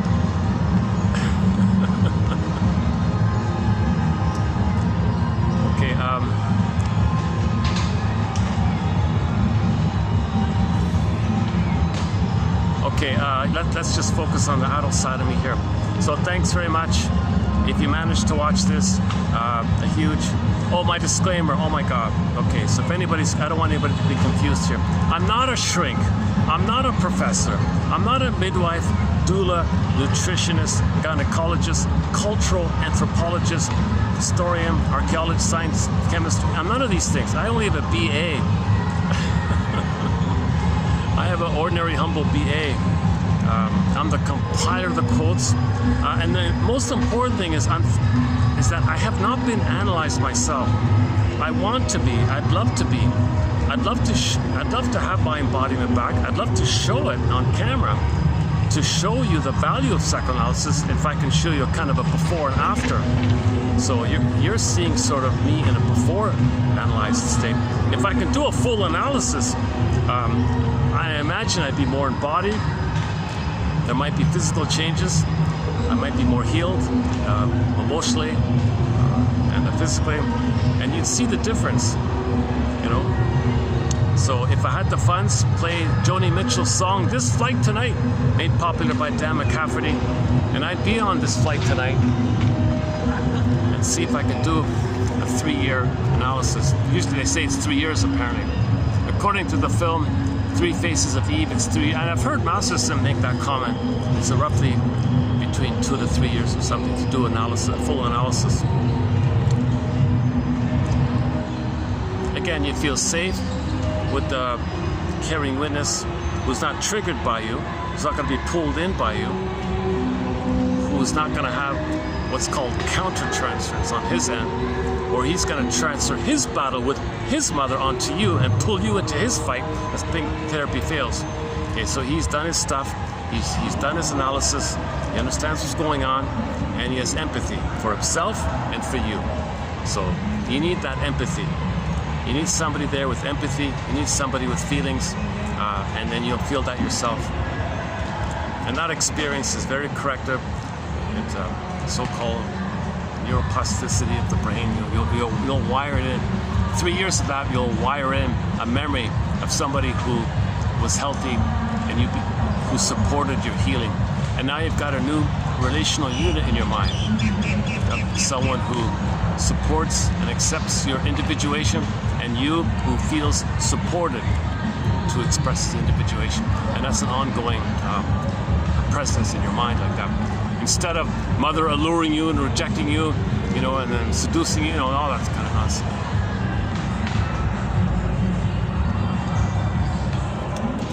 For more on the relational units, check out Masterson's work about, he calls it RORU, Rewarding Object Relations Unit, and WORU, Withdrawing Object Relations Unit.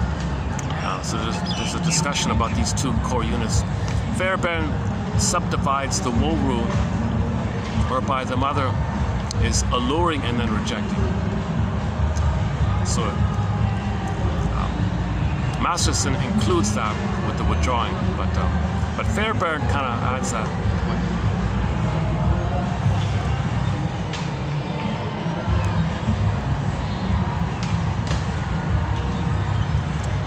Okay, so yeah, Masterson's book has won a Golden Windmills of the Mind Award. It's called The Search for the Real Self. Karen Horney's book, called Our Inner Conflicts, has also won a Golden Windmills of the Mind Award. We've got 23 awards issued already so far. The Odyssey, mentioned earlier, has also won a Golden Windmills of the Mind Award. The work of Jane Elliott has also won a Golden Windmills of the Mind Award.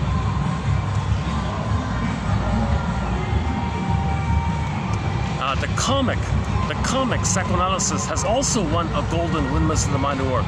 There's a comic put out in 1955 simply called Psychoanalysis. And there's 12, the complete run, the whole series has 12 therapy sessions. And one shrink with 3 clients, 12 therapy sessions. I think it's 4 sessions with Freddie, 3 with Ellen, and 5 with Mark. All in 12 sessions. That comic was lost for decades. 5 years ago, it got digitized and reissued, and it's now available through Dark Horse Publishing.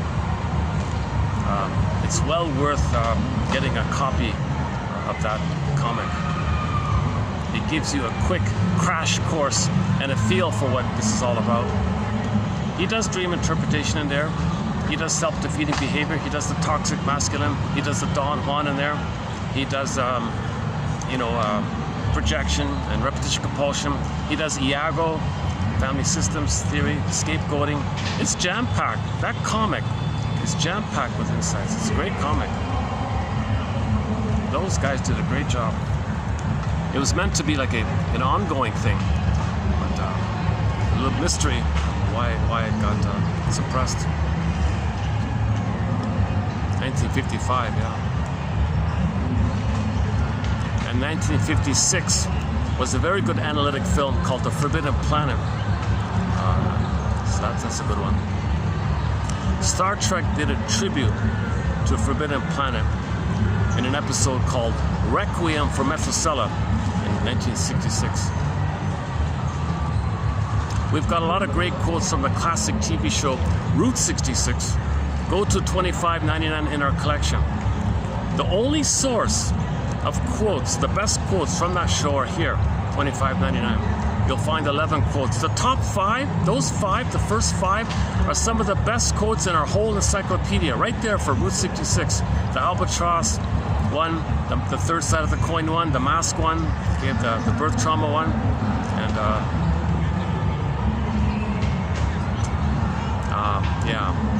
and the airplane, the pilot one. My goodness, those are great quotes.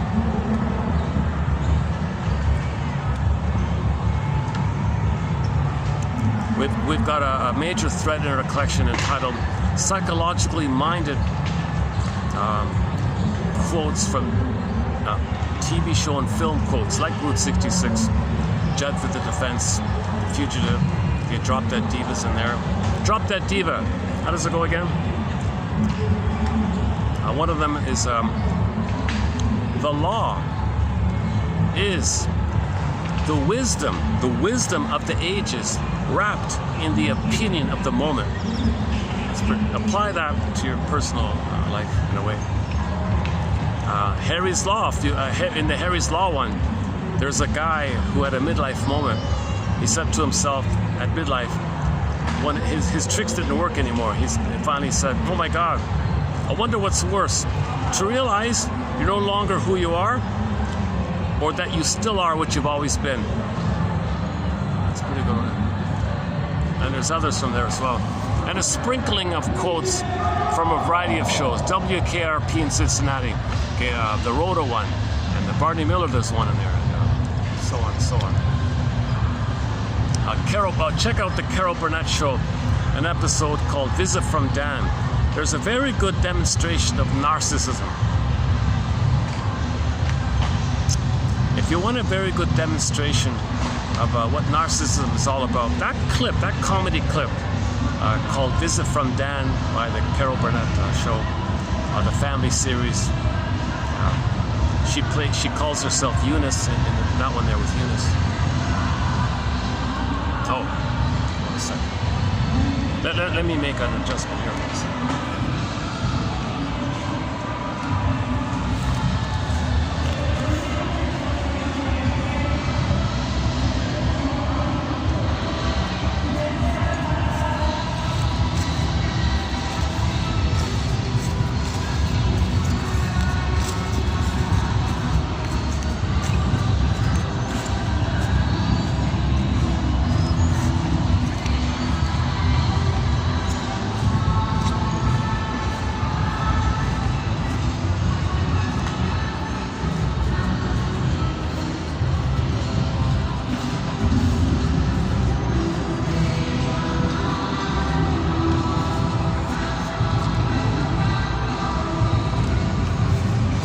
Okay, let's just wrap it up here. So thanks very much.